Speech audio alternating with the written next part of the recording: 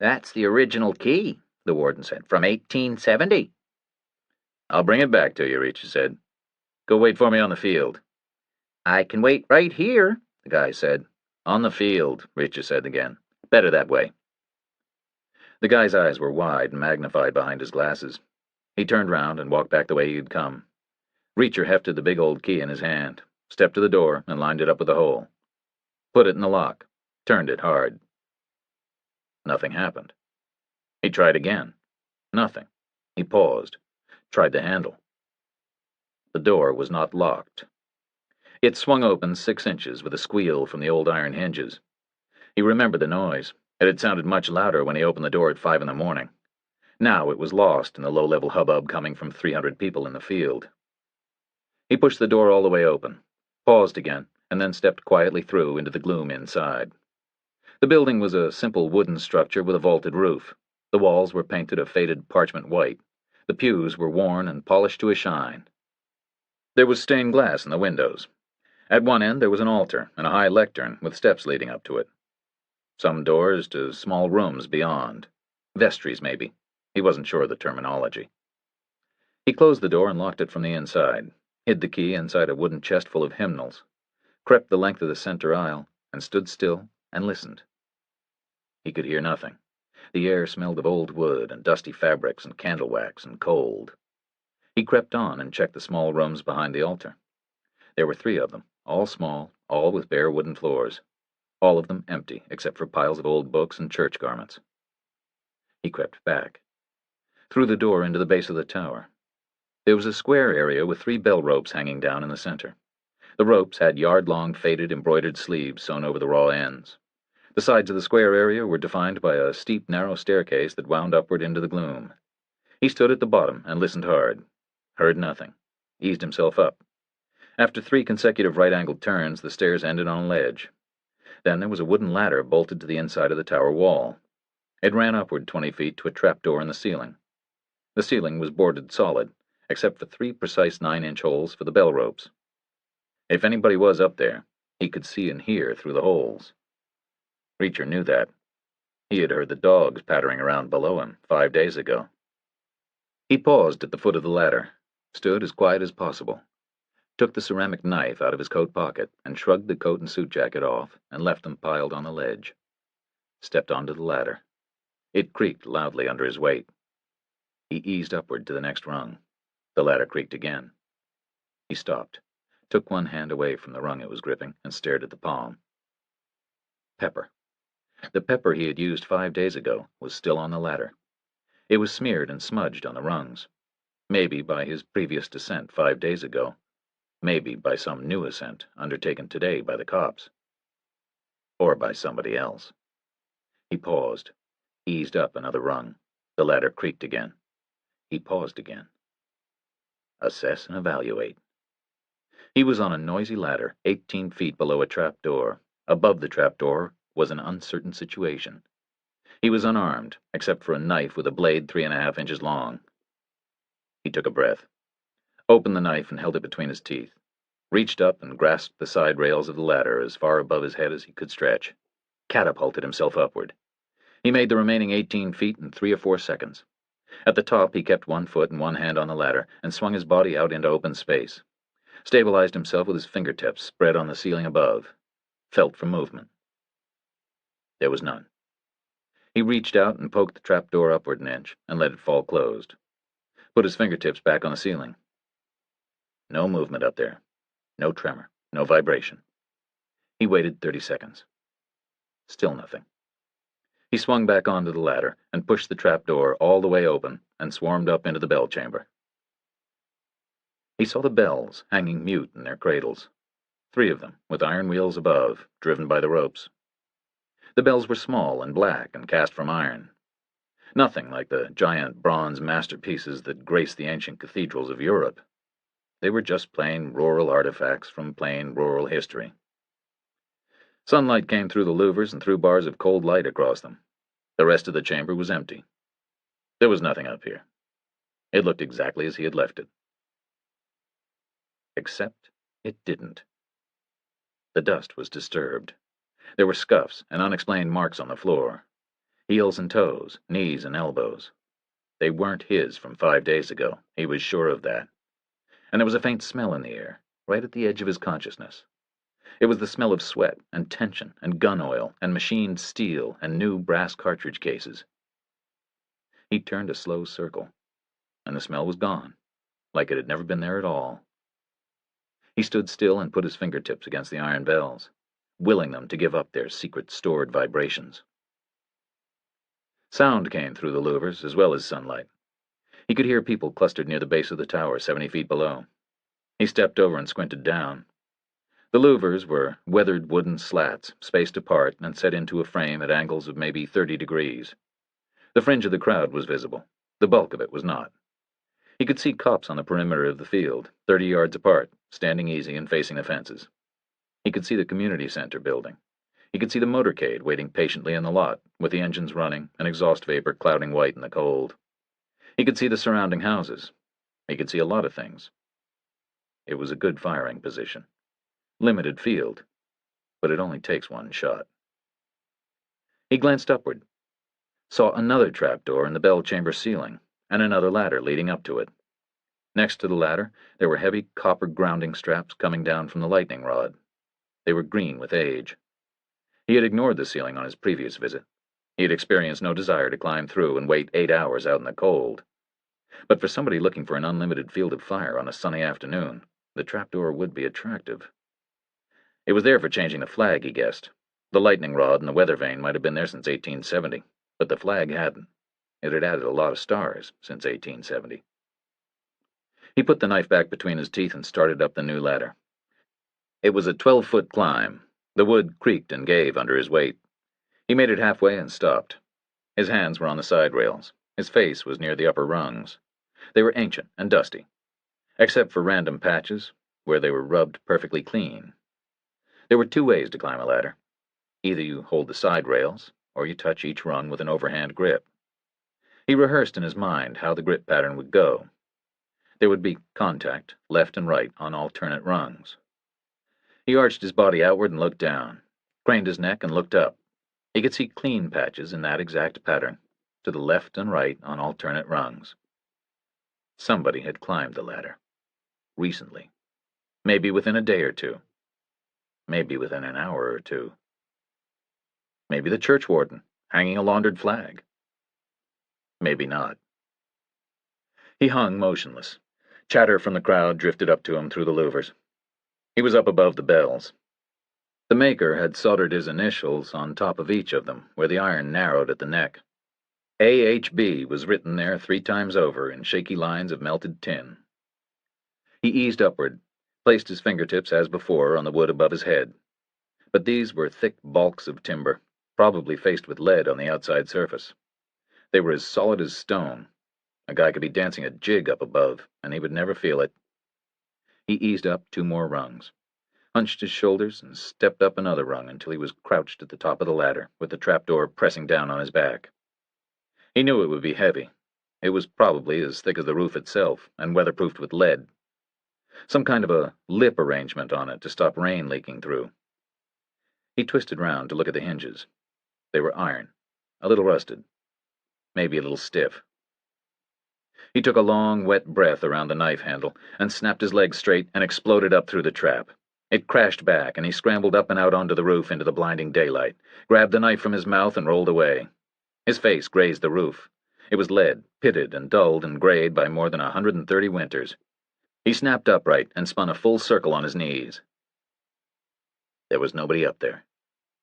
It was like a shallow, lead-lined box, open to the sky at the top.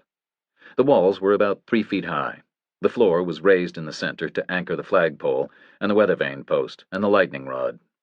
Up close, they were huge. The lead was applied in sheets, carefully beaten and soldered at the joints. There were shaped funnels in the corners to drain rainwater and snowmelt away. He crawled on his hands and knees to the edge. He didn't want to stand. He guessed the agents below were trained to watch for random movement taking place in high vantage points above them. He eased his head over the parapet, shivered in the frigid air. He saw Armstrong directly below, 70 feet down. The new senator was standing next to him. The 6 agents were surrounding them in a perfect circle. Then he saw movement in the corner of his eye. 100 yards away across the field, cops were running. They were gathering at a point near the back corner of the enclosure. They were glancing down at something and spinning away and hunching into their radio microphones. He looked directly down again and saw Froelich forcing her way out through the crowd. She had her index finger pressed onto her earpiece. She was moving fast, heading towards the cops. He crawled back again and clambered down through the trapdoor, slammed it shut above his head and climbed down the ladder. Through the next trapdoor and down the next ladder. He picked up his coat and jacket and ran down the narrow winding stairs, past the embroidered ends of the bell ropes, and through to the main body of the church. The oak door was standing wide open. The lid of the hymnal box was up, and the key was in the door lock from the inside. He stepped over and stood a yard inside the building. Waited, listened, sprinted out into the cold and stopped again 6 feet down the path, spun round. There was nobody waiting to ambush him. Nobody there at all. The area was quiet and deserted. He could hear noise far away on the field. He shrugged into his coat and headed towards it. Saw a man running towards him across the gravel, fast and urgent. He was wearing a long brown coat, some kind of heavy twill, halfway between a raincoat and an overcoat. It was flapping open behind him. Tweed jacket and flannel trousers under it. Stout shoes. He had his hand raised like a greeting. A gold badge palmed in the hand. Some kind of a Bismarck detective. Maybe the police captain himself. "Is the tower secure?" he shouted from 20 feet away. "It's empty," Reacher shouted back. "What's going on?" The cop stopped where he was and bent over, panting, his hands on his knees. "Don't know yet," he called. "Some big commotion." Then he stared beyond Reacher's shoulder at the church. "Damn it, you should have locked the door," he called. "Can't leave the damn thing open." He raced on towards the church. Reacher ran the other way to the field, met Neagley running in from the entrance road. "What?" she shouted. "It's going down," he shouted back. They ran on together, through the gate and into the field. Froelich was moving fast towards the cars. They changed direction and cut her off. "Rifle hidden at the base of the fence," she said. "Someone's been in the church," Reacher said. He was out of breath. "In the tower. Probably right on the roof. Probably still around someplace." Froelich looked straight at him and stood completely still for a second. Then she raised her hand and spoke into the microphone on her wrist. "Stand by to abort," she said. "Emergency extraction on my count of 3. Her voice was very calm. "Stand by all vehicles. Main car and gun car to target on my count of 3. She paused a single beat. 1, 2, 3. Abort now! Abort now! Two things happened simultaneously. First, there was a roar of engines from the motorcade, and it split apart like a starburst. The lead cop car jumped forward, and the rear cop car slewed backward, and the first two stretch limos hauled through a tight turn and accelerated across the gravel and straight out onto the field. At the same time, the personal detail jumped all over Armstrong and literally buried him from view. One agent took the lead, and the other two took an elbow each, and the backup 3 piled on and threw their arms up over Armstrong's head from behind and drove him bodily forward through the crowd. It was like a football maneuver, full of speed and power. The crowd scattered in panic as the cars bumped across the grass one way and the agents rushed the other way to meet them. The cars skidded to a stop, and the personal detail pushed Armstrong straight into the first, and the backup crew piled into the second. The lead cop had his lights and sirens started already and was crawling forward down the exit road. The two loaded limos fishtailed on the grass and turned round on the field and headed back to the blacktop. They rolled up straight behind the cop car, and then all 3 vehicles accelerated hard and headed out, while the third stretch headed straight for Froelich. "We can get these guys," Reacher said to her. "They're right here, right now." She didn't reply, just grabbed him and Neagley by the arms and pulled them into the limo with her. It roared after the lead vehicles. The second cop fell in directly behind it, and just 20 short seconds after the initial abort command, the whole motorcade had formed up in a tight line and was screaming away from the scene at 70 miles an hour with every light flashing and every siren blaring. Froelich slumped back in her seat. "See," she said, "we're not proactive. Something happens, we run away."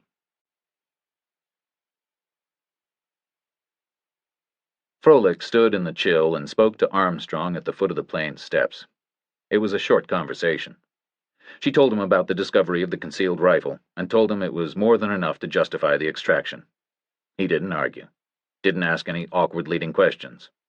He seemed completely unaware of any larger picture, and he seemed completely unconcerned about his own safety.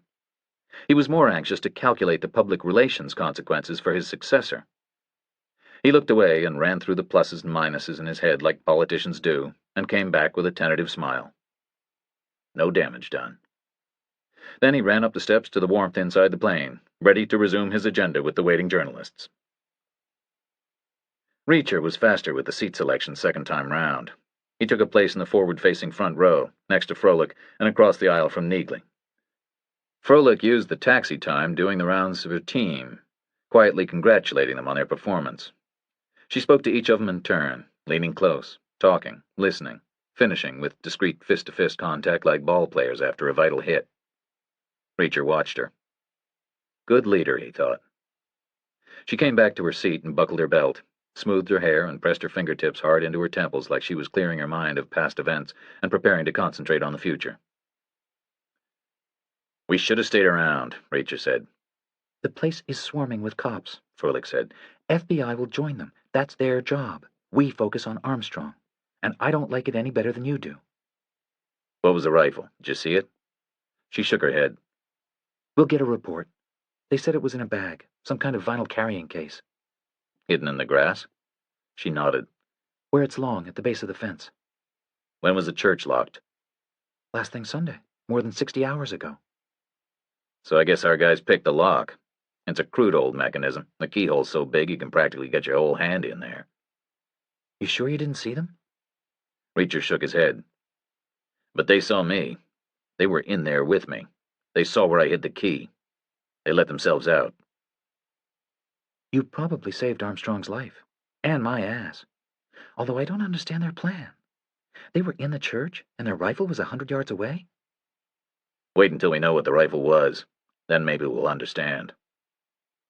The plane turned at the end of the runway and accelerated immediately. Took off and climbed hard. The engine noise throttled back after 5 minutes, and Reacher heard the journalists starting their foreign relations conversation again. They didn't ask any questions about the early return. They touched down at Andrews at 6:30 local time. The city was quiet. The long Thanksgiving weekend had already started, halfway through the afternoon. The motorcade headed straight in on Branch Avenue and drove through the heart of the capital and out again to Georgetown. Armstrong was shepherded into his house through the white tent. Then the cars turned listlessly and headed back to base. Stuyvesant wasn't around. Reacher and Neagley followed Froelich to her desk, and she accessed her NCIC search results. They were hopeless. There was a small, proud rubric at the top of the screen that claimed the software had compiled for 5 hours and 23 minutes and come up with no less than 243,791 matches. Anything that ever mentioned any two of a thumbprint or a document or a letter or a signature was neatly listed. The sequence began exactly 20 years ago and averaged more than 30 entries for each of the 7,305 days since.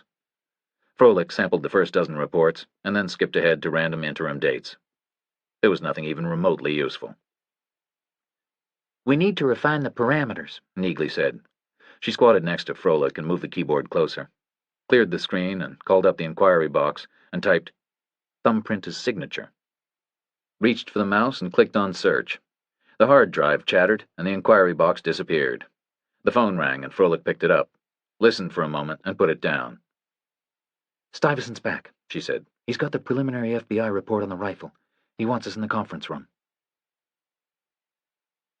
We came close to losing today, Stuyvesant said. He was at the head of the table with sheets of faxed paper spread out in front of him. They were covered in dense type, a little blurred from transmission. Reacher could see the cover sheets heading, upside down. There was a small seal on the left, and U.S. Department of Justice, Federal Bureau of Investigation on the right. First factor is the unlocked door, Stuyvesant said. The FBI's guess is the lock was picked early this morning. They say a child could have done it with a bent knitting needle. We should have secured it with a temporary lock of our own. Couldn't do it, Froelich said. It's a landmark building. Can't be touched. Then we should have changed the venue. I looked for alternatives first time round. Every other place was worse. You should have had an agent on the roof, Neagley said. No budget, Stuyvesant said, until after the inauguration. If you get that far, Neagley said. What was the rifle? Reacher asked in the silence. Stuyvesant squared the paper in front of him. Your guess? Something disposable, Reacher said. Something they weren't actually planning on using. In my experience, something that gets found that easily is supposed to get found that easily. Stuyvesant nodded. It was barely a rifle at all. It was an ancient .22 varmint gun. Badly maintained, rusty, probably hadn't been used in a generation. It was not loaded, and there was no ammunition with it. Identifying marks? None. Fingerprints? Of course not. Reacher nodded. Decoy, he said. The unlocked door is persuasive, Stuyvesant said. What did you do when you went in, for instance? I locked it again behind me. Why? I like it that way, for surveillance. But if you were going to be shooting? Then I would have left it open, especially if I didn't have the key. Why? So I could get out fast afterwards. Stuyvesant nodded. The unlocked door means they were in there to shoot. My take is they were waiting in there with the HP-5 or the Vimy Mark II, maybe both. They imagined the junk gun would be spotted at the fence. The bulk of the police presence would move somewhat towards it. We would move Armstrong towards the motorcade, whereupon they would have a clear shot at him. Sounds right to me, Reacher said. But I didn't actually see anybody in there. Plenty of places to hide in a country church, Stuyvesant said. Did you check the crypt? No. The loft? No. Plenty of places, Stuyvesant said again. I sensed somebody. Yes, Stuyvesant said. They were in there. That's for sure. There was silence. Any unexplained attendees? Froelich asked. Stuyvesant shook his head. It was pure chaos.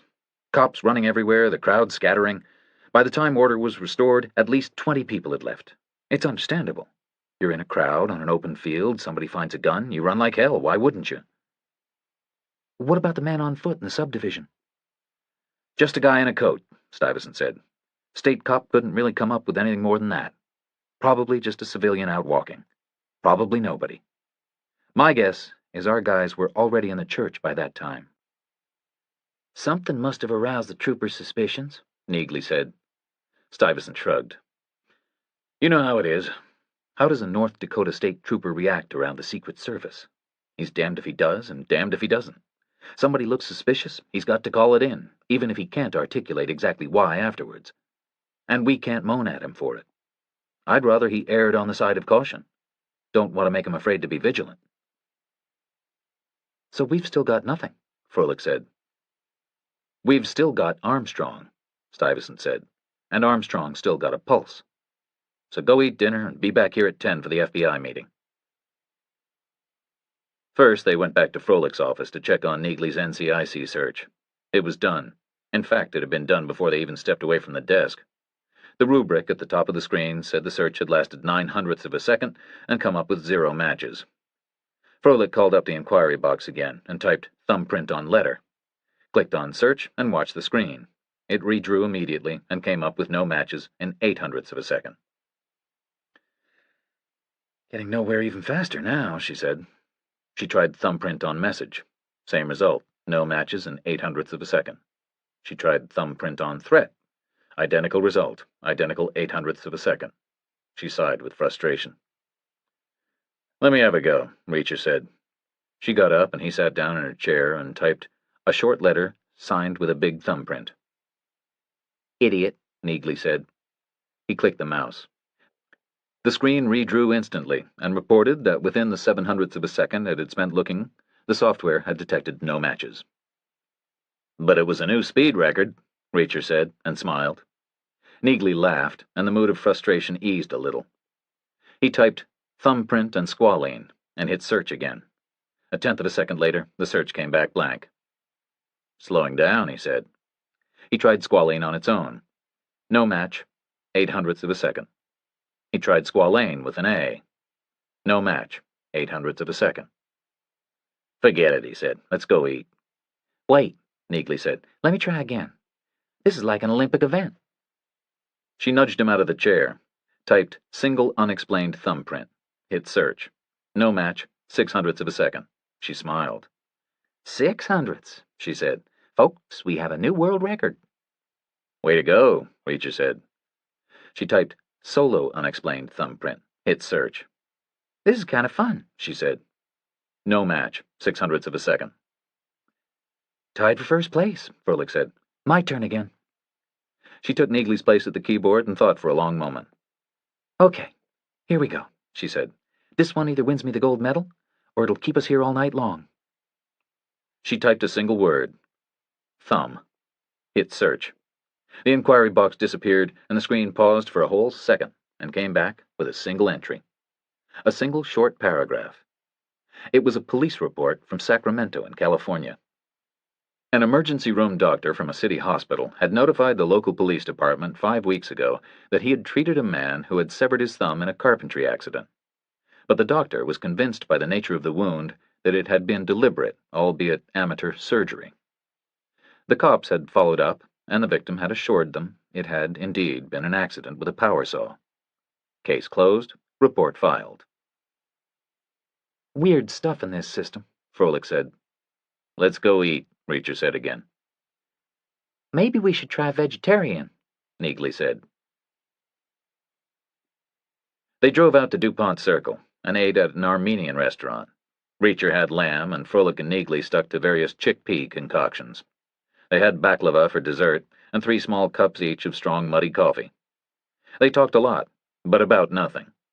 Nobody wanted to talk about Armstrong, or Nendick, or his wife, or men capable of frightening a person to the point of death and then shooting down 2 innocent civilians who happened to share a name. Froelich didn't want to talk about Joe in front of Reacher. Neagley didn't want to talk about Reacher in front of Froelich. So they talked about politics, like everybody else in the restaurant, and probably everybody else in the city.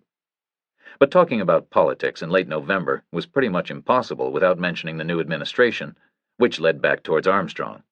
So they generalized it away again towards personal views and beliefs. That needed background information, and before long, Froelich was asking Neagley about her life and career. Reacher tuned it out. He knew she wouldn't answer questions about her life. She never did, never had. He had known her many years, and had discovered absolutely nothing about her background. He assumed there was some unhappiness there. It was pretty common among Army people. Some join because they need a job or want to learn a trade. Some join because they want to shoot heavy weapons and blow things up. Some, like Reacher himself, join because it's preordained. But most join because they're looking for cohesion and trust and loyalty and camaraderie. They're looking for the brothers and the sisters and the parents they haven't got anywhere else. So Neagley skipped her early life and ran through her service career for Froelich, and Reacher ignored it and looked around the restaurant. It was busy. Lots of couples and families. He guessed people who were cooking big Thanksgiving meals tomorrow didn't want to cook tonight. There were a couple of faces he almost recognized. Maybe they were politicians or television reporters. He tuned the conversation back in again when Neagley started talking about her new career in Chicago. It sounded pretty good. She was partnered with a bunch of people from law enforcement and the military. It was a big firm. They offered a whole range of services, from computer security to kidnap protection for traveling executives overseas. If you had to live in one place and go to work every day, that was probably the way to do it. She sounded satisfied with her life. They were about to order a 4th round of coffee when Froelich's cell phone rang. It was just after 9 o'clock. The restaurant had gotten noisy, and they missed it at first. Then they became aware of the low, insistent trilling inside her purse. Froelich got the phone out and answered the call. Reacher watched her face, saw puzzlement and then a little concern. Okay, she said, and closed the phone. Looked across at Reacher. Stuyvesant wants you back in the office, right now, immediately. Me? Reacher said. Why? He didn't say. Stuyvesant was waiting for them behind one end of the reception counter just inside the main door. The duty officer was busy at the other end. Everything looked completely normal except for a telephone directly in front of Stuyvesant. It had been dragged up out of position and was sitting on the front part of the counter, facing outward, trailing its wire behind it. Stuyvesant was staring at it. We got a call, he said. Who from? Froelich asked. Didn't get a name or a number. Caller ID was blocked. Male voice, no particular accent. He called the switchboard and asked to speak with the big guy. Something in the voice made the duty officer take it seriously, so he patched it through, thinking perhaps the big guy was me. You know, the boss. But it wasn't. The caller didn't want to speak with me. He wanted the big guy he's been seeing around recently. Me? Reacher said. You're the only big guy new on the scene. Why would he want to speak with me? We're about to find out. He's calling back at 9:30. Reacher glanced at his watch. 22 minutes passed. It's them, Froelich said. They saw you in the church. That's my guess. Stuyvesant said. "This is our first real contact. We've got a recorder set up. We'll get a voice print. And we've got a trace on the line. You need to talk for as long as you can." Reacher glanced at Neagley. She looked at her watch, shook her head. "Not enough time now," she said. Reacher nodded.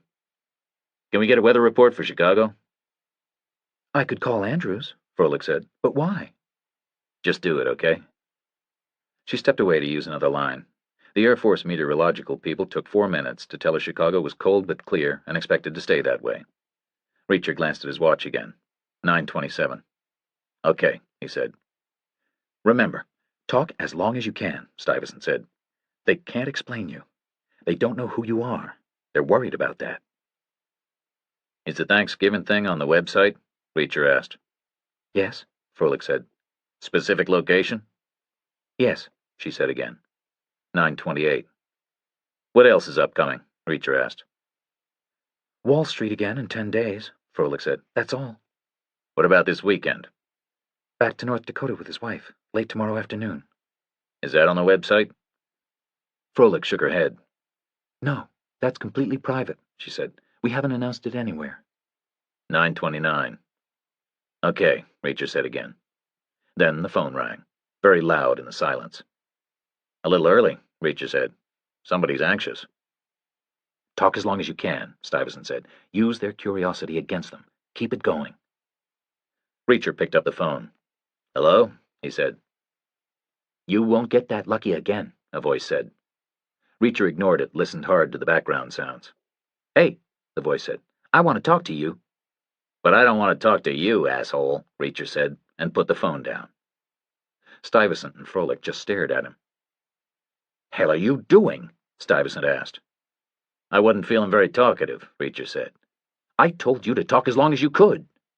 Reacher shrugged. "You wanted it done different. You should have done it yourself. You could have pretended to be me. Talked to your heart's content." "That was deliberate sabotage."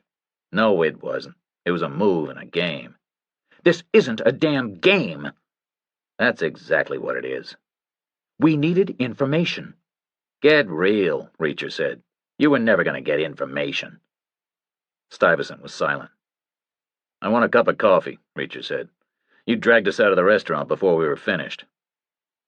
"We're staying here," Stuyvesant said. "They might call back." "They won't," Reacher said. They waited 5 minutes at the reception counter, and then gave it up and took plastic cups of coffee with them to the conference room. Neagley was keeping herself to herself. Froelich was very quiet. Stuyvesant was very angry. "Explain," he said. Reacher sat down alone at one end of the table. Neagley occupied neutral territory halfway down one side. Froelich and Stuyvesant sat together at the far end. "These guys use faucet water to seal their envelopes," Reacher said. "So?" Stuyvesant said. "So there's not one chance in a million they're going to make a traceable call to the main office of the United States Secret Service, for God's sake. They would have cut the call short. I didn't want to let them have the satisfaction. They need to know if they're tangling with me, then I take the upper hand, not them." "You blew it because you think you're in a pissing contest?" "I didn't blow anything," Reacher said. "We got all the information we were ever going to get." "We got absolutely nothing." "No, you got a voice print. The guy said 13 words. All the vowel sounds, most of the consonants. You got the sibilant characteristics and some of the fricatives."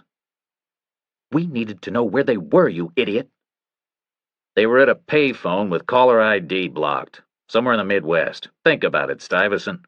They were in Bismarck today with heavy weapons. Therefore they're driving. They're on a 400-mile radius by now. They're somewhere in one of about 6 huge states, in a bar or a country store, using a payphone. And anybody smart enough to use faucet water to seal an envelope knows exactly how short to keep a phone call to make it untraceable." "You don't know they're driving." "No," Reacher said, "you're quite right. I don't know for sure. There is a slight possibility that they were frustrated about today's outcome, annoyed even. And they know from the website that there's another chance tomorrow, right here. And then nothing much for a spell. So it's possible they ditch their weapons and aim to fly in tonight. In which case, they might be at O'Hare right now, waiting for a connection. It might have been worthwhile putting some cops in place to see who's using the payphones, but I only had 8 minutes. If you'd thought about it earlier, it might have been practical. You had a whole half hour.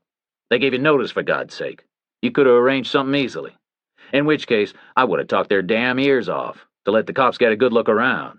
But you didn't think about it. You didn't arrange it. You didn't arrange anything. So don't talk to me about sabotage. Don't be telling me I'm the one who blew something here.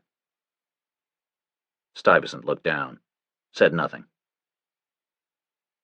Now ask him why I wanted the weather report, Neagley said. Stuyvesant said nothing.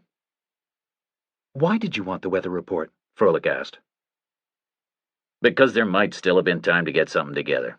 If the weather was bad the night before Thanksgiving in Chicago, the airport would be so backed up they'd be sitting around there for hours. In which case, I would have provoked some kind of a callback later, for after we got some cops in place. But the weather was okay, therefore no delays, therefore no time. Stuyvesant said nothing. Accent? Froelich asked quietly. Did the 13 words you granted them give you a chance to pick anything out? You made a recording, Reacher said, but nothing jumped out at me. Not foreign, not southern, not East Coast. Probably one of those other places where they don't have much of an accent.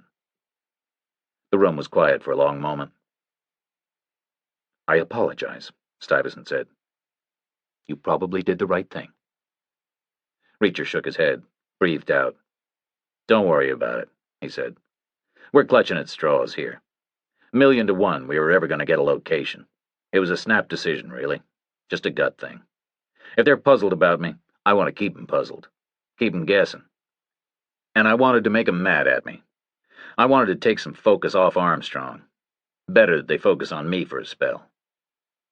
You want these people coming after you personally? Better than have them coming after Armstrong personally. Are you nuts? He's got the Secret Service around him. You haven't. Reacher smiled. I'm not too worried about them. Froelich moved in her chair. So this is a pissing contest, she said. God, you're just like Joe, you know that? Except I'm still alive, Reacher said. There was a knock at the door. The duty officer put his head into the room. Special Agent Bannon is here, he said. Ready for the evening meeting. Stuyvesant briefed Bannon privately in his office about the telephone communications. They came back into the conference room together at 10:10. Bannon still looked more like a city cop than a federal agent. Donegal tweed, gray flannel, stout shoes, red face. Like a wise old high-mileage detective from Chicago or Boston or New York. He was carrying a thin file folder, and he was acting somber. Nendick is still unresponsive, he said. Nobody spoke. He's no better or no worse, Bannon said. They're still worried about him. He sat heavily in the chair opposite Neagley's, opened his file folder and took out a thin stack of color photographs, dealt them like cards around the table. 2 each. Bruce Armstrong and Brian Armstrong, he said, late of Minnesota and Colorado respectively. The photographs were large inkjet prints done on glossy paper, not faxes. The originals must have been borrowed from the families and then scanned and emailed. They were snapshots, basically, each blown up and then cropped down to a useful head and shoulders format in the local FBI lab, presumably. The results looked artificial.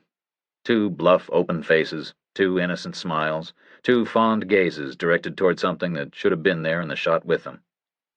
Their names were neatly written in ballpoint pen on the bottom border. By Bannon himself, maybe. Bruce Armstrong. Brian Armstrong. They weren't really similar to one another, and neither of them looked much like Brooke Armstrong. Nobody would have had even a moment's hesitation differentiating between the 3 of them. Not in the dark. Not in a hurry.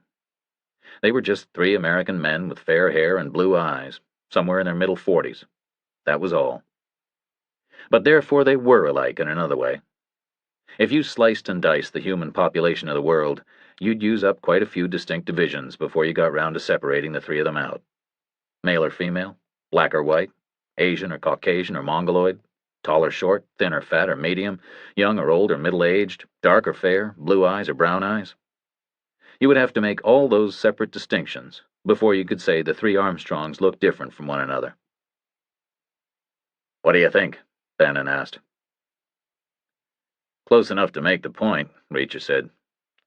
We agree, Bannon said. 2 widows and 5 fatherless children between them. This is fun, isn't it? Nobody replied to that. You got anything else for us? Stuyvesant asked. We're working hard, Bannon said. We're running the thumbprint again. We're trying every database in the known world, but we're not optimistic. We canvassed Nendik's neighbors. They didn't get many visitors to the house. Seems like they socialized as a couple, mostly in a bar about 10 miles from their place, out toward Dulles. It's a cop bar. Seems like Nendik trades on his employment status. We're trying to trace anybody he was seen talking to more than the average. What about 2 weeks ago? Stuyvesant said. When the wife got taken away. Must have been some kind of commotion. Bannon shook his head. There's a fairly high daytime population in his street. Soccer moms all around. But it's a dry hole. Nobody remembers anything. It could have happened at night, of course. No, I think Nendik delivered her somewhere, Reacher said. I think they made him do it. Like a refinement of the torture. To underline his responsibility. To put an edge on the fear.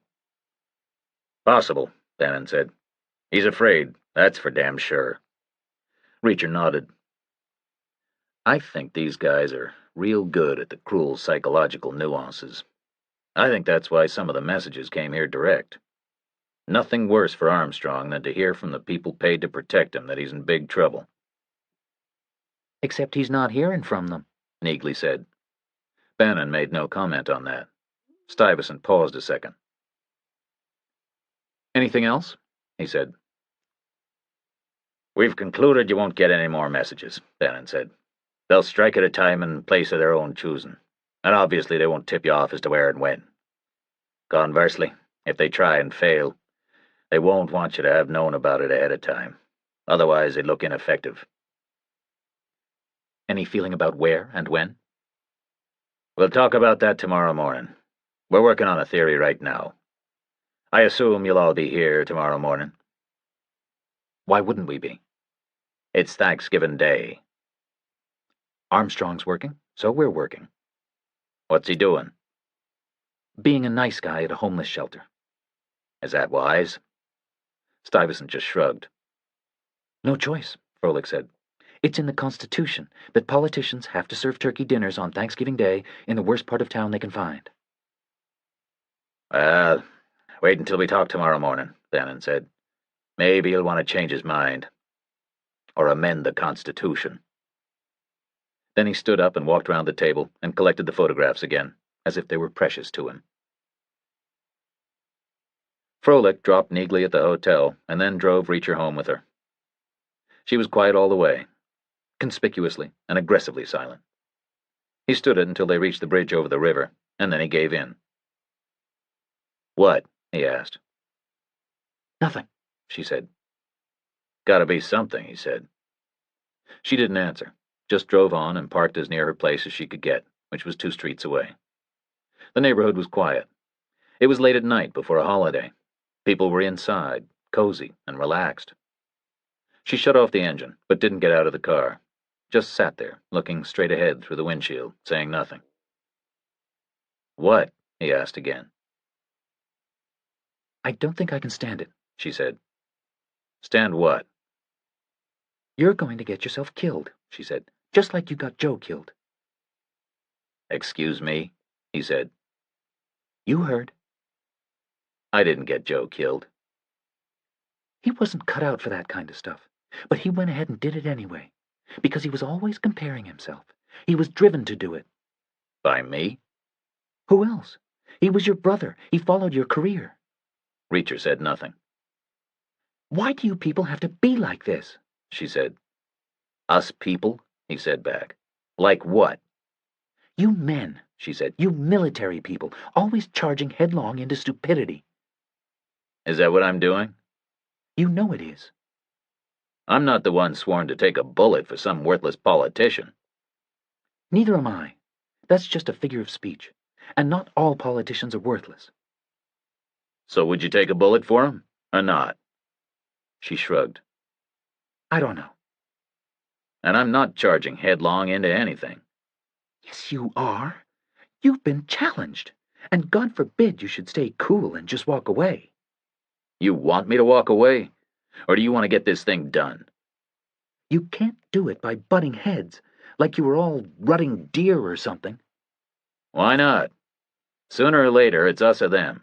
That's how it is. That's how it always is. Why pretend any different?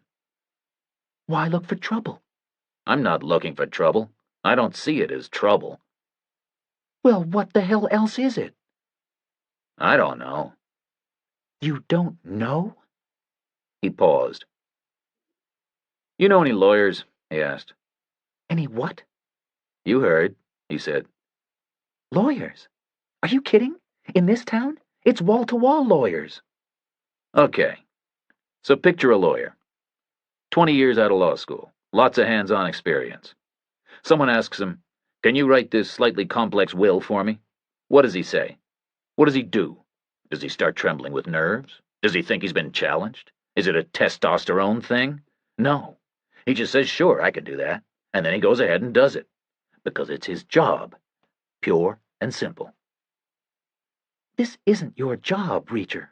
Yes, it is. Near as makes no difference. Uncle Sam paid me your tax dollars to do exactly this kind of stuff 13 straight years. And Uncle Sam sure as hell didn't expect me to run away and get all psychological and conflicted about it. She stared forward through the windshield. It was misting fast from their breath. There are hundreds of people on the other side of the Secret Service, she said. In financial crimes? Hundreds of them. I don't know how many exactly. Lots of them. Good people. We're not really investigative, but they are. That's all they are. That's what they're for. Joe could have picked any 10 of them and sent them down to Georgia. He could have picked 50 of them. But he didn't. He had to go himself. He had to go alone. Because he was challenged. He couldn't back off. Because he was always comparing himself. I agree he shouldn't have done it, Reacher said. Like a doctor shouldn't write a will. Like a lawyer shouldn't do surgery. But you made him. He shook his head. No, I didn't make him, he said. She was silent. 2 points, Froelich, he said. First, people shouldn't have to choose their careers with one eye on what their brother might think. And second, the last time Joe and I had any significant contact, I was 16 years old. He was 18. He was leaving for West Point. I was a kid. The last thing on his mind was copying me. Are you nuts? And I never really saw him again after that. Funerals only, basically. Because whatever you think about me as a brother, he was no better. He paid no attention to me. Years would go by, I wouldn't hear from him. He followed your career. Your mother sent him stuff. He was comparing himself. Our mother died 7 years before he did. I barely had a career back then. You won the Silver Star in Beirut right at the beginning. I was blown up by a bomb, he said. They gave me a medal because they couldn't think what else to do. That's what the Army is like. Joe knew that. He was comparing himself, she said. Reacher moved in his seat, watched small swirls of condensation form on the windshield glass. Maybe, he said, but not to me. Who then? Our dad, possibly. She shrugged. He never talked about him. Well, there you go, Reacher said. Avoidance. Denial. You think? What was special about your dad? Reacher looked away, closed his eyes. Dad was a Marine, Reacher said. Korea and Vietnam. Very compartmentalized guy. Gentle, shy, sweet, loving man, but a stone-cold killer, too. Harder than a nail. Next to him, I look like Liberace. Do you compare yourself with him? Reacher shook his head, opened his eyes. No point, he said. Next to him, I look like Liberace. Always will, no matter what. Which isn't necessarily such a bad thing for the world. Didn't you like him? He was okay, but he was a freak. No room for people like him anymore. Joe shouldn't have gone to Georgia, Froelich said. Reacher nodded. No argument about that, he said. No argument at all. But it was nobody's fault except his own. He should have had more sense. So should you. I've got plenty of sense. Like, for instance, I joined the military police, not the Marine Corps. Like, for instance, I don't feel compelled to rush around trying to design a new $100 bill. I stick to what I know. And you think you know how to take out these guys? Like the garbage man knows how to take out the trash. It ain't rocket science. That sounds pretty arrogant. He shook his head. Listen, I'm sick of justifying myself. It's ridiculous. You know your neighbors. You know the people who live around here. Not really, She said. He rubbed mist off the glass and pointed out of his window with his thumb. Maybe one of them's an old lady who knits sweaters. Are you going to walk up to her and say, "Oh my God, what's with you? I can't believe you actually have the temerity to know how to knit sweaters"? You're equating armed combat with knitting sweaters? I'm saying we're all good at something. And that's what I'm good at. Maybe it's the only thing I'm good at. I'm not proud of it. I'm not ashamed of it either. It's just there. I can't help it. I'm genetically programmed to win, is all. Several consecutive generations. Joe had the same genes. No, he had the same parents. There's a difference. I hope your faith in yourself is justified. It is. Especially now, with Neagley here. She makes me look like Liberace. Froelich looked away, went quiet. What? He said. She's in love with you. Bullshit. Froelich looked straight at him. How would you know? She's never been interested. Froelich just shook her head.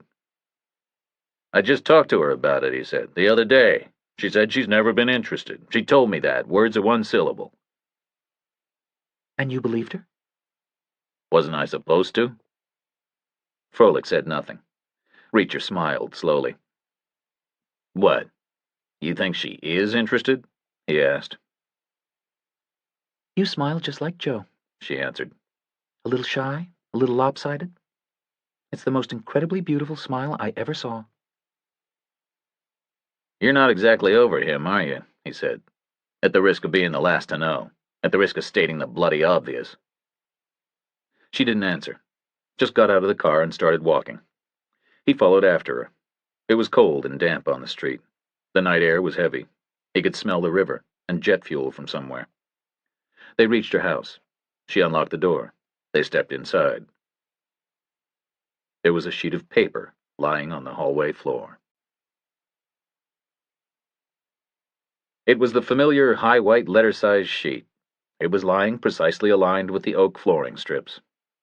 It was in the geometric center of the hallway, near the bottom of the stairs, exactly where Reacher had dumped his garbage bag of clothes 2 nights previously.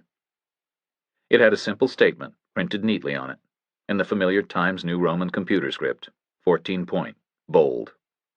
The statement was 5 words long, split between 2 lines in the center of the page. It's going to happen soon. The 3 words, "it's going to," made up the first line on their own. The "happen soon" part was alone on the second line. It looked like a poem or a song lyric, like it was divided up that way for a dramatic purpose, like there should be a pause between the lines, or a breath, or a drum roll, or a rim shot. It's going to, bam, happen soon. Reacher stared at it. The effect was hypnotic. Happen soon. Happen soon.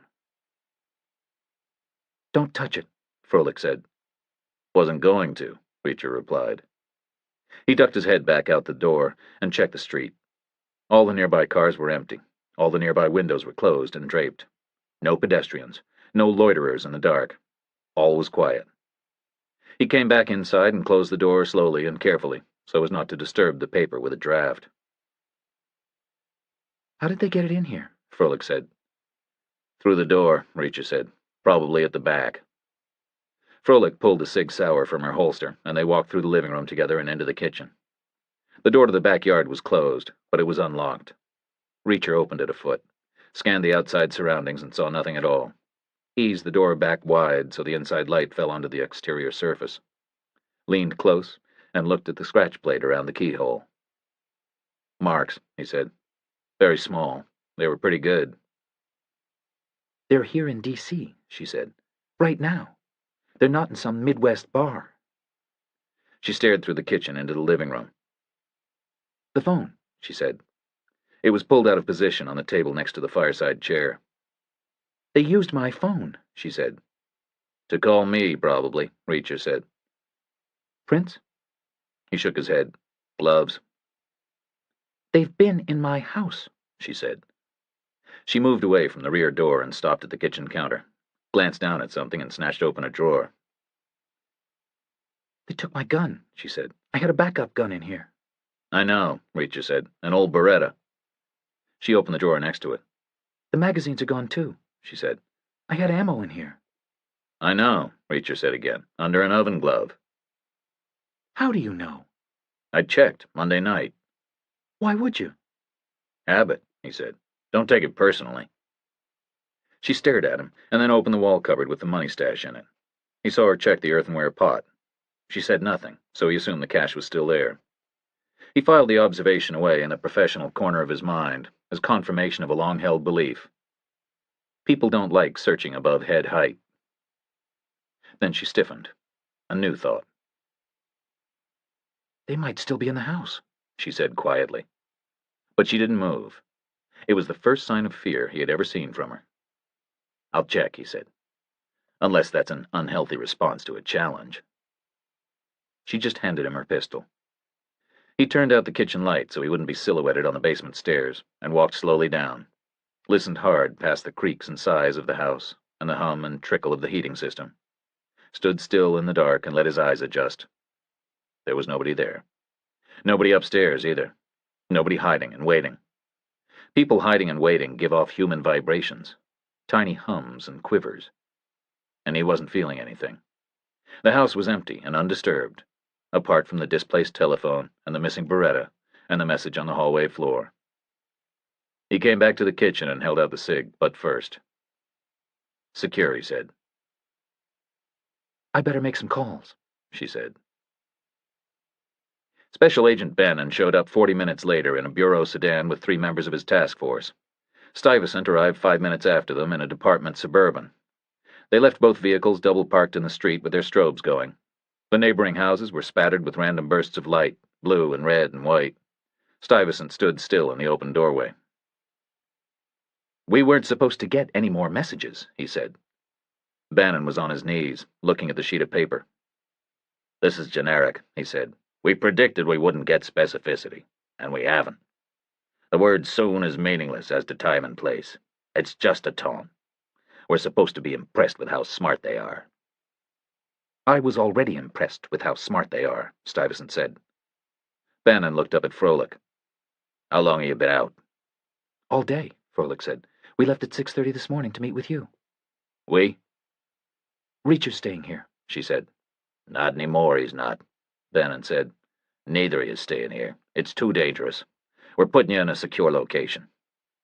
Froelich said nothing. They're in D.C. right now, Bannon said. Probably regrouping somewhere. Probably got in from North Dakota a couple hours after you did. They know where you live. And we need to work here. This is a crime scene. This is my house, Froelich said. It's a crime scene, Bannon said again. They've been here. We'll have to rip it up some. Better just stay away until we put it back together. Froelich said nothing. Don't argue, Stuyvesant said. I want you protected. We'll put you in a motel. Couple of U.S. Marshals outside the door until this is over. Neagly, too, Reacher said. Froelich glanced at him. Stuyvesant nodded. Don't worry, he said. I already sent somebody to pick her up. Neighbors? Bannon asked. Don't really know them, Froelich answered. They might have seen something, Bannon said. He checked his watch. They might still be up. At least I hope so. Dragging witnesses out of bed generally makes them very cranky. So get what you need, people, Stuyvesant called. We're leaving, right now. Reacher stood in Froelich's guest room and had a strong feeling he would never come back to it. So he took his things from the bathroom, and his garbage bag of Atlantic City clothes, and all of Joe's suits and shirts that were still clean. He stuffed clean socks and underwear into the pockets, carried all the clothes in one hand and Joe's cardboard box under the other arm. He came down the stairs and stepped out into the night air, and it hit him that for the first time in more than 5 years, He was leaving a place carrying baggage. He loaded it into the Suburban's trunk, and then walked round and climbed into the back seat, sat still and waited for Froelich. She came out of her house carrying a small valise. Stuyvesant took it from her and stowed it, and they climbed into the front together, took off down the street. Froelich didn't look back. They drove due north, and then turned west all the way through the tourist sites and out again on the other side. They stopped at a Georgetown motel about 10 blocks shy of Armstrong Street. There was an old model Crown Vic parked outside, with a new town car next to it. The town car had a driver in it. The Crown Vic was empty. The motel itself was a small, neat place with dark wood all over it. A discreet sign. It was hemmed in by 3 embassies with fenced grounds. The embassies belonged to new countries Reacher had never heard of, but their fences were okay. It was a very protected location. Only one way in, and a marshal in the lobby would take care of that. An extra marshal in the corridor would be icing on the cake. Stuyvesant had booked 3 rooms. Neagley had already arrived. They found her in the lobby. She was buying soda from a machine and talking to a big guy in a cheap black suit and patrolman's shoes. A U.S. Marshal, without a doubt. The Crown Vic driver. Their vehicle budget must be smaller than the Secret Service's, Reacher thought, as well as their clothing allowance. Stuyvesant did the paperwork at the desk and came back with 3 key cards, handed them round in an embarrassed little ceremony, mentioned 3 room numbers. They were sequential. Then he scrabbled in his pocket and came out with the Suburban's keys, gave them to Froelich. "I'll ride back with the guy who brought Neagley over," he said. "I'll see you tomorrow, 7 o'clock in the office, with Bannon. All of you." Then he turned and left. Neagley juggled her key card and her soda in a garment bag and went looking for her room. Froelich and Reacher followed behind her, with a key card each. There was another marshal at the head of the bedroom corridor.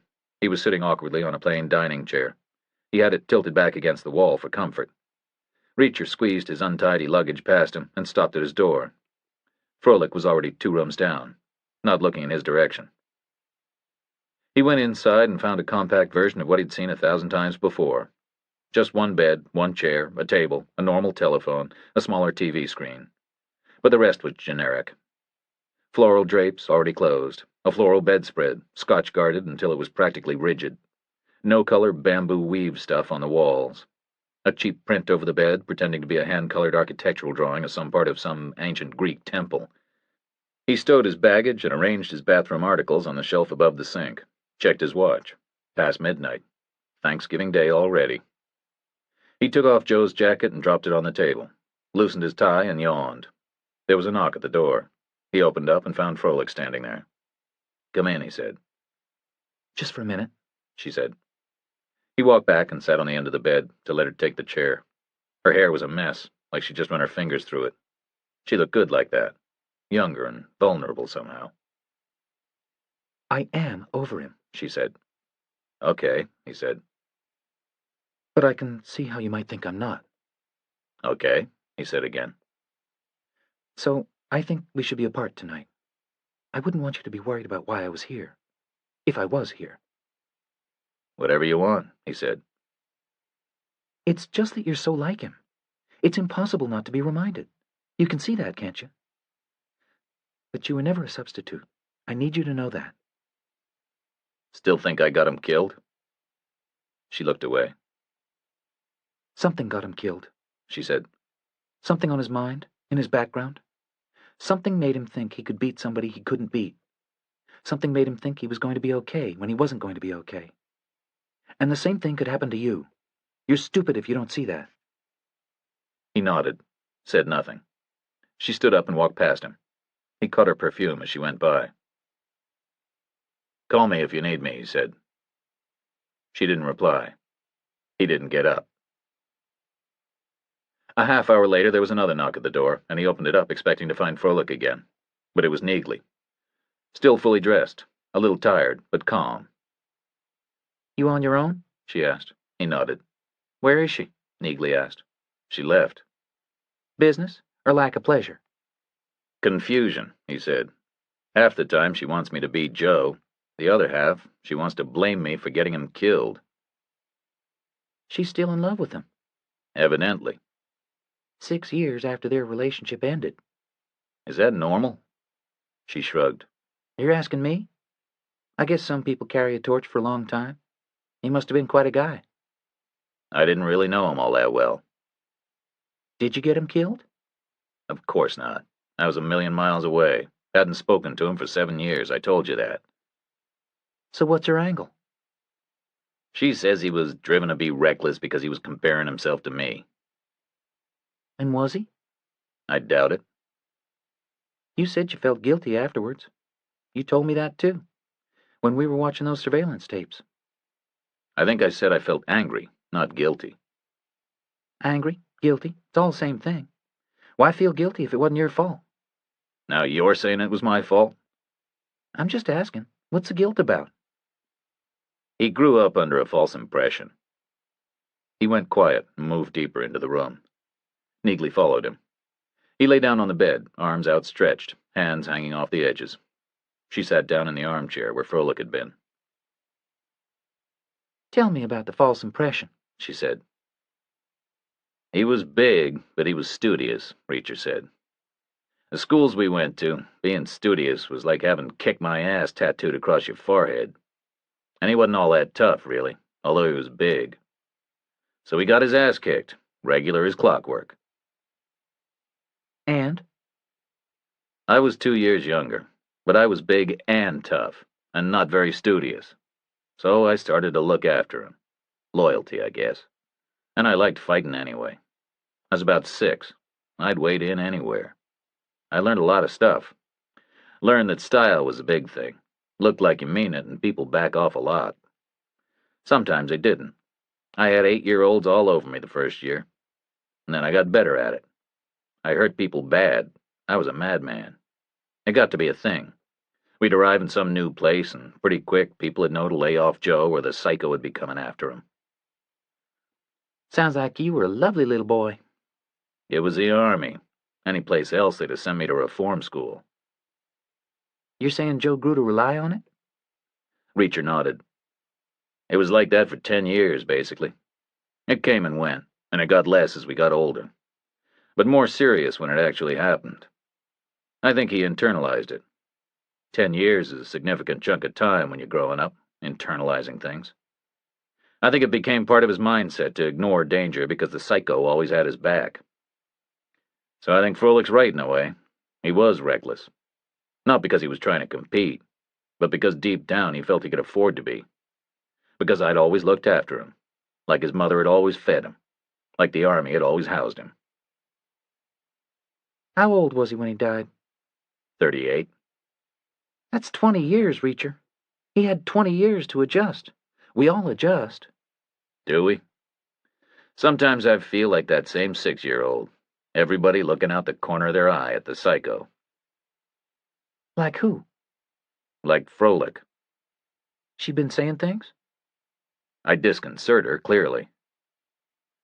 Secret Service is a civilian organization. Paramilitary at best. Nearly as bad as regular citizens. He smiled, said nothing. So, what's the verdict? Neagley asked. You gonna be walking around from now on thinking you killed your brother? A little bit, maybe, he said. But I'll get over it. She nodded. You will, and you should. It wasn't your fault. He was 38. He wasn't waiting for his little brother to show up. Can I ask you a question? About what? Something else Froelich said. She wonders why we aren't doing it? You're quick, he said. I could sense it, Neagley said. She came across as a little concerned, a little jealous, cold even. But then, I just kicked her ass with the audit thing. You sure had. We've never even touched, you know that? You and me? We've never had any physical contact of any kind at all. You've never patted me on the back, never even shaken my hand. He looked at her and thought back through 15 years. Haven't I? He said. Is that good or bad?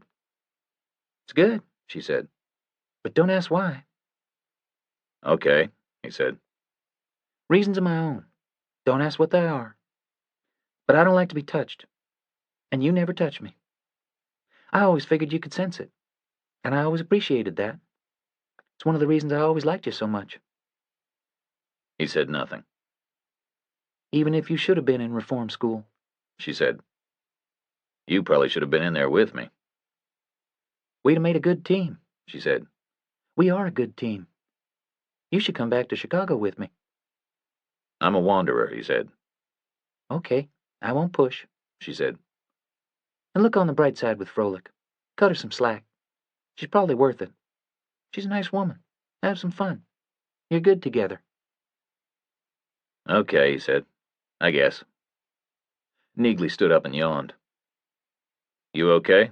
He asked. She nodded. I'm fine. Then she put a kiss on the tips of her fingers and blew it to him from 6 feet away. Walked out of the room without saying another word. He was tired, but he was agitated, and the room was cold, and the bed was lumpy, and he couldn't sleep. So he put his pants and shirt back on and walked to the closet and pulled Joe's box out. He didn't expect to find anything of interest in it. It would be abandoned stuff, that was all. Nobody leaves important things in a girlfriend's house when he knows he's going to skip out someday soon. He put the box on the bed and pulled the flaps open. First thing he saw was a pair of shoes. They were packed heel to toe sideways across one end of the box. They were formal black shoes, good leather, reasonably heavy. They had proper stitched welts and toe caps, thin laces and 5 holes. Imported, probably, but not Italian. They were too substantial. British, maybe, like the Air Force tie. He placed them on the bed cover, put the heels 6 inches apart and the toes a little farther.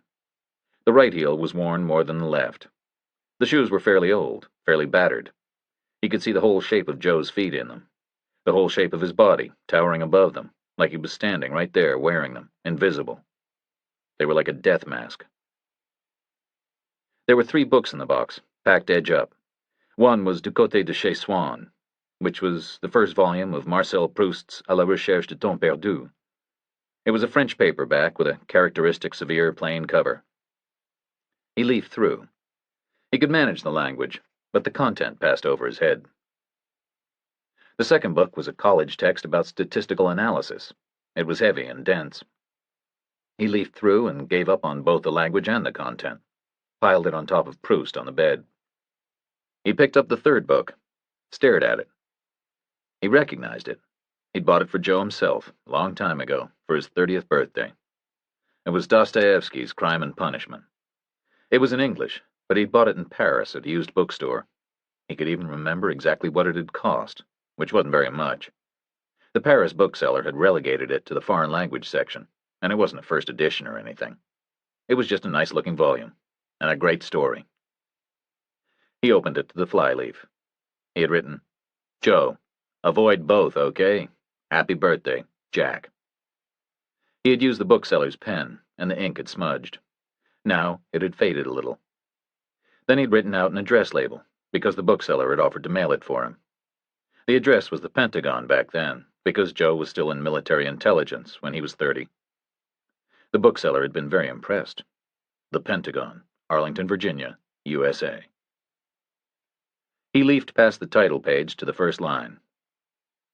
At the beginning of July, during a spell of exceptionally hot weather, towards evening, a certain young man came down to the street from the room he was renting.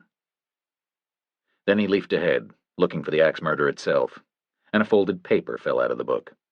It was there as a bookmark, he guessed, about halfway through, where Raskolnikov is arguing with Svidrigailov. He unfolded the paper. It was Army issue. He could tell by the color and the texture.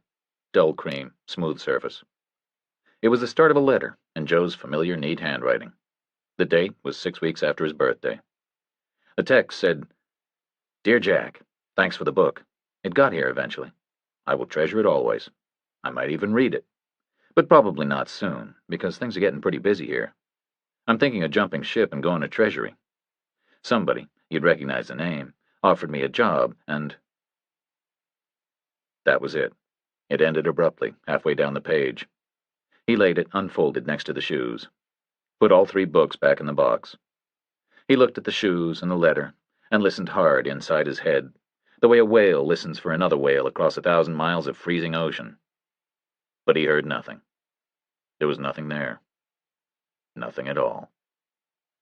So he crammed the shoes back into the box and folded the letter and tossed it on top, closed the flaps again, and carried the box across the room and balanced it on top of the trash can. Turned back to the bed and heard another knock at the door. It was Frolic. She was wearing her suit pants and jacket. No shirt under the jacket. Probably nothing at all under the jacket. He guessed she dressed quickly because she knew she had to walk near the marshal in the corridor. "You're still up," she said.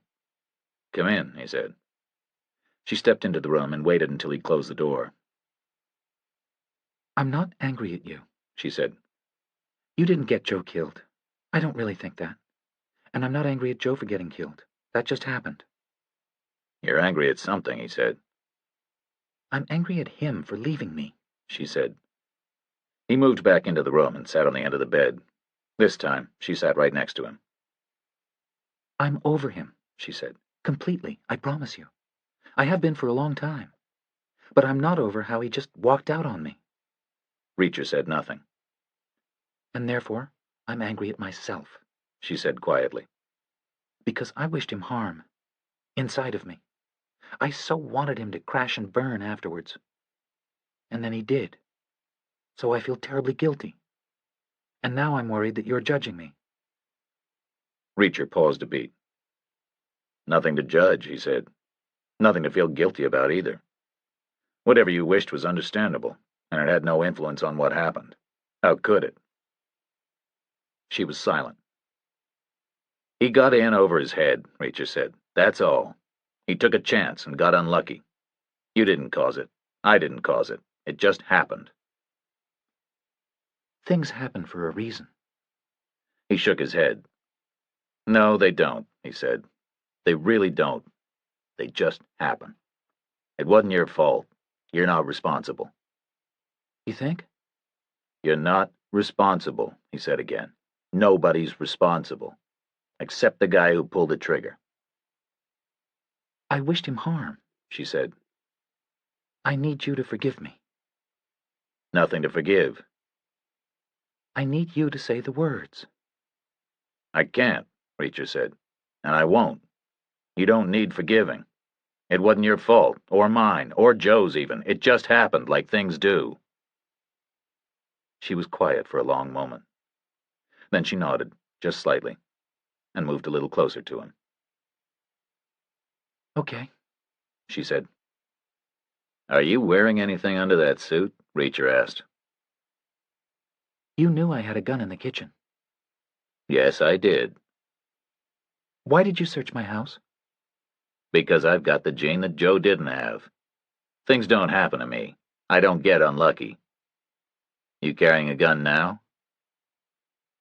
"No, I'm not," Froelich said. There was silence. "And there's nothing under the suit," she said. "I need to confirm those things for myself," he said. "It's a caution thing. Purely genetic, you understand." He undid the first button on her jacket, then the second, slipped his hand inside.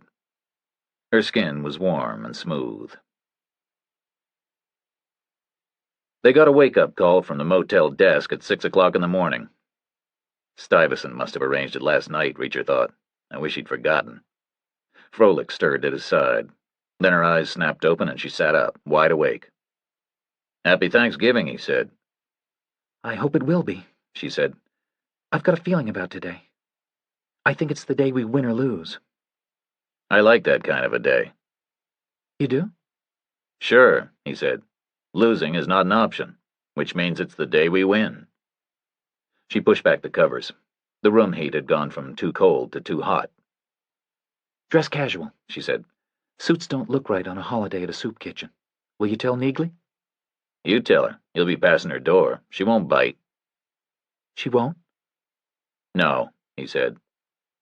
She put her suit back on and left. He padded over to the closet and pulled out the bag full of his Atlantic City clothes. He spilled them on the bed and did his best to flatten out the wrinkles. Then he showered without shaving. She wanted me to look casual, he thought. He found Neagley in the lobby. She was wearing her jeans and her sweatshirt with a battered leather jacket over it. There was a buffet table with coffee and muffins. The U.S. Marshals had already eaten most of them. "You two kiss and make up?" Neagley asked. "A little of each, I guess," he said. He took a cup and filled it with coffee, selected a Raisin Bran muffin. Then Froelich showed up, newly showered and wearing black denim jeans with a black polo shirt and a black nylon jacket. They ate and drank whatever the marshals had left, and then they walked out together to Stuyvesant's Suburban. It was before 7 in the morning on Thanksgiving Day, and the city looked like it had been evacuated the night before. There was silence everywhere. It was cold, but the air was still and soft.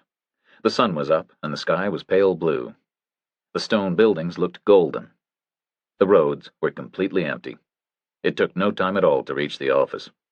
Stuyvesant was waiting for them in the conference room. His interpretation of casual was a pair of pressed gray slacks and a pink sweater under a bright blue golf jacket. Reacher guessed all the labels said Brooks Brothers, and he guessed Mrs. Stuyvesant had gone to Baltimore Hospital as was usual on a Thursday. Thanksgiving Day or not. Bannon was sitting opposite Stuyvesant. He was in the same tweed and flannel. He would look like a cop whatever day it was. He looked like a guy without too many options in his closet. "Let's get to it," Stuyvesant said. "We've got a big agenda." "First item," Bannon said. "The FBI formally advises cancellation today. We know the bad guys are in the city, and therefore it's reasonable to assume there may be some kind of imminent hostile attempt." "Cancellation is out of the question," Stuyvesant said.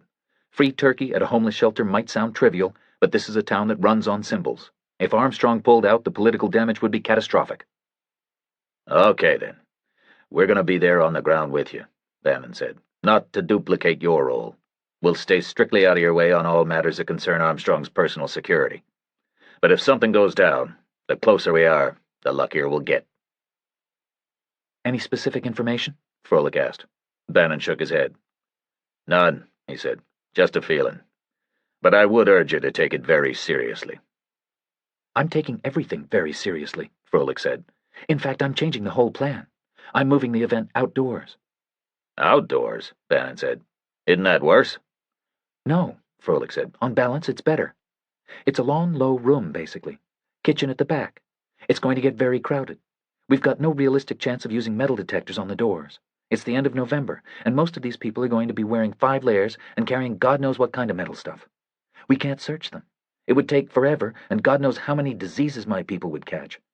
We can't wear gloves to do it because that would be seen as insulting. So we have to concede there's a fair chance that the bad guys could mingle in and get close, and we have to concede we've got no real way of stopping them." "So how does it help to be outdoors?" "There's a side yard. We'll put the serving tables in a long line at right angles to the wall of the building. Pass stuff out through the kitchen window. Behind the serving table is the wall of the yard. We'll put Armstrong and his wife and 4 agents in a line behind the serving table, backs to the wall. We'll have the guests approach from the left, single file through a screen of more agents. They'll get their food and walk on inside to sit down and eat it. The television people will like it better too. Outside is always better for them. And there'll be orderly movement, left to right along the table. Turkey from Armstrong, stuffing from Mrs. Armstrong. Move along, sit down to eat. Easier to portray visually." "Upside?" Stuyvesant asked. "Extensive," Froelich said. "Much better crowd security. Nobody can pull a weapon before they get near Armstrong, because they're filtering through an agent screen the whole time until they're right across the table from him. Whereupon, if they wait to do it at that point, he's got 4 agents right alongside him." "Downside?" "Limited. We'll be screened on 3 sides by walls. But the yard is open at the front.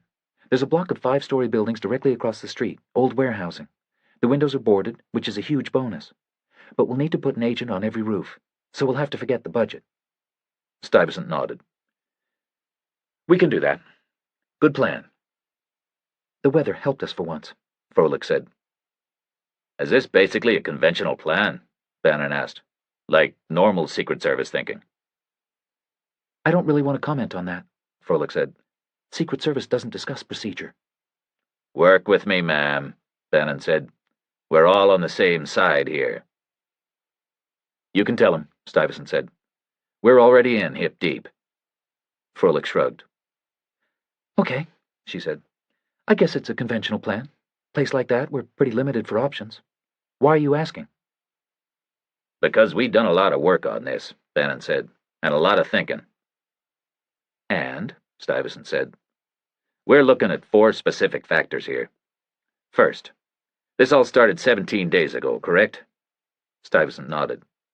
"And who's hurting?" Bannon asked. "That's the first question.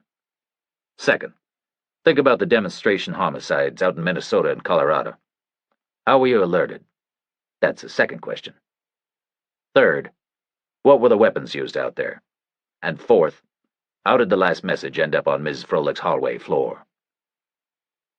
What are you saying? I'm saying all 4 factors point in one single direction. What direction?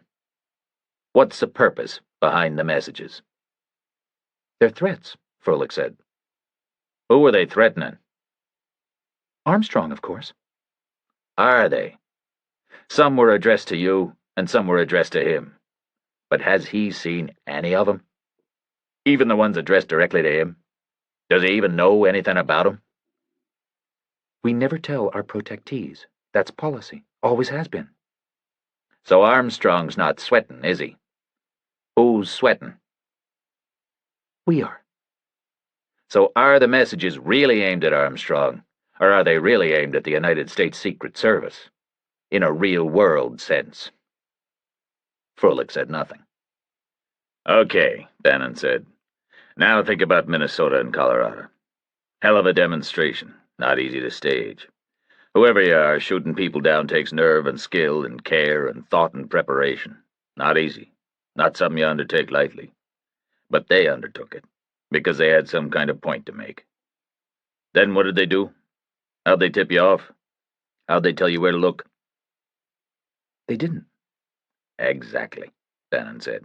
They went to all that trouble, took all that risk, and then they sat back and did nothing at all. They just waited. And sure enough, the NCIC reports were filed by the local police departments, and the FBI computers scanned through NCIC like they're programmed to do, and they spotted the word Armstrong like they're programmed to do, and we called you with the good news. So? So tell me, how many Joe Publics would know all that would happen? How many Joe Publics would sit back and take the risk that their little drama would go unconnected for a day or two until you read about it in the newspapers? So what are you saying? Who are they? What weapons did they use? An H&K MP5 SD6 and a Vimy Mark II, Reacher said. Fairly esoteric weapons, Bannon said, and not legally available for sale to the public, because they're silenced. Only government agencies can buy them, and only one government agency buys both of them. Us, Stuyvesant said quietly. Yes, you, Bannon said. And finally I looked for Ms. Froelich's name in the phone book. And you know what? She's not there. She's unlisted. Certainly there was no boxed ad saying, I'm a Secret Service crew chief and this is where I live. So how did these guys know where to deliver the last message? There was a long silence. They know me, Froelich said quietly. Bannon nodded. I'm sorry, folks, but as of now the FBI is looking for Secret Service people. Not current employees, because current employees would have been aware of the early arrival of the demonstration threat and would have acted a day sooner. So we're focusing on recent ex-employees who still know the ropes. People who knew you wouldn't tell Armstrong himself. People who knew Ms. Froelich. People who knew Nendick, too, and where to find him. Maybe people who left under a cloud and are carrying some kind of a grudge. Against the Secret Service, not against Brooke Armstrong. Because our theory is that Armstrong is a means, not an end. They'll waste a vice president-elect just to get at you, exactly like they wasted the other 2 Armstrongs. The room was silent. What would be the motive? Froelich asked. Bannon made a face. Embittered ex-employees are walking, talking, living, breathing motives. We all know that. We've all suffered from it. What about the thumbprint? Stuyvesant said. All our people are printed. Always have been. Our assumption is that we're talking about 2 guys. Our assessment is that the thumbprint guy is an unknown associate of somebody who used to work here, who was the latex gloves guy. So we're saying they and them purely as a convenience. We're not saying they both worked here. We're not suggesting you got 2 renegades. Just 1 renegade. That's our theory, Bannon said. But saying they and them is useful and instructive, too, because they're a team. We need to look at them as a single unit, because they share information. Therefore, what I'm saying is, only one of them worked here. but they both know your secrets. This is a very big department, Stuyvesant said. Big turnover of people. Some quit, some are fired, some retire, some get asked to. We're checking now, Bannon said. We're getting personnel lists direct from Treasury. We're going back 5 years. You'll get a long list. We've got the manpower. Nobody spoke. I'm real sorry, people, Bannon said. Nobody likes to hear their problem is close to home. But it's the only conclusion there is. And it's not good news for days like today. These people are here in town right now, and they know exactly what you're thinking and exactly what you're doing. So my advice is to cancel.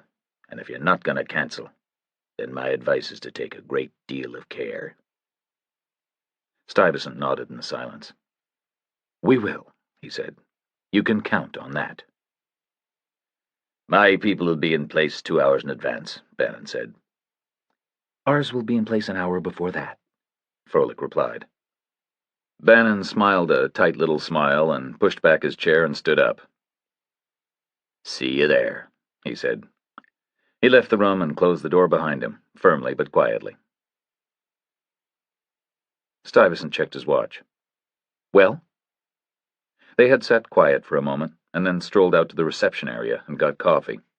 Then they had regrouped in the conference room, in the same seats, each of them looking at the place Bannon had vacated like he was still there. Well? Stuyvesant said again. Nobody spoke. Inevitable, I guess, Stuyvesant said. They can't pin the thumbprint guy on us, but the other one is definitely one of ours. It'll be all smiles over at the Hoover Building. They'll be grinning from ear to ear, laughing up their sleeves at us. But does that make 'em wrong? Neagley asked. No, Froelich said. These guys know where I live. So I think Bannon's right. Stuyvesant flinched, like the umpire had called strike one. And you? He said to Neagley. Worrying about DNA on envelopes sounds like insiders, Neagley said. But one thing bothers me. If they're familiar with your procedures, then they didn't interpret the Bismarck situation very well. You said they expected the cops would move towards a decoy rifle, and Armstrong would move towards the cars, thereby traversing their field of fire. But that didn't happen. Armstrong waited in the blind spot, and the cars came to him. Froelich shook her head. No, I'm afraid their interpretation was correct, she said. Normally Armstrong would have been well out in the middle of the field, letting people get a good look at him, right there in the center of things. We don't usually make them skulk around the edges. It was a last-minute change to keep him near the church, based on Reacher's input. And normally there's absolutely no way I would allow a rear-wheel drive limo on the grass. Too easy to bog down and get stuck. That's an article of faith. But I knew the ground was dry and hard. It was practically frozen, so I improvised. That maneuver would have struck an insider as completely off the wall. It would have been the very last thing they were expecting. They would have been totally surprised by it. Silence. Then Bannon's theory is perfectly plausible, Neagley said. I'm very sorry. Stuyvesant nodded slowly. Strike two. Reacher, he said. Can't argue with a word of it. Strike three. Stuyvesant's head dropped, like his last hope was gone. But I don't believe it, Reacher said. Stuyvesant's head came up again. I'm glad they're pursuing it, Reacher said, because it needs to be pursued, I guess. We need to eliminate all possibilities, and they'll go at it like crazy. If they're right, they'll take care of it for us, that's for sure. So it's one less thing for us to worry about. But I'm pretty sure they're wasting their time. Why? Froelich asked. Because I'm pretty sure neither of these guys ever worked here. So who are they? I think they're both outsiders. I think they're between 2 and 10 years older than Armstrong himself, both of them brought up and educated in remote rural areas where the schools were decent but the taxes were low. What? Think of everything we know. Think of everything we've seen. Think of the very smallest part of it, the very tiniest component. Tell us, Froelich said. Stuyvesant checked his watch again, shook his head.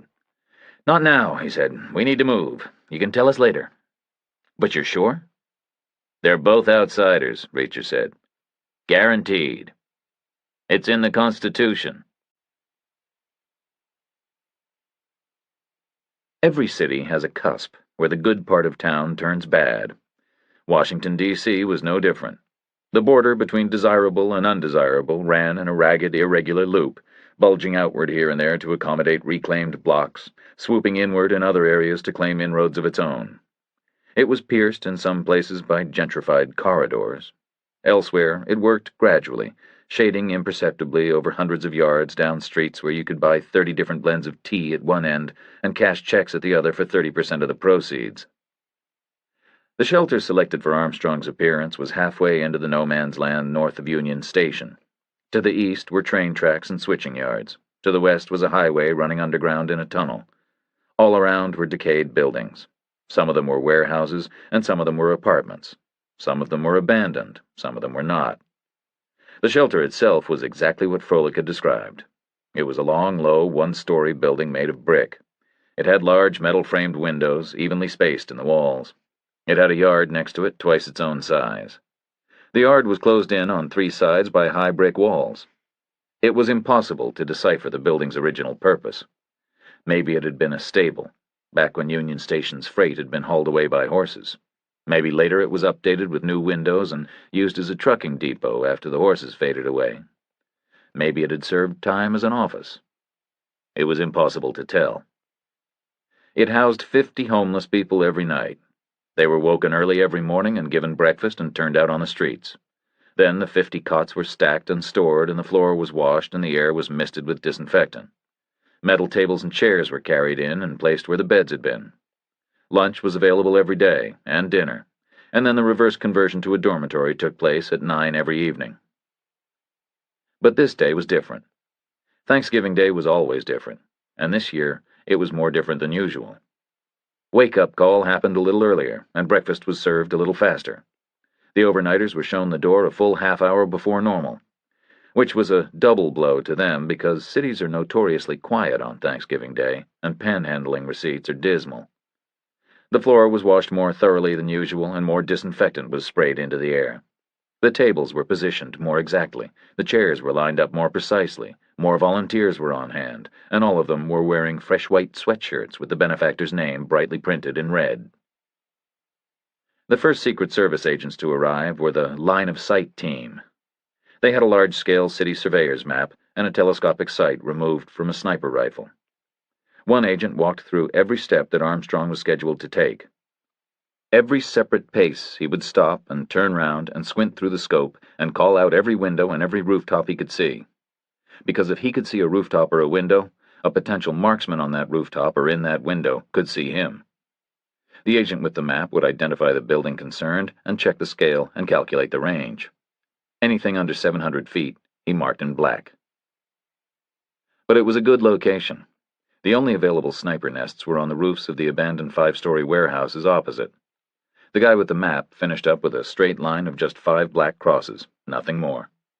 He wrote, "Checked with scope, clear daylight, 0845 hours, all suspect locations recorded," across the bottom of the map and signed his name and added the date. The agent with the scope countersigned, and the map was rolled and stored in the back of a department Suburban, awaiting Froelich's arrival. Next on scene was a convoy of police vans with 5 separate canine units in them. One unit cleared the shelter. 2 more entered the warehouses. The last 2 were explosives hunters who checked the surrounding streets in all directions on a 400-yard radius. Beyond 400 yards, the maze of streets meant there were too many potential access routes to check, and therefore too many to bomb with any realistic chance of success. As soon as a building or a street was pronounced safe, a DC patrolman took up station on foot. The sky was still clear and the sun was still out. It gave an illusion of warmth. It kept grousing to a minimum. By 9:30, the shelter was the epicenter of a quarter of a square mile of secure territory. DC cops held the perimeter on foot and in cars, and there were better than 50 more loose in the interior. They made up the majority of the local population. The city was still quiet. Some of the shelter inhabitants were hanging around. There was nowhere productive to go, and they knew from experience that to be early in the lunch line was better than late. Politicians didn't understand portion control, and pickings could be getting slim after the first 30 minutes. Froelich arrived at 10 o'clock exactly, driving a Suburban with Reacher and Neagley riding with her. Stuyvesant was right behind in a second Suburban. Behind him were 4 more trucks carrying 5 department sharpshooters and 15 general duty agents. Froelich parked on the sidewalk tight against the base of the warehouse wall. Normally, she might have just blocked the street beyond the shelter entrance, but she didn't want to reveal the direction of Armstrong's intended approach to onlookers. He was actually scheduled to come in from the south, but that information and 10 minutes with a map could predict his route all the way from Georgetown. She assembled her people in the shelter's yard and sent the sharpshooters to secure the warehouse roofs. They would be up there 3 hours before the event started, but that was normal. Generally, they were the first to arrive and the last to leave. Stuyvesant pulled Reacher aside and asked him to go up there with him. "Then come find me," he said. "I want a first-hand report about how bad it is." So Reacher walked across the street with an agent called Crossetti, and they ducked past a cop into a damp hallway full of trash and rat droppings. There were stairs winding up through a central shaft. Crossetti was in a Kevlar vest and was carrying a rifle in a hard case. But he was a fit guy. He was half a flight ahead of Reacher at the top. The stairs came out inside a rooftop hutch. There was a wooden door that opened outward into the sunlight. The roof was flat. It was made of asphalt.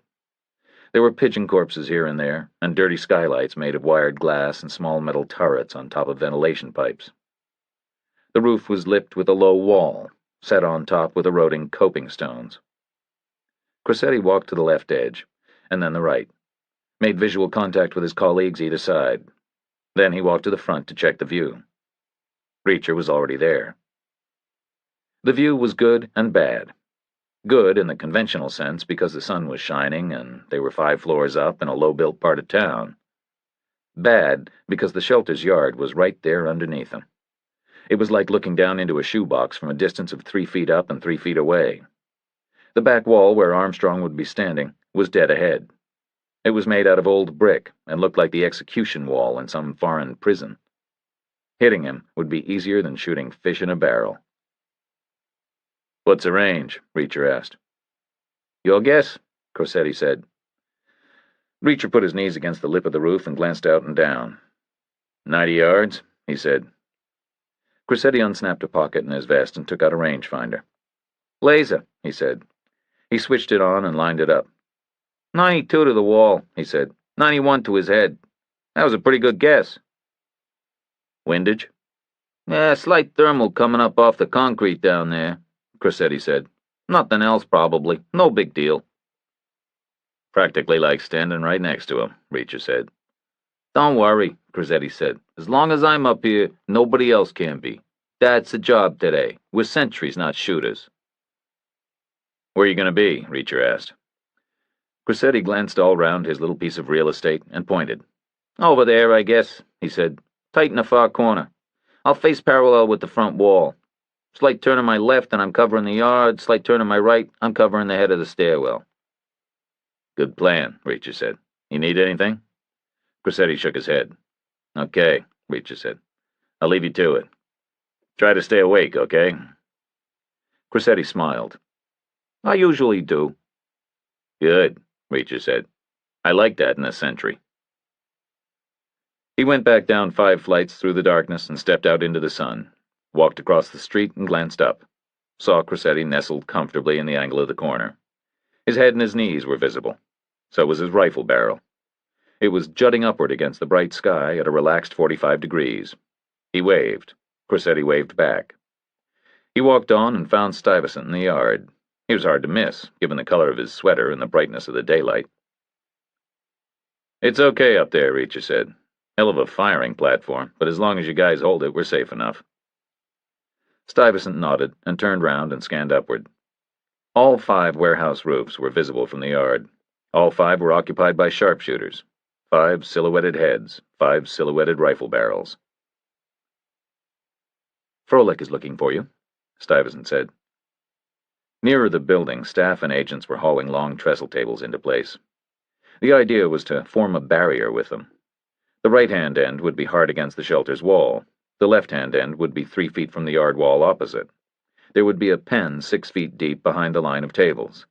Armstrong and his wife would be in the pen with 4 agents. Directly behind them would be the execution wall. Up close, it didn't look so bad. Old bricks looked warmed by the sun. Rustic, even friendly. He turned his back on them and looked up at the warehouse roofs. Corsetti waved again. "I'm still awake," the wave said. "Reacher," Froelich called. He turned round and found her walking out of the shelter towards him. She was carrying a clipboard thick with paper. She was up on her toes, busy, in charge, in command. She looked magnificent.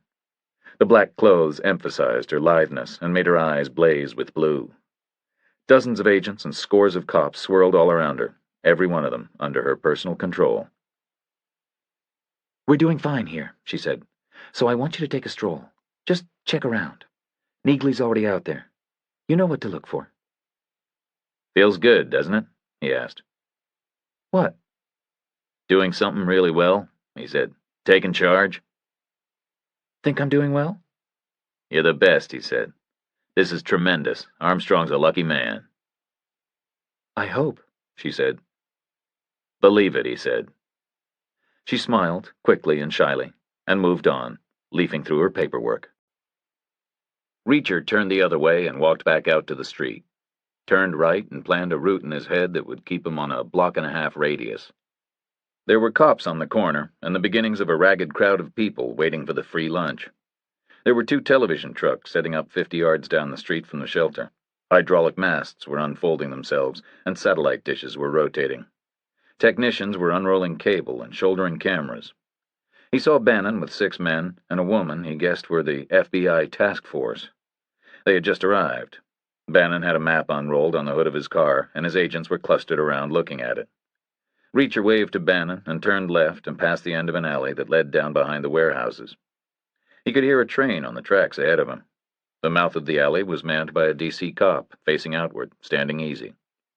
There was a police cruiser parked nearby, another cop in it. Cops everywhere. The overtime bill was going to be something to see. There were broken-down stores here and there, but they were all closed for the holiday. Some of the storefronts were churches, equally closed. There were auto body shops near the railroad tracks, all shuttered and still. There was a pawnbroker with a very old guy outside washing the windows. He was the only thing moving on the street.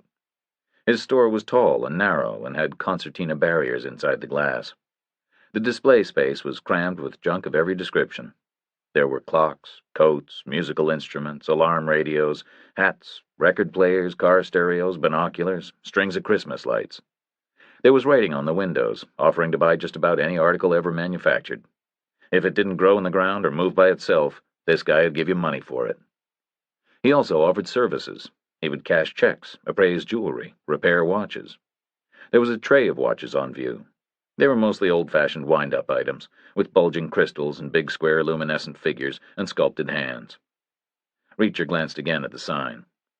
Watches repaired. Then he glanced again at the old guy. He was up to his elbows in soap suds. "You fix watches?" he asked. "What have you got?" the old guy said. He had an accent. Russian, probably. "A question," Reacher said. "I thought you had a watch to fix. That was my business, originally, before quartz." "My watch is fine," Reacher said. "Sorry." He pulled back his cuff to check the time. 11:15. "Let me see that," the old guy said. Reacher extended his wrist. "Bulova," the old guy said. "American military issue before the Gulf War. A good watch. You buy it from a soldier?" "No, I was a soldier." The old guy nodded. "So was I, in the Red Army. What's the question?" "You ever heard of squalene?" "It's a lubricant." "You use it?" "Time to time. I don't fix so many watches now, not since quartz." "Where'd you get it?" "Are you kidding?" "No," Reacher said. "I'm asking a question." "You want to know where I get my squalene?" "That's what questions are for. They seek to elicit information." The old guy smiled. "I carry it around with me." "Where?" "You're looking at it." "Am I?" The old guy nodded. "And I'm looking at yours." "My what?" "Your supply of squalene." "I haven't got any squalene," Reacher said. "It comes from shark's livers. Long time since I was next to a shark." The old man shook his head. You see, the Soviet system was very frequently criticized, and believe me, I've always been happy to tell the truth about it. But at least we had education, especially in the natural sciences. C30H50, Reacher said. It's an acyclic hydrocarbon, which when hydrogenated becomes squalane with an A. You understand any of that? No, Reacher said, not really. Squalene is an oil, the old guy said. It occurs naturally in only two places in the known biosphere. One is inside the shark's liver. The other is as a sebaceous product on the skin around the human nose. Reacher touched his nose. Same stuff? Sharks' livers and people's noses? The old guy nodded. Identical molecular structure. So if I need squalene to lubricate a watch, I just dab some off on my fingertip, like this. He wiped his wet hand on his trouser leg and extended a finger and rubbed it down where his nose joined his face. Then he held up the fingertip for inspection.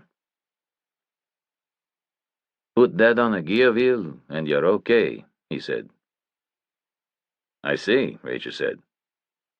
You want to sell the boulevard? Reacher shook his head. Sentimental value, he said.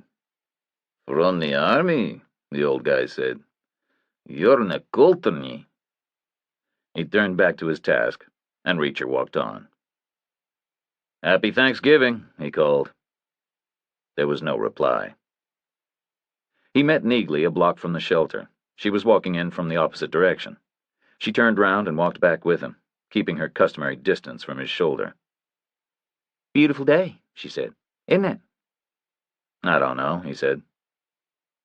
How would you do it? I wouldn't, he said. Not here. Not in Washington, D.C. This is their backyard. I'd wait for a better chance someplace else. Me too, she said. But they missed in Bismarck. Wall Street in 10 days is no good to 'em. And then they're deep into December, and the next thing's more holidays, and then the inauguration. So they're running out of opportunities. And we know they're right here in town. Reacher said nothing. They walked past Bannon. He was sitting in his car. They arrived back at the shelter at noon exactly. Stuyvesant was standing near the entrance. He nodded a cautious greeting.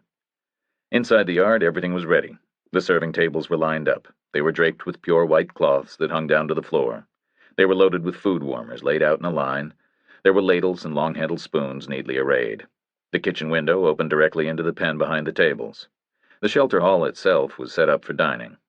There were police sawhorses arranged so that the crowd would be funneled down the left edge of the yard. Then there was a right turn across the face of the serving area. Then another right along the wall of the shelter and in through the door. Froelich was detailing positions for each of the general duty agents. 4 would be at the entrance to the yard. 6 would line the approach to the serving area. 1 would secure each end of the pen from the outside. 3 would patrol the exit line. Okay, listen up, Froelich called. Remember, it's very easy to look a little like a homeless person, but very hard to look exactly like a homeless person. Watch their feet. Are their shoes right? Look at their hands. We want to see gloves or ingrained dirt. Look at their faces. They need to be lean, hollow cheeks. We want to see dirty hair that hasn't been washed for a month or a year. We want to see clothes that are molded to the body. Any questions? Nobody spoke. Any doubt at all, act first and think later, Froelich called. I'm going to be serving behind the tables with the Armstrongs and the personal detail. We're depending on you not to send us anybody you don't like, okay? She checked her watch. 12:05, she said. 55 minutes to go. Reacher squeezed through at the left-hand end of the serving tables and stood in the pen. Behind him was a wall. To his right was a wall. To his left were the shelter windows. Ahead to his right was the approach line. Any individual would pass 4 agents at the yard entrance and 6 more as he shuffled along. 10 suspicious pairs of eyes before anybody got face-to-face with Armstrong himself. Ahead to the left was the exit line. 3 agents funneling people into the hall. He raised his eyes. Dead ahead were the warehouses. 5 sentries on 5 roofs. Bracetti waved. He waved back. Okay? Froelich asked. She was standing across the serving table from him. He smiled. Dark or light? He asked. We'll eat later, she said. I want you and Neagley freelance in the yard. Stay near the exit line so you get a wide view. Okay, he said. Still think I'm doing well? He pointed left. I don't like those windows, he said. Suppose somebody bides his time all the way through the line, keeps his head down, behaves himself, picks up his food, makes it inside, sits down, and then pulls a gun and fires back through the window. She nodded. Already thought about it, she said. I'm bringing 3 cops in from the perimeter, putting one in each window, standing up facing the room. That should do it, he said. Great job. And we're going to be wearing vests, she said. Everybody in the pen, the Armstrongs too. She checked her watch again. 45 minutes, she said. Walk with me. They walked out of the yard and across the street to where she'd parked her Suburban. It was in a deep shadow made by the warehouse wall. She unlocked the tailgate and swung it open. The shadow and the tinted glass made it dark inside. The load bay was neatly packed with equipment, but the back seat was empty. We could get in, Reacher said. You know, fool around a little. We could not. You said it was fun, fooling around at work. I meant the office. Is that an invitation? She paused, straightened up, smiled. Okay, she said. Why not? I might like that. Then she smiled wider. Okay, she said again. Soon as Armstrong is secure, we'll go do it on Stuyvesant's desk, as a celebration. She leaned in and grabbed her vest and stretched up and kissed him on the cheek. Then she ducked away and headed back. He slammed the tailgate and she locked it from 40 feet away with the remote. With 30 minutes to go, she put her vest on under her jacket and ran a radio check. She told the police commander he could start marshaling the crowd near the entrance. Told the media they could come into the yard and start the tapes rolling. With 15 minutes to go, she announced that the Armstrongs were on their way. Get the food out, she called. The kitchen crew swarmed into the pen and the cooks passed pans of food out through the kitchen window. Reacher leaned on the shelter wall at the end of the line of serving tables, on the public side. He put his back flat on the bricks between the kitchen window and the first hall window. He would be looking straight down the food line. A half turn to his left, he would be looking at the approach line. A half turn to his right, he would be looking into the pen. People would have to skirt round him with their loaded plates. He wanted a close-up view. Neagley stood 6 feet away, in the body of the yard, in the angle the sawhorses made. Froelich paced near her, nervous, thinking through the last-minute checks for the 100th time. Arrival imminent, she said into her wrist microphone. Driver says they're 2 blocks away. You guys on the roof see them yet? She listened to her earpiece, and then spoke again. 2 blocks away, she repeated. The kitchen crew finished loading the food warmers and disappeared. Reacher couldn't see because of the brick walls, but he heard the motorcade. Several powerful engines, wide tires, approaching fast, slowing hard. A Metro cruiser pulled past the entrance, then a Suburban, then a Cadillac limo that stopped square in the gateway. An agent stepped forward and opened the door. Armstrong stepped out and turned back and offered his hand to his wife. Cameramen pressed forward. The Armstrongs stood up straight together and paused a moment by the limo's door and smiled for the lenses. Mrs. Armstrong was a tall, blonde woman whose genes had come all the way from Scandinavia a couple of 100 years ago. That was clear. She was wearing pressed jeans and a puffed-up goose-down jacket a size too large to accommodate her vest. Her hair was lacquered back into a frame around her face. She looked a little uncomfortable in the jeans, like she wasn't accustomed to wearing them. Armstrong was in jeans, too, but his were worn like he lived in them. He had a red plaid jacket buttoned tight. It was a little too small to conceal the shape of the vest from an expert eye. He was bareheaded, but his hair was brushed. His personal details surrounded them and eased them into the yard. Cameras panned as they walked past. The personal agents were dressed like Froelich. Black denim, black nylon jackets zipped over vests. 2 of them were wearing sunglasses. 1 of them was wearing a black ball cap. All of them had earpieces and bulges at their waists where their handguns were. Froelich led them into the pen behind the serving tables. 1 agent took each end and stood with arms folded for nothing but crowd surveillance. The 3rd agent and Froelich and the Armstrongs themselves took the middle to do the serving. They milled around for a second and then arranged themselves with the 3rd agent on the left, then Armstrong, then Froelich, then Armstrong's wife on the right. Armstrong picked up a ladle in one hand and a spoon in the other, checked the cameras were on him, and raised the utensils high like weapons. "Happy Thanksgiving, everybody," he called. The crowd swarmed slowly through the gateway. They were a subdued bunch. They moved lethargically and didn't talk much. No excited chatter, no buzz of sound. Nothing like the hotel lobby at the donor reception. Most of them were swaddled in several heavy layers. Some of them had rope belts. They had hats and fingerless gloves and downcast faces. Each had to pass left and right through the 6 screening agents. The first recipient looped past the last agent and took a plastic plate from the first server and was subjected to the full brilliance of Armstrong's smile. Armstrong spooned a turkey leg onto the plate. The guy shuffled along and Froelich gave him vegetables. Armstrong's wife added the stuffing. Then the guy shuffled past Reacher and headed inside for the tables. The food smelled good, and the guy smelled bad. It continued like that for 5 minutes. Every time a pan of food was emptied, it was replaced by a new one passed out through the kitchen window. Armstrong was smiling like he was enjoying himself. The line of homeless people shuffled forward. The cameras rolled. The only sound was the clatter of metal utensils in the serving dishes and the repeated banalities from the servers. "Enjoy! Happy Thanksgiving! Thanks for coming by!" Reacher glanced at Neagley. She raised her eyebrows. He glanced up at the warehouse roofs. Glanced at Froelich, busy with her long-handled spoon. Looked at the television people. They were clearly bored.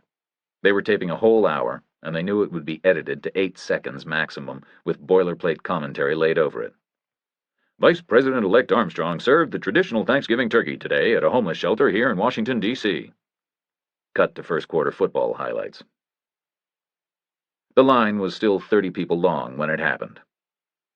Reacher sensed a dull, chalky impact nearby, and something stung him on the right cheek.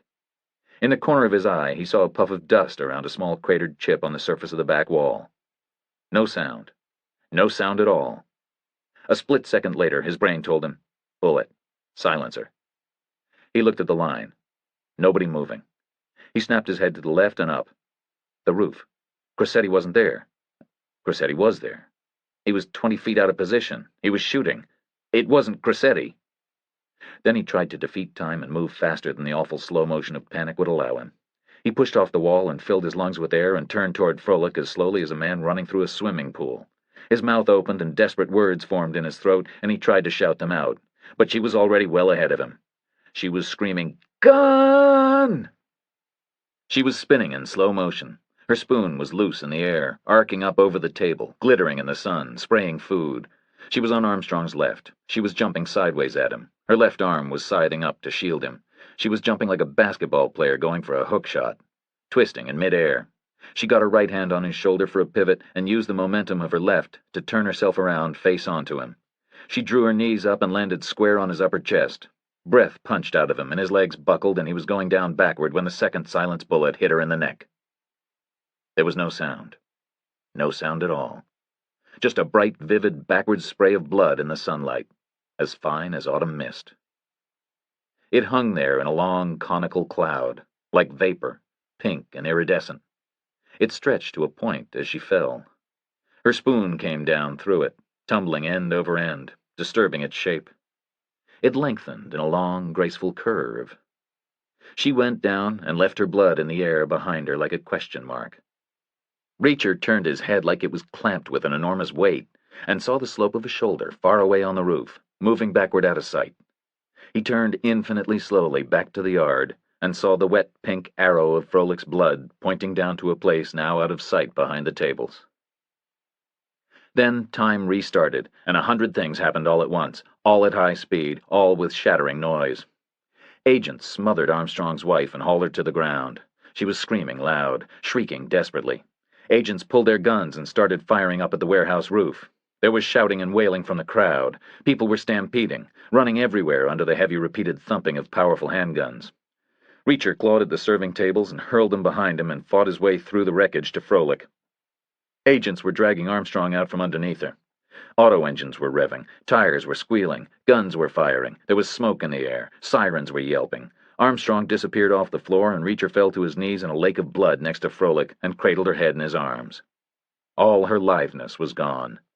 She was completely limp and still, like her clothes were empty.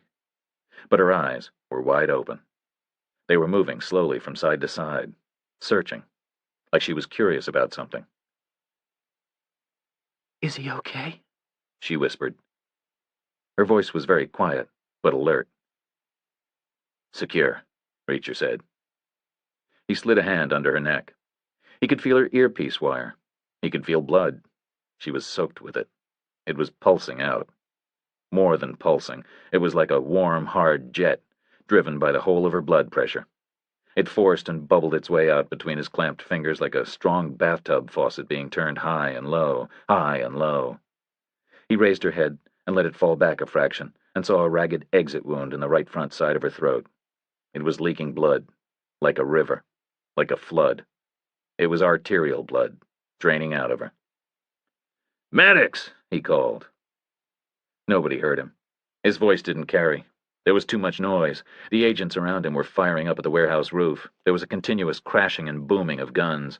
Spent shell cases were ejecting and hitting him on the back and bouncing off and hitting the ground with small brassy sounds he could hear quite well. "Tell me it wasn't one of us," Froelich whispered. "It wasn't one of you," he said. She dropped her chin to her chest. Welling blood flooded out between the folds of her skin, poured down and soaked her shirt, pooled on the ground, and ran away between the ridges in the concrete. He flattened his hand hard against the back of her neck. It was slippery. He pressed harder. The flow of blood loosened his grip, like it was hosing his hand away. His hand was slipping and floating on the tide. "Medics!" he called again, louder. But he knew it was useless. She probably weighed about 120, which meant she had 8 or 9 pints of blood in her. Most of them were already gone. He was kneeling in them. Her heart was doing its job, thumping away valiantly, pumping her precious blood straight out onto the concrete around his legs. "Medics!" he screamed. Nobody came. She looked straight up at his face. "Remember?" she whispered. He bent closer. "How we met?" she whispered. "I remember," he said. She smiled weakly, like his answer satisfied her completely. She was very pale now. There was blood everywhere on the ground. It was a vast, spreading pool. It was warm and slick. Now it was frothing and foaming at her neck. Her arteries were empty and filling with air. Her eyes moved in her head and then settled on his face. Her lips were stark white, turning blue. They fluttered soundlessly, rehearsing her last words. "I love you, Joe," she whispered. Then she smiled, peacefully. "I love you too," he said. He held her for long moments more until she bled out and died in his arms, about the same time Stuyvesant gave the cease-firing order. There was sudden total silence. The strong coppery smell of hot blood and the cold acid stink of gun smoke hung in the air. Reacher looked up and back and saw a cameraman shouldering his way towards him with his lens tilting down like a cannon, saw Neagley stepping into his path, saw the cameraman pushing her. She didn't seem to move a muscle, but suddenly the cameraman was falling. He saw Neagley catch the camera and heave it straight over the execution wall. He heard it crash to the ground. He heard an ambulance siren starting up far in the distance, then another. He heard cop cars, feet running. He saw Stuyvesant's pressed gray pants next to his face. He was standing in Froelich's blood. Stuyvesant did nothing at all, just stood there for what felt like a very long time, until they all heard the ambulance in the yard. Then he bent down and tried to pull Reacher away. Reacher waited until the paramedics got very close. Then he laid Froelich's head gently on the concrete, stood up, sick and cramped and unsteady. Stuyvesant caught his elbow and walked him away. "I didn't even know her name," Reacher said. "It was Mary Ellen," Stuyvesant told him. The paramedics fussed around for a moment. Then they went quiet and gave it up and covered her with a sheet. Left her there for the medical examiners and the crime scene investigators. Reacher stumbled and sat down again, with his back to the wall, his hands on his knees, his head in his hands. His clothes were soaked with blood. Neagley sat down next to him, an inch away. Stuyvesant squatted in front of them both. "What's happening?" Reacher asked. "They're locking the city down," Stuyvesant said. "Roads, bridges, the airports. Bannon's in charge of it. He's got all his people out, the Metro cops, U.S. Marshals, cops from Virginia, state troopers, plus some of our people. We'll get them. They'll use a railroad, Reacher said. We're right next to Union Station. Stuyvesant nodded. They're searching every train, he said. We'll get them. Was Armstrong okay? Completely unharmed. Froelich did her duty. There was a long silence. Reacher looked up. What happened on the roof, he asked. Where was Cressetti? Stuyvesant looked away. Cressetti was decoyed somehow, he said. He's in the stairwell. He's dead, too. Shot in the head. With the same silenced rifle, probably. Another long silence. Where was Cressetti from? Reacher asked. New York, I think, Stuyvesant said. Maybe Jersey. Somewhere up there. That's no good. Where was Froelich from? She was a Wyoming girl. Reacher nodded. That'll do, he said. Where's Armstrong now? Can't tell you that, Stuyvesant said. Procedure. Reacher raised his hand and looked at his palm. It was rimed with blood. All the lines and scars were outlined in red. Tell me, he said, or I'll break your neck. Stuyvesant said nothing. Where is he? Reacher repeated. The White House, Stuyvesant said. In a secure room. It's procedure. I need to go talk to him. Now? Right now. You can't. Reacher looked away, beyond the fallen tables. I can. I can't let you do that. So try to stop me.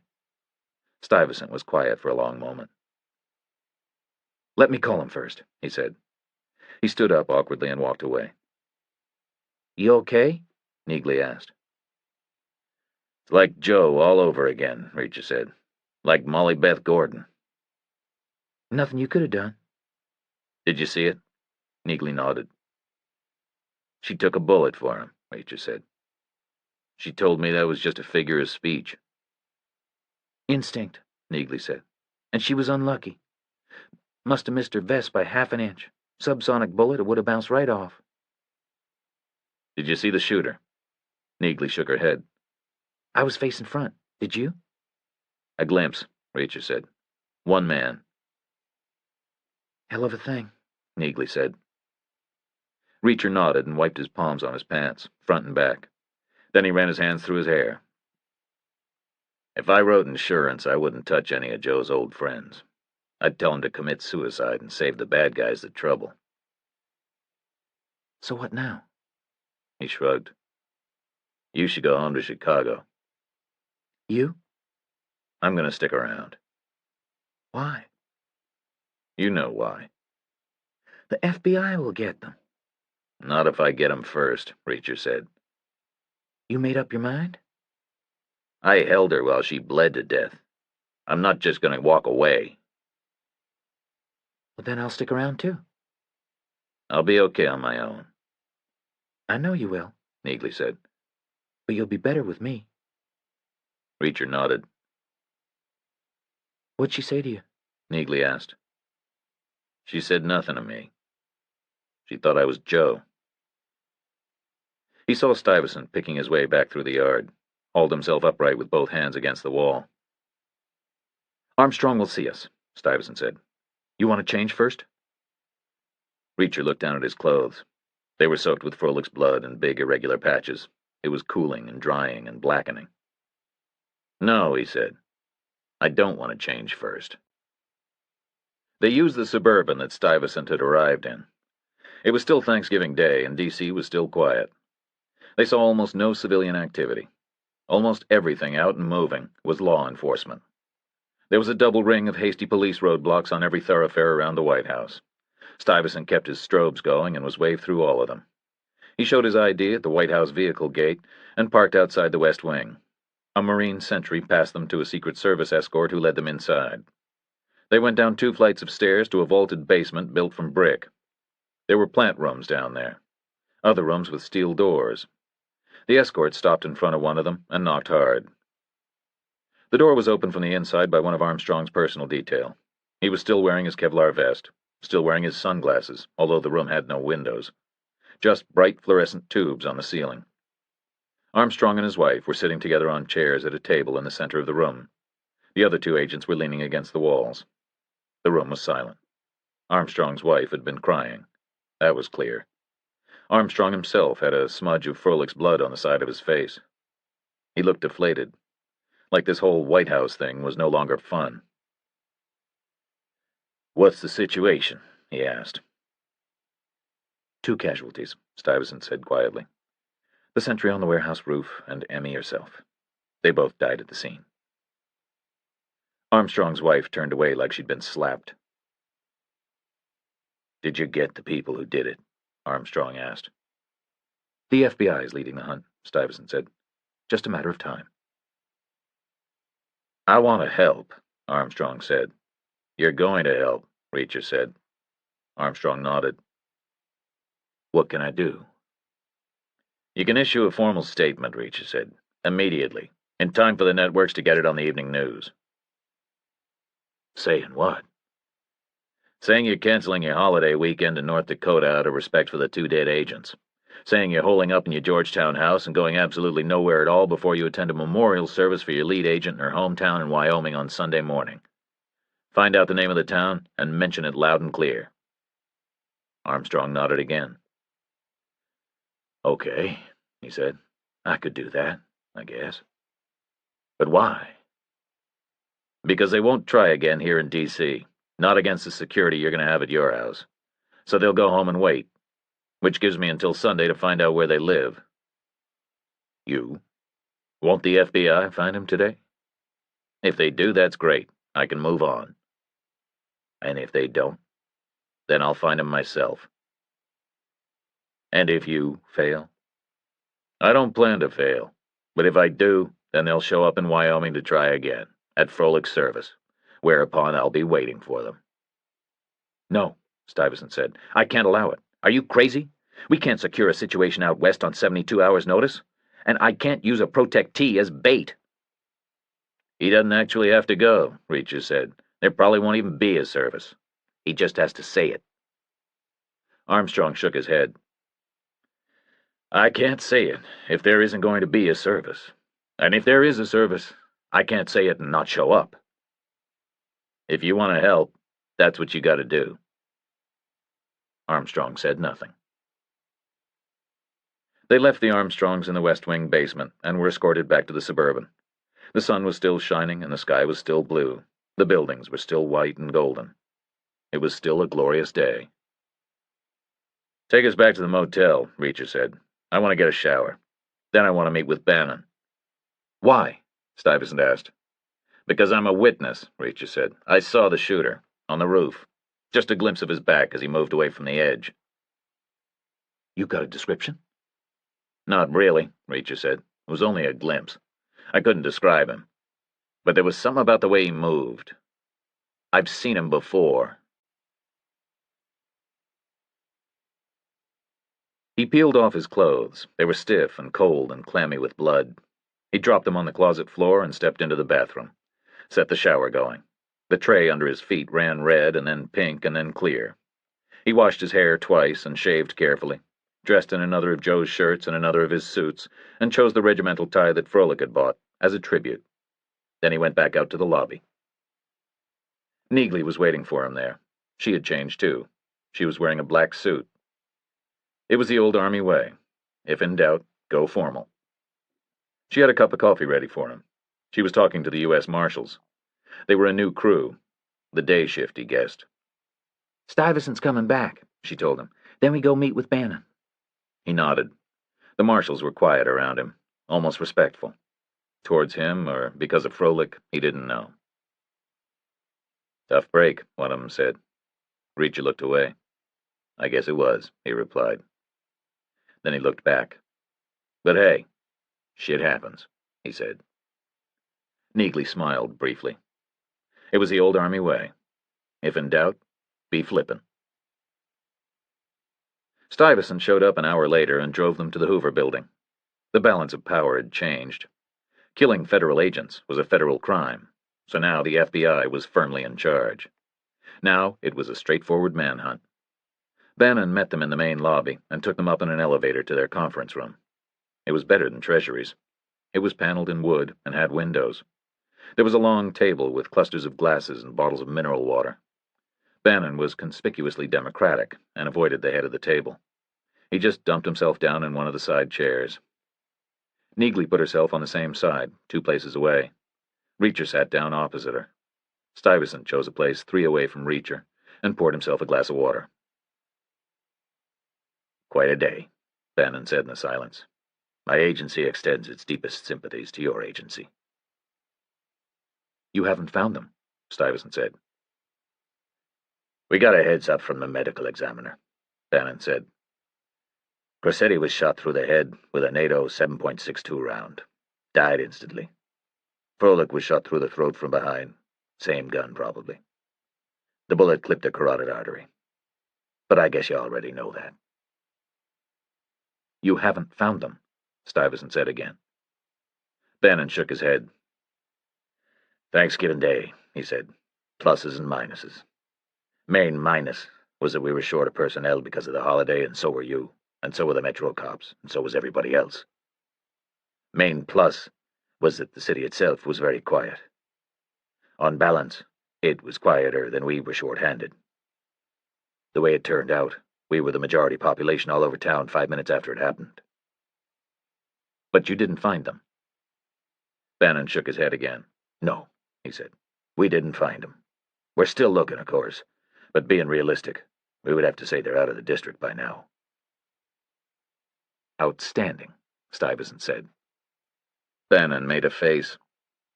"We're not turning cartwheels, but there's nothing to be gained by yelling at us, because we could yell right back. Somebody got through the screen you deployed. Somebody decoyed your guy off the roof." He looked directly at Stuyvesant as he said it. "We paid for it," Stuyvesant said. "Big time." "How did it happen?" Neagley asked. "How did they get up there at all?" "Not through the front," Bannon said. "There was a shitload of cops watching the front. They saw nothing, and they can't all have fallen asleep at the critical time. Not down the back alley either. There was a cop on foot and a cop in a car watching both ends.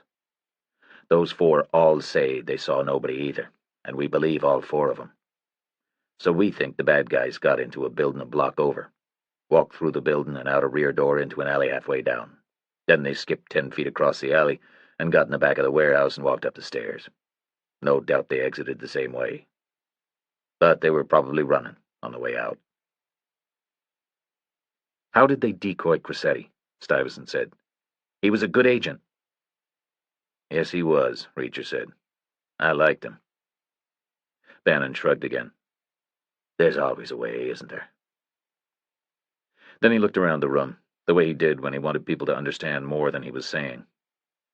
Nobody responded. "Did you check the trains?" Reacher asked. Bannon nodded.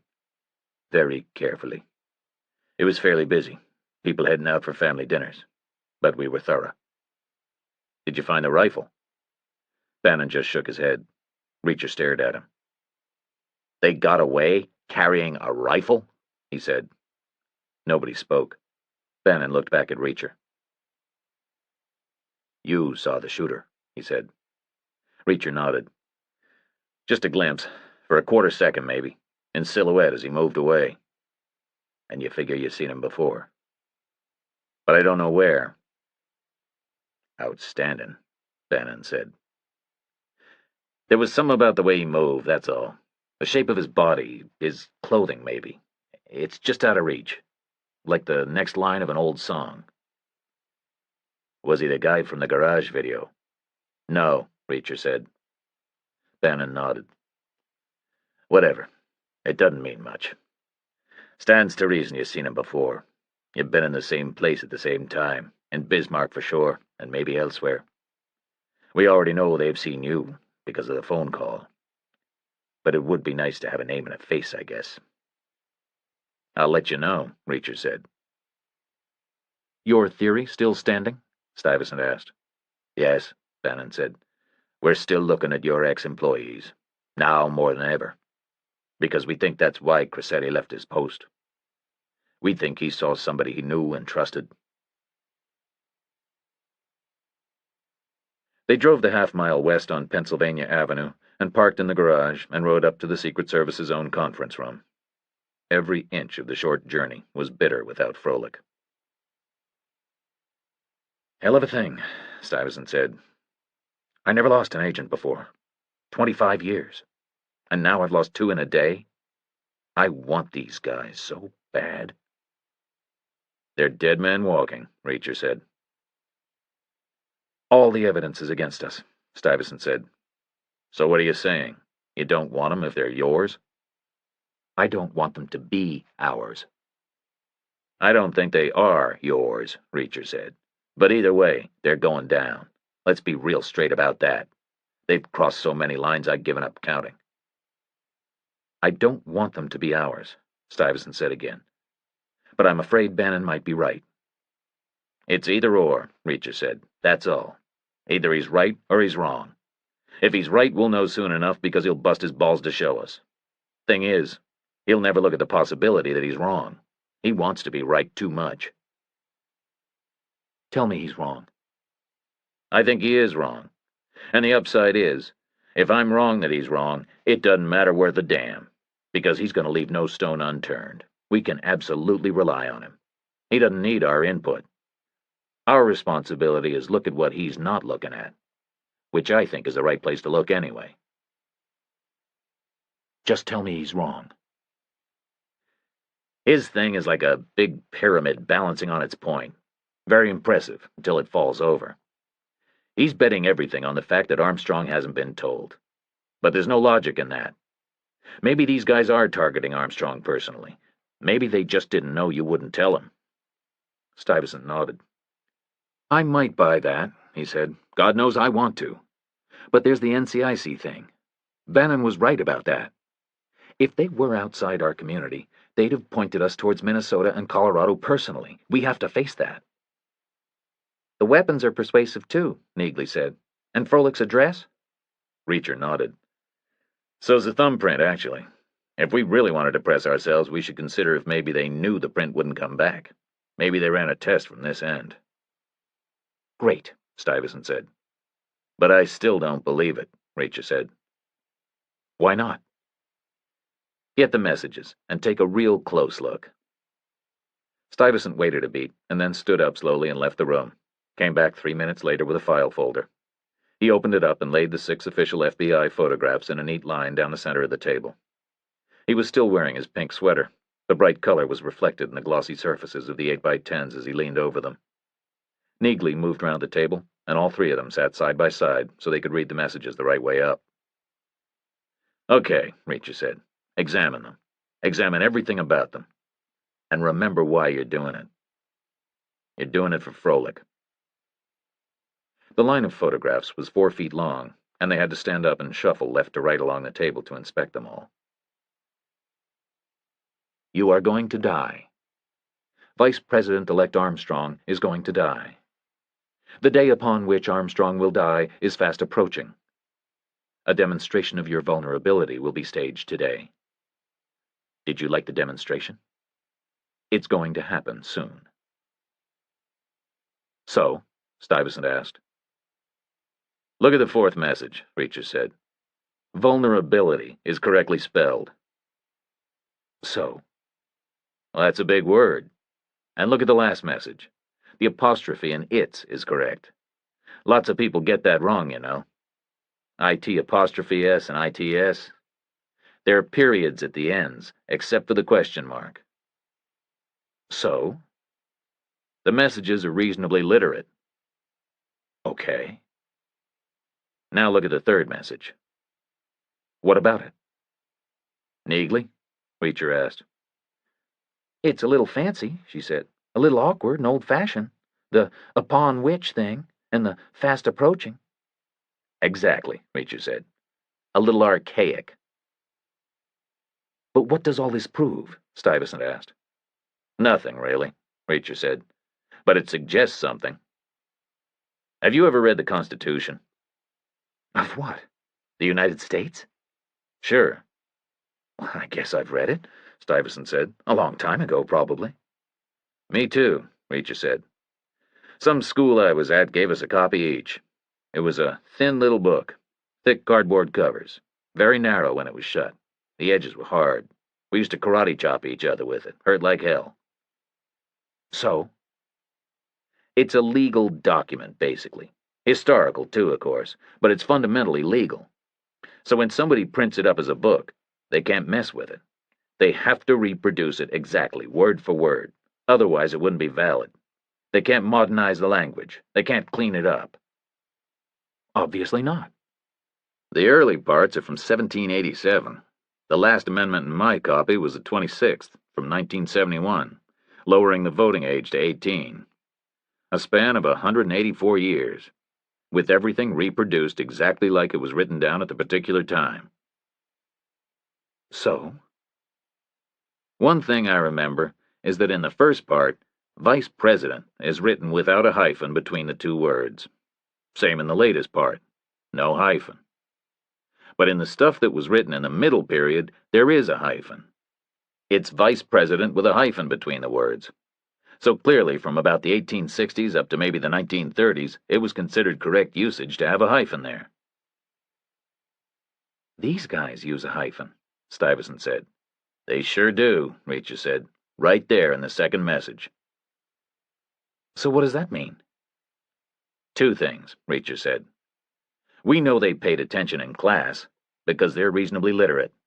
So the first thing it means is that they went to school someplace where they used old textbooks and old-style manuals that were way out of date. Which explains the third message's archaic feel, maybe. And which is why I figured they might be from a poor rural area with low school taxes. Second thing it means is they never worked for the Secret Service, because you guys are buried in paperwork. I never seen anything like it, even in the Army. Anybody who worked here would have written Vice President 1,000,000 times over in their career, all with the modern usage without the hyphen. They would have gotten totally used to it that way. There was quiet for a moment. Maybe the other guy wrote it, Stuyvesant said. The one who didn't work here. The one with the thumbprint. Makes no difference, Reacher said. Like Bannon figured, they're a unit. They're collaborators and perfectionists. If one guy had written it wrong, the other guy would have corrected it. But it wasn't corrected. Therefore, neither of them knew it was wrong. Therefore, neither of them worked here. Stuyvesant was silent for a long moment. I want to believe it, he said, but you're basing everything on a hyphen. Don't dismiss it, Reacher said. I'm not dismissing it, Stuyvesant said. I'm thinking. About whether I'm crazy? About whether I can afford to back this kind of hunch. That's the beauty of it, Reacher said. It doesn't matter if I'm completely wrong, because the FBI has taken care of the alternative scenario. It could be deliberate, Neagley said. They might be misleading us, trying to disguise their background or their education level, throwing us off. Reacher shook his head. I don't think so, he said. This is too subtle. They do all the usual things. Gross misspellings, bad punctuation, a hyphen between vice and president is something you don't know from right or wrong. It's something you just do. What are the exact implications? Stuyvesant asked. Age is critical, Reacher said. They can't be older than early 50s to be running around doing all this stuff, up ladders, downstairs. They can't be younger than mid-40s because you read the Constitution in junior high, and surely by 1970 every school in America had new books.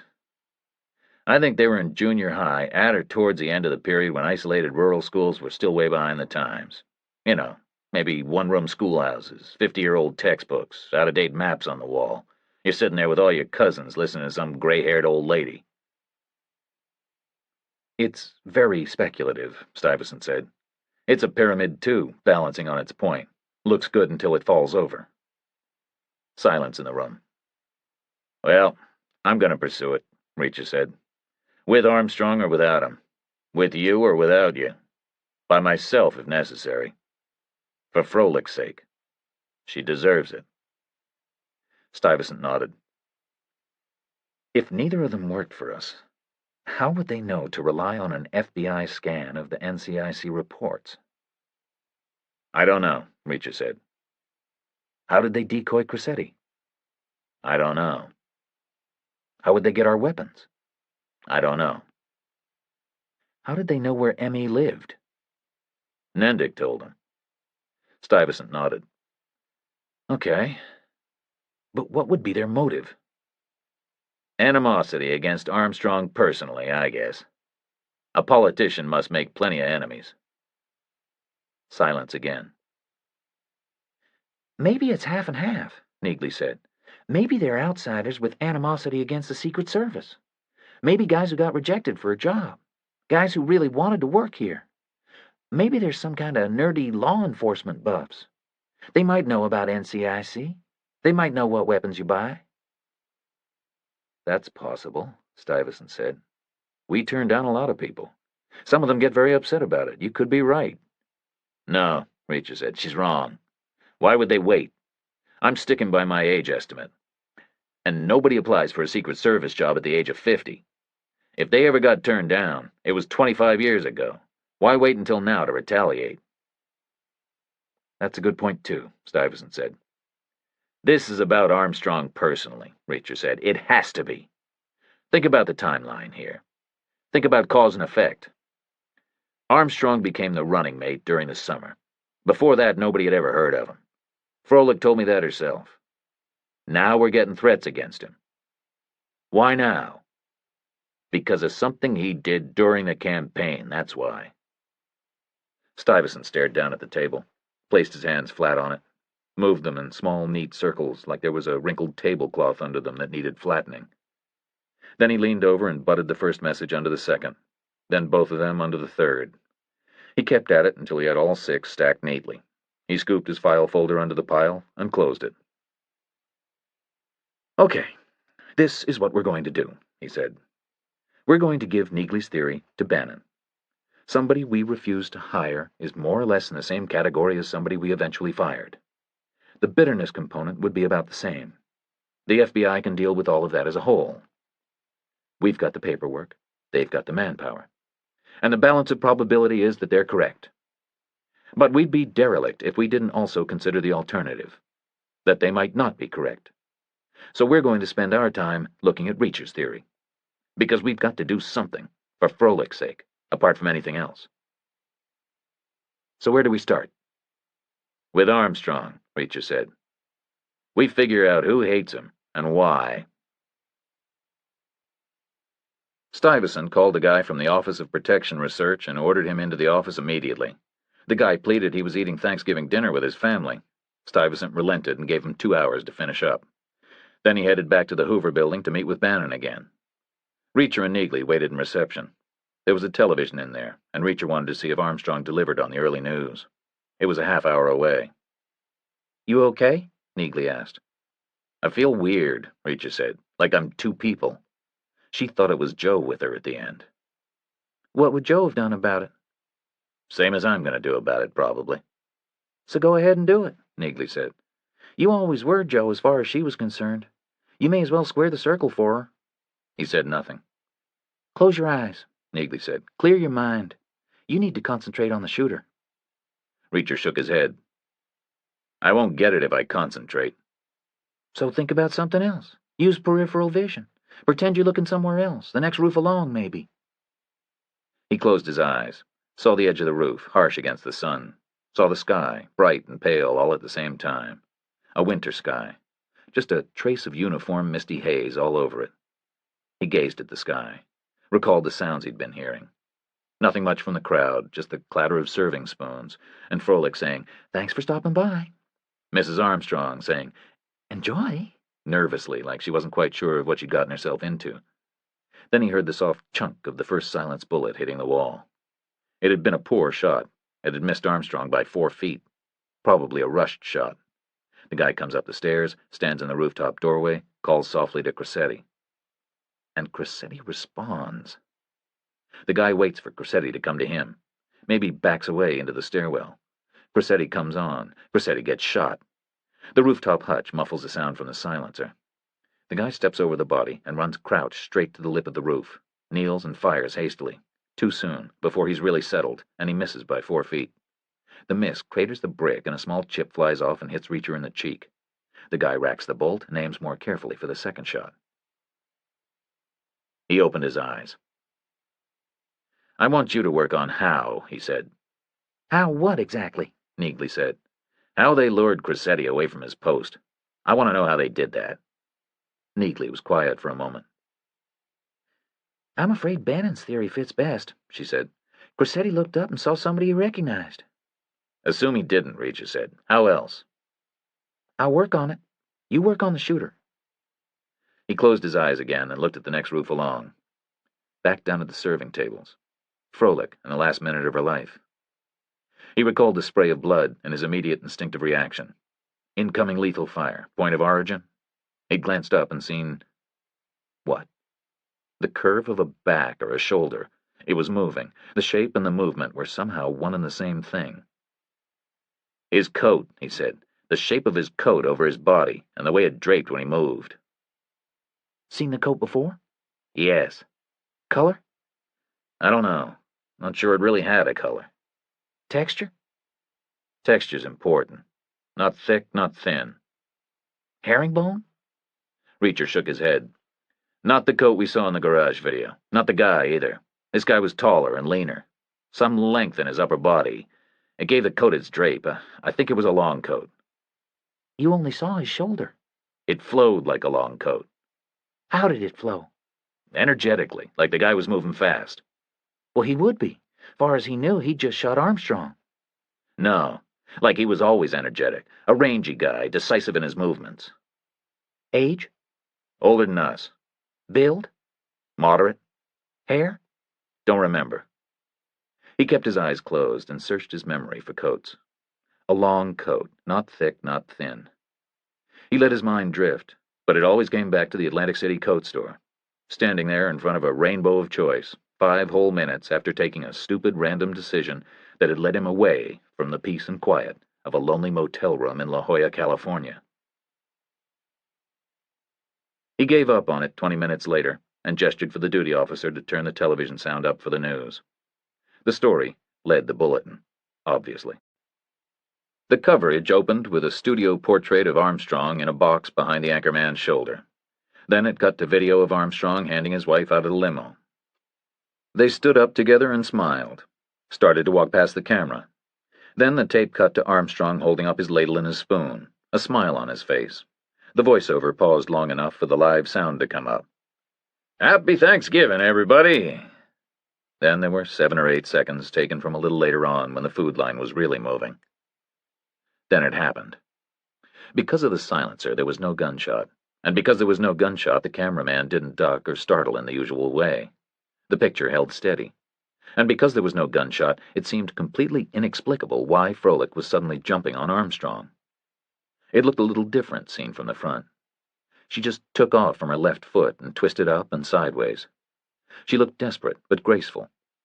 They ran at once at normal speed, and then again in slow motion. She got her right hand on his left shoulder and pushed him down and herself up. Her momentum carried her all the way around, and she drew her knees up and simply knocked him over with them. He fell, and she followed him down. She was a foot below her maximum height when the second bullet came in and hit her. Shit, Reacher said. Neagley nodded slowly. She was too quick. A quarter second slower, she'd still have been high enough in the air to take it in the vest. She was too good. They ran it again, normal speed. It was all over in a second. Then they let the tape run on. The cameraman seemed rooted to the spot. Reacher saw himself barging through the tables, saw the other agents firing.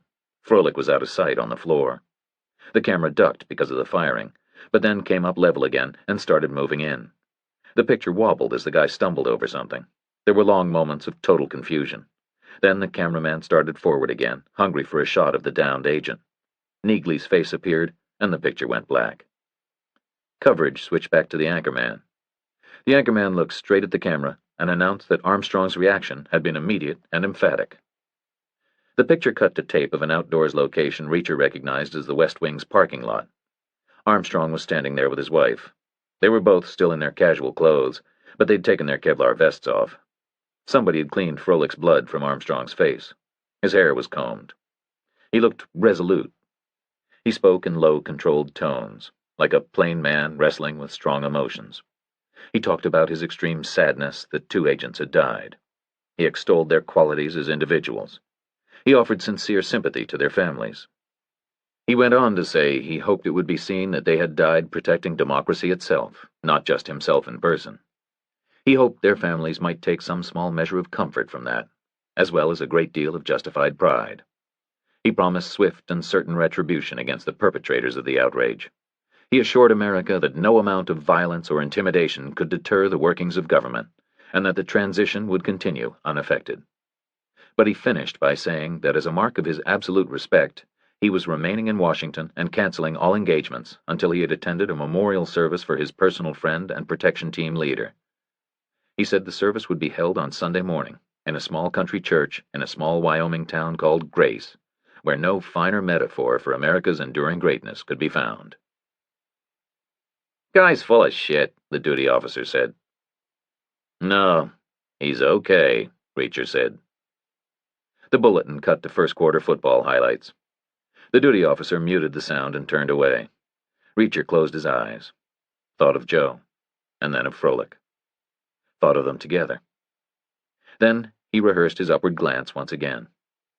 The curved spray of Froelich's blood, the curve of the shooter's shoulder, retreating, swinging away, swooping away, the coat flowing with him. The coat. He ran it all again, like the TV station had rerun its tape. He froze on the coat. He knew. He opened his eyes wide. "Figured how yet?" he asked. "Can't get past Bannon's take," Neagley answered. "Say it." "Cressetti saw someone he knew and trusted." "Man or woman?" "Man, according to you." "Okay. Say it again." Neagley shrugged. "Cressetti saw some man he knew and trusted." Reacher shook his head. 2 words short.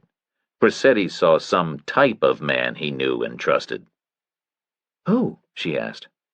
"Who can get in and out of anywhere without suspicion?" Neagley looked at him. "Law enforcement?" Reacher nodded. The coat was long, kind of reddish-brown, faint pattern to it. Too thin for an overcoat, too thick for a raincoat, flapping open. It swung as he ran. "As who ran?" "That Bismarck cop, that lieutenant or whatever he was. He ran over to me after I came out of the church. It was him on the warehouse roof." "It was a cop?" "That's a very serious allegation," Bannon said. "Based on a quarter-second observation from 90 yards during extreme mayhem." They were back in the FBI's conference room. Stuyvesant had never left it. He was still in his pink sweater. The room was still impressive. "It was him," Reacher said. "No doubt about it." "Cops are all fingerprinted," Bannon said. "Condition of employment." "So, his partner isn't a cop," Reacher said. "The guy on the garage video." Nobody spoke. "It was him," Reacher said again. "How long did you see him for in Bismarck?" Bannon asked. 10 seconds, maybe, Reacher said. "He was heading for the church. Maybe he'd seen me inside, ducked out, saw me leave, turned round, got ready to go back in." 10 1/4 seconds total, Bannon said. "Both times in panic situations. Defense counsel would eat you up." "It makes sense," Stuyvesant said. "Bismarck is Armstrong's hometown. Hometowns are the places to look for feuds." Bannon made a face. "Description?" "Tall," Reacher said. "Sandy hair going gray. Lean face, lean body. Long coat. Some kind of heavy twill. Reddish-brown. Open. Tweed jacket. White shirt. Tie. Gray flannel pants. Big old shoes." "Age?" "Middle or late 40s. "Rank?" He showed me a gold badge, but he stayed 20 feet away. I couldn't read it. He struck me as a senior guy. Maybe a detective lieutenant. Maybe even a captain." "Did he speak?" "He shouted from 20 feet away. Couple of dozen words, maybe." "Was he the guy on the phone?" "No." "So now we know both of them," Stuyvesant said. "A shorter, squat guy in a herringbone overcoat from the garage video, and a tall, lean cop from Bismarck. The squat guy spoke on the phone, and it's his thumbprint. And he was in Colorado with the machine gun because the cop is the marksman with the rifle. That's why he was heading for the church tower. He was going to shoot."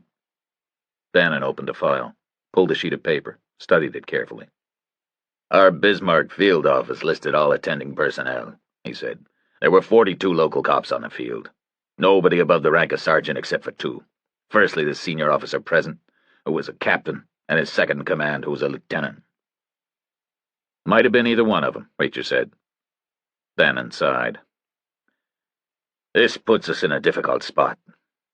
Stuyvesant stared at him. Now you're worried about upsetting the Bismarck PD? You didn't worry too much about upsetting us. I'm not worried about upsetting anybody, Bannon said. I'm thinking tactically is all. If it had been a patrolman out there, I could call the captain or the lieutenant and ask him to investigate. Can't do that the other way around. And alibis are going to be all over the place. Senior ranks will be off duty today for the holiday. Call now, Neagley said. Find out who's not in town. They can't be home yet. You're watching the airports. Bannon shook his head. People aren't home today for lots of reasons. They're visiting family, stuff like that. And this guy could be home already. He could have gotten through the airports easy as anything. That's the whole point, isn't it? Mayhem like we had today, multiple agencies out and looking. Nobody knows each other. All he's got to do is hustle along holding his badge up and he walks straight through anywhere. That's obviously how they got into the immediate area. And out again. What's more natural in the circumstances than a cop running full speed with his badge held up? The room went quiet. Personnel files, Stuyvesant said. We should get Bismarck PD to send us their files and let Reacher look at the photographs. That would take days, Bannon said. And who would I ask? I might be speaking directly to the bad guy. So speak to your Bismarck field office, Neagley said.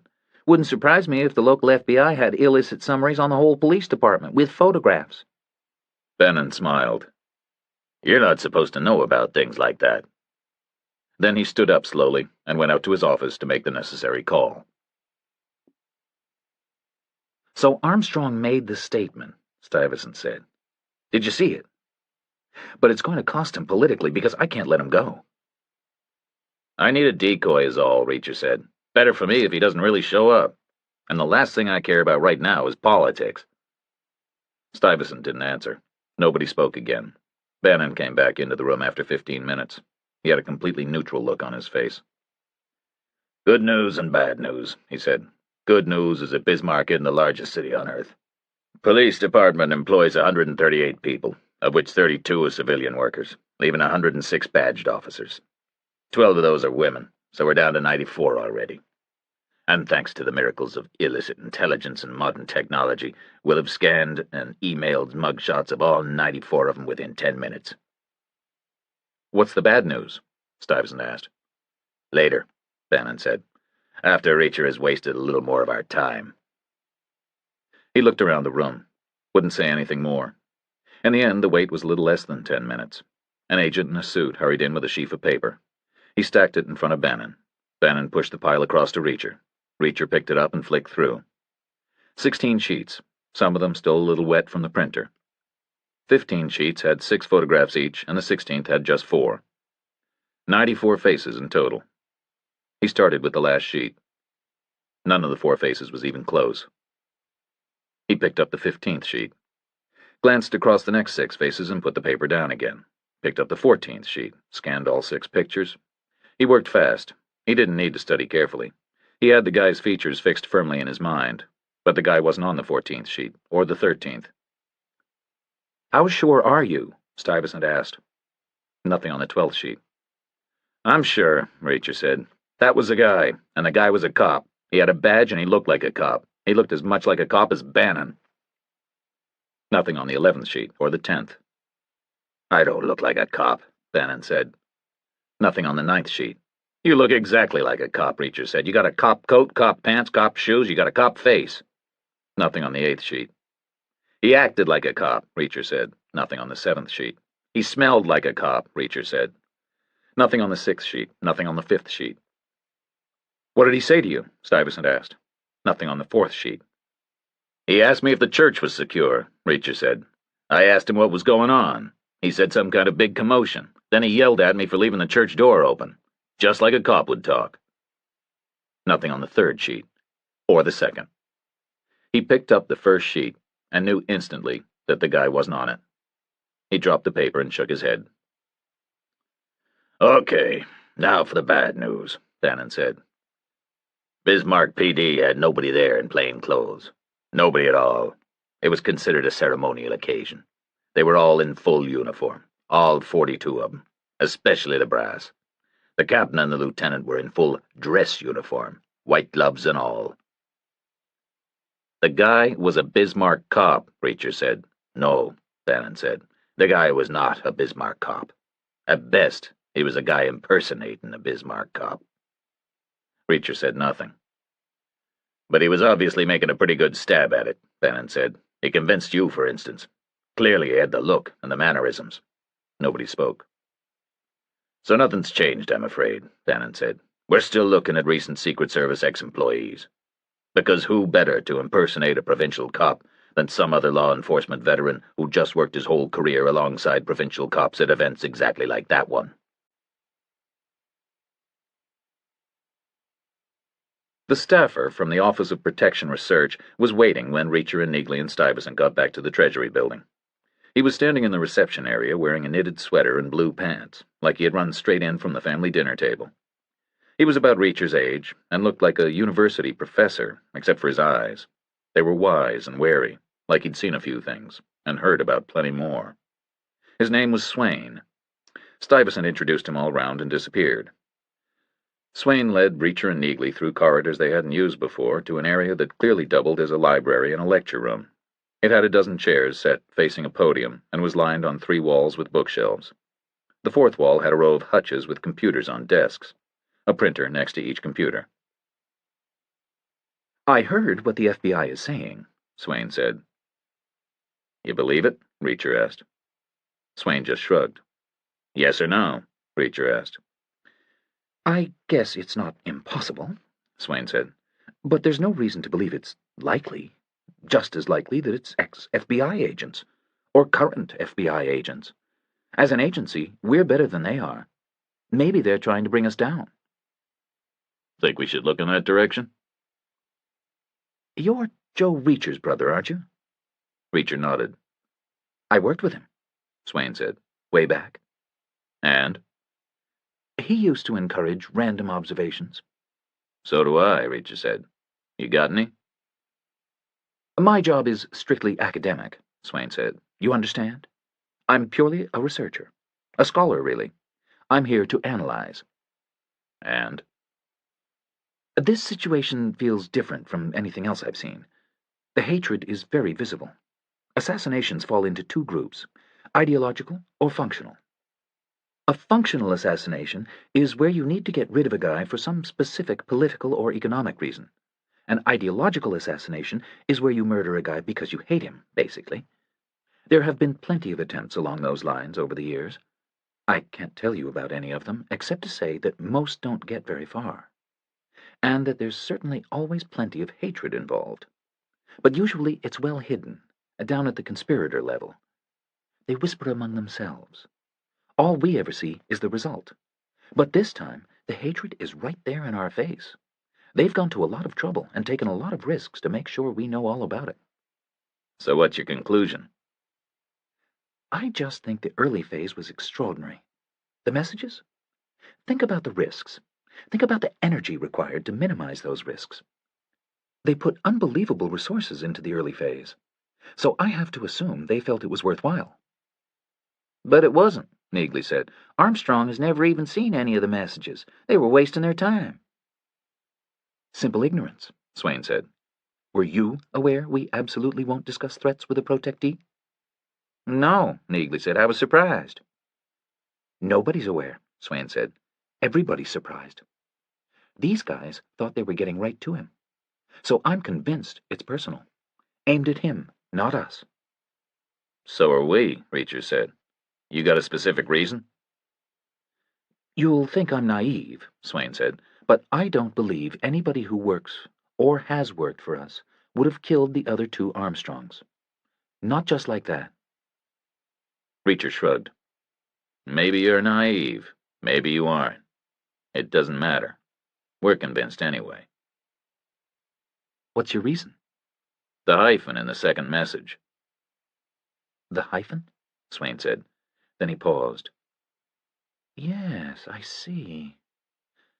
Plausible, but a little circumstantial, wouldn't you say? Whatever. We're working with the assumption it was personal. Okay, but why? The only possible answer is that they absolutely hate him. They wanted to taunt him, scare him, make him suffer first. Just shooting him isn't enough for them. So who are they? Who hates him that bad? Swain made a gesture with his hand like he was pushing that question aside. Something else, he said. This is a little off the wall, but I think we're miscounting. How many messages have there been? 6, Reacher said. No, Swain said. I think there have been 7. Where's the 7th? Nendik, Swain said. I think Nendik delivered the 2nd message and was the 3rd message. You see, you got here, and 48 hours later, you got to Nendik, which was pretty quick. But with respect, we'd have gotten there anyway, sooner or later. It was inevitable. If it wasn't the cleaners, it had to be the tapes. So we'd have gotten there. And what was waiting for us? Nendik wasn't just a delivery system. He was a message in himself. He showed us what these people are capable of. Assuming Armstrong was in the loop, he'd have been getting pretty shaky by that point. Then there are 9 messages, Neagley said. On that basis, we should add in the Minnesota and the Colorado situations. Absolutely, Swain said. You see what I mean? Everything has fear as its purpose. Every single thing. Suppose Armstrong was in the loop all along. He gets the 1st message. He's worried. We get the 2nd message. He's more worried. We trace its source, and he starts to feel better, but no, it gets even worse, because we find Nendik paralyzed with fear. Then we get the demonstration threat. He's worried some more. Then the demonstration happens, and he's devastated by how ruthless it was. Reacher said nothing, just stared at the floor. You think I'm over-analytical, Swain said. Reacher shook his head, still looking at the floor. No, I think I'm under-analytical. Maybe. Possibly. Because what are the thumbprints about? They're a taunt of a different sort, Swain said. They're a boast, a puzzle, a tease. Can't catch me sort of thing. How long did you work with my brother? 5 years. I worked for him, really. I say with him as a vain attempt at status. Was he a good boss? He was a great boss, Swain said. Great guy all round. And he ran random observation sessions. Swain nodded. They were fun. Anybody could say anything. Did he join in? He was very lateral. Reacher looked up. You just said everything has fear as its purpose. Every single thing. Then you said the thumbprints are a taunt of a different sort, so not everything is the same, right? Something's different. Swain shrugged. I could stretch it. The thumbprints induce the fear that these guys are too clever to be caught. Different sort of fear, but it's still fear. Reacher looked away, went quiet. 30 seconds, a whole minute. I'm gonna cave in, he said. Finally. I'm gonna be like Joe. I'm wearing his suit. I was sleeping with his girlfriend. I keep meeting his old colleagues. So now I'm gonna make a lateral, random, off-the-wall observation just like he did, apparently. What is it? Neagley said. I think we missed something, Reacher said. Just skated right on by it. What? I got all these weird images going round in my head. Like, for instance, Stuyvesant's secretary doing things at her desk. What things? I think we got the thumbprint exactly ass backward. All along, we've assumed they knew it was untraceable. But I think we're completely wrong. I think it's just the opposite. I think they expected it would be traceable. Why? Because I think the thumbprint thing is exactly the same as a Nendik thing. I met a watchmaker today. He told me where squalene comes from. Shark's livers, Neagley said. And people's noses, Reacher said. Same stuff. That gunk you wake up with in the morning is squalene. Same chemical exactly. So? So I think our guys gambled and got unlucky. Suppose you picked a random male person aged about 60 or 70. What are the chances he'd have been fingerprinted at least once in his lifetime? Pretty good, I guess, Neagley said. All immigrants are printed. American-born, he'd have been drafted for Korea or Vietnam, and printed even if he didn't go. He'd have been printed if he'd ever been arrested or worked for the government. Or for some private corporations, Swain said. Plenty of them require prints. Banks, retailers, people like that. Okay, Reacher said. So here's the thing. I don't think the thumbprint comes from one of the guys themselves. I think it comes from somebody else entirely. From some innocent bystander. From somebody they picked out at random. And it was supposed to lead us directly to that somebody. The room went quiet. Neagley stared at Reacher. What for? She said. So we could find another Nendick, he said. The thumbprint was on every message. And the guy it came from was a message, just like Swain says Nendick was. We were supposed to trace the print and find the guy and find an exact replica of the Nendick situation. Some terrified victim, too scared to open his mouth and tell us anything. A message in himself. But by pure accident, our guys hit on somebody who had never been printed, so we didn't find him. But there were 6 paper messages, Swain said. Probably 20 days between the first one going in the mail and the last one being delivered to Froelic's house. So what does that mean? All the messages were prepared in advance? That's way too much planning ahead, surely. It's possible, Neagley said. They could have printed dozens of variations, one for every eventuality. No, Reacher said. I think they printed them up as they went along. I think they kept the thumbprint available to them at all times. How? Swain asked. They abducted some guy and took him hostage? They've stashed him somewhere? They're taking him everywhere with them? Couldn't work, Neagley said. Can't expect us to find him if he's not home. He's home, Reacher said. But his thumb isn't. Nobody spoke. Fire up a computer, Reacher said. Search NCIC for the word thumb. We got a big field office in Sacramento, Bannon said. 3 agents are already mobile. A doctor, too. We'll know in an hour. This time, Bannon had come to them. They were in the Secret Service conference room. Stuyvesant at the head of the table, Reacher and Neagley and Swain together on one side, Bannon alone on the other. It's a bizarre idea, Bannon said. What would they do? Keep it in the freezer? Probably, Reacher said. Thaw it a bit, rub it down their nose, print it on the paper. Just like Stuyvesant's secretary with a rubber stamp. It's probably drying out a bit with age, which is why the squalene percentage keeps getting higher. What are the implications? Stuyvesant said. Assuming you're right. Reacher made a face. We can change one major assumption. Now, I would guess they've both got prints on file, and they've both been wearing the latex gloves. 2 renegades, Bannon said. Not necessarily ours, Stuyvesant said. So explain the other factors, Bannon said. Stuyvesant was silent. Bannon shrugged. Come on, he said. We've got an hour, and I don't want to be looking in the wrong place. So convince me. Show me these are private citizens gunning for Armstrong personally. Stuyvesant glanced at Swain, but Swain said nothing. Time is ticking by, Bannon said. This isn't an ideal context, Swain said. Bannon smiled. What? You only preach to the choir? Nobody spoke. You've got no case, Bannon said. I mean, who cares about a vice president? They're nobodies. What was it? A bucket of warm spit? It was a pitcher, Swain said. John Nance Garner said the vice presidency isn't worth a pitcher of warm spit. He also called it a spare tire on the automobile of government. He was FDR's first running mate. John Adams called it the most insignificant office man had ever invented, and he was the first vice president of all. So, who cares enough to shoot a spare tire or an insignificant pitcher of spit? Let me start from the beginning, Swain said. What does a vice president do? He sits around, Bannon says. Hopes the big guy dies. Swain nodded. Somebody else said that the vice president's job is merely about waiting.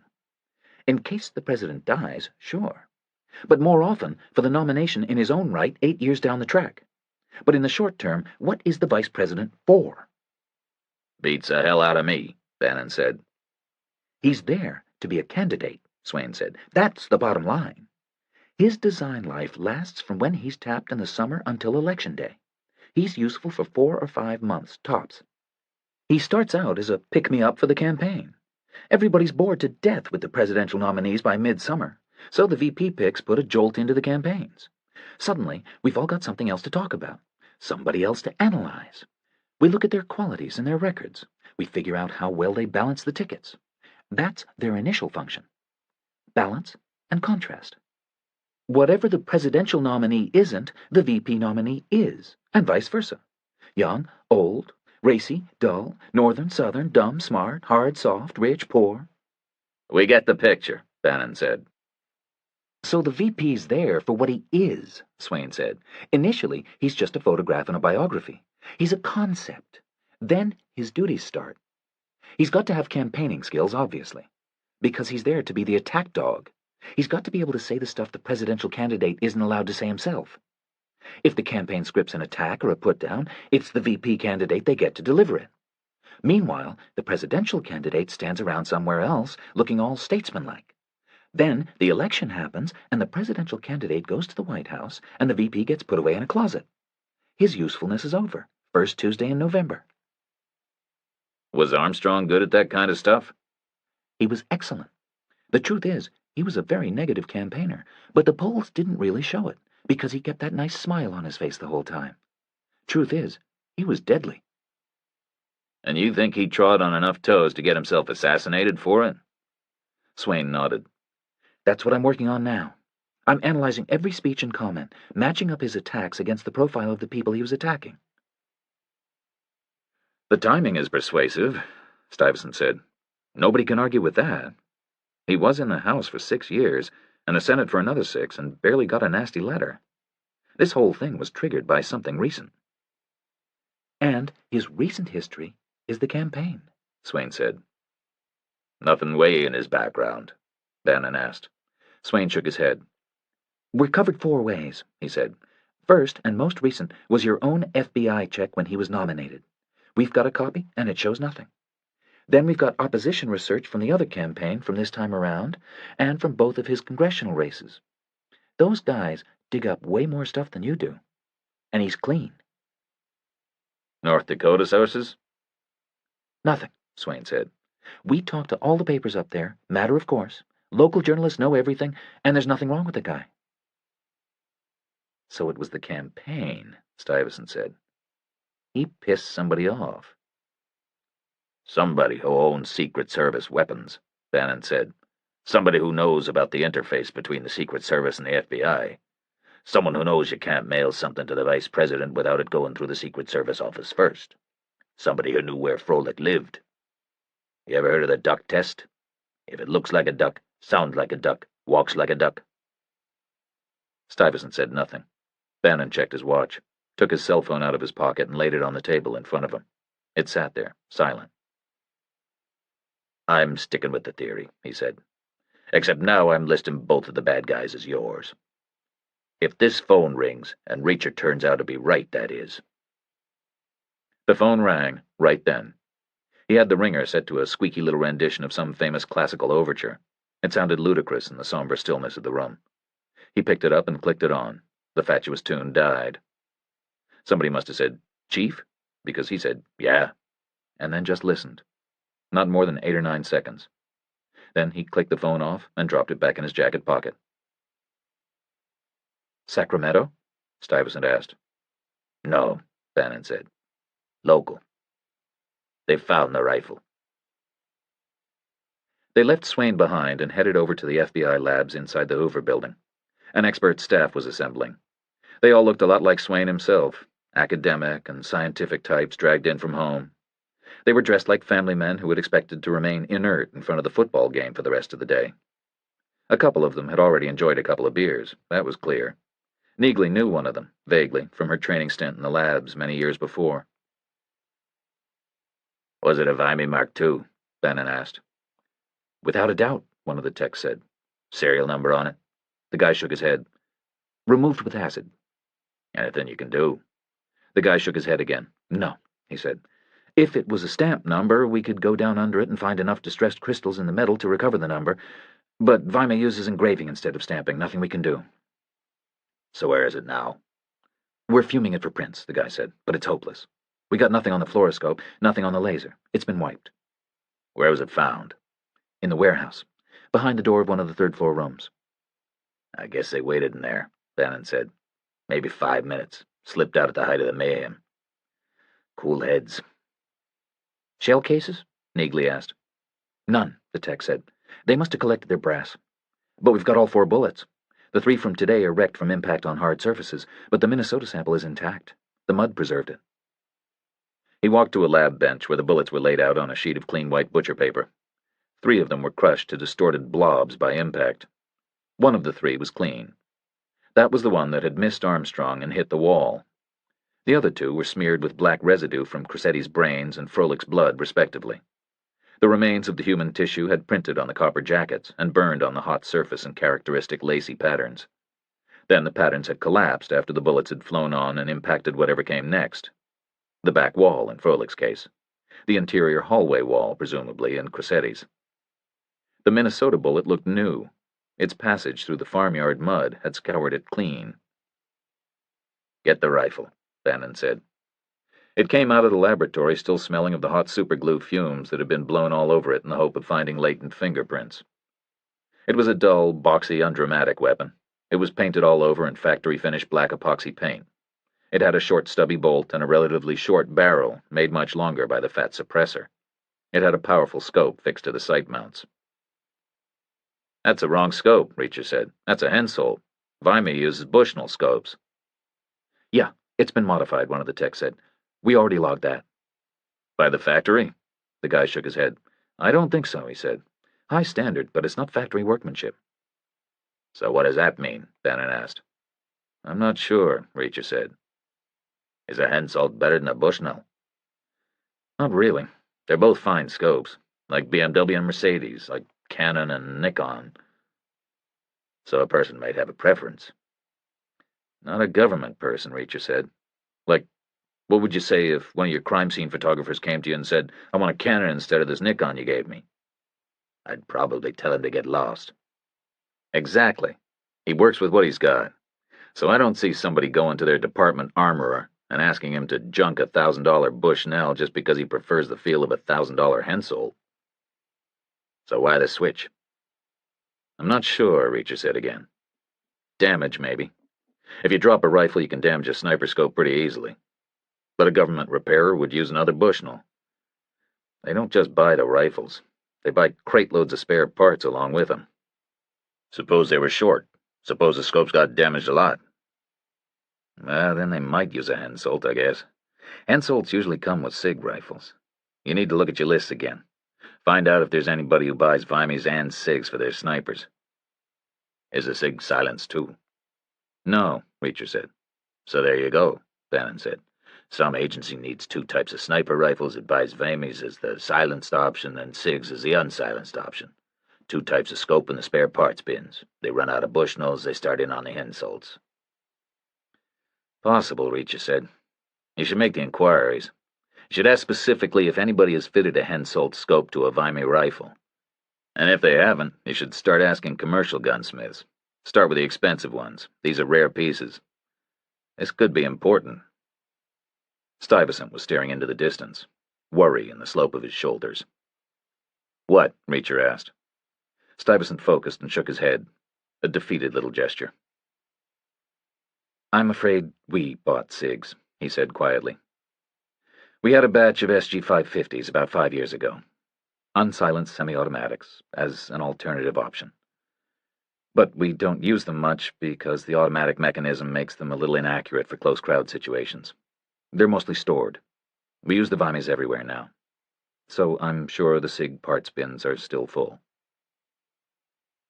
The room was quiet for a moment. Then Bannon's phone rang again. The insane little overture trilled into the silence. He clicked on it and put it to his ear, said "yeah," and listened. "I see," he said. "Listen some more." "The doctor agree?" he asked. "Listen some more." "I see," he said, and listened. "I guess," he said, and listened. "2?" he asked, and listened. "Okay," he said, and clicked the phone off. "Upstairs," he said. He was pale. Stuyvesant and Reacher and Neagley followed him out to the elevator and rode with him up to the conference room. He sat at the head of the table, and the others stayed together towards the other end, like they didn't want to get too close to the news. The sky was full dark outside the windows. Thanksgiving Day was grinding to a close. "His name is Andretti," Bannon said. "Age 73, retired carpenter, retired volunteer firefighter. He's got granddaughters." That's where the pressure came from. Is he talking? Neagley asked. Some, Bannon said. Sounds like he's made of slightly sterner stuff than Nendick. So how did it go down? He frequents a cop bar outside of Sacramento, from his firefighting days. He met 2 guys in there. Were they cops? Reacher asked.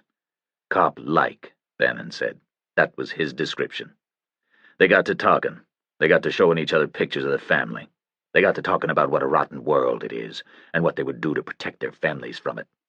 It was gradual, he said. And? He clammed up on us for a spell, but then our doctor took a look at his hand. The left thumb has been surgically removed. Well, not really surgically.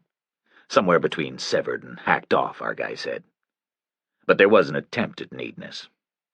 Andretti stuck to his carpentry story. Our doctor said no way was that a saw. Like, no way. Andretti seemed pleased to be contradicted, and he talked some more. And? He lives alone, widower. The 2 cop-like guys had wormed an invitation home with him. They were asking him, what would you do to protect your family? Like, what would you do? How far would you go? It was all rhetorical at first, and then it got practical fast. They told him he'd have to give up his thumb, or his granddaughter's. His choice. They held him down and did it. They took his photographs and his address book. Told him now they knew what his granddaughters looked like and where they lived. Told him they'd take out their ovaries the same way they'd taken off his thumb. And he was ready to believe him, obviously. He would be, right? They'd just done it to him. They stole a cooler from the kitchen and some ice from the refrigerator to transport the thumb. They left, and he made it to the hospital. Silence in the room. Descriptions? Stuyvesant asked. Bannon shook his head. Too scared, he said. My guy's talked about witness protection for the whole family, but he's not gonna bite. My guess is we've got all we're gonna get. Forensics in the house? Andretti cleaned it thoroughly. They made him. They watched him do it. What about the bar? Anybody see them talking? We'll ask, but this was nearly 6 weeks ago. Don't hold your breath. Nobody spoke for a long time. Reacher? Neagley said. What? What are you thinking? He shrugged. I'm thinking about Dostoevsky, he said. I just found a copy of Crime and Punishment that I sent Joe for a birthday present. I remember I almost sent him the Brothers Karamazov instead, but I decided against it. You ever read that book?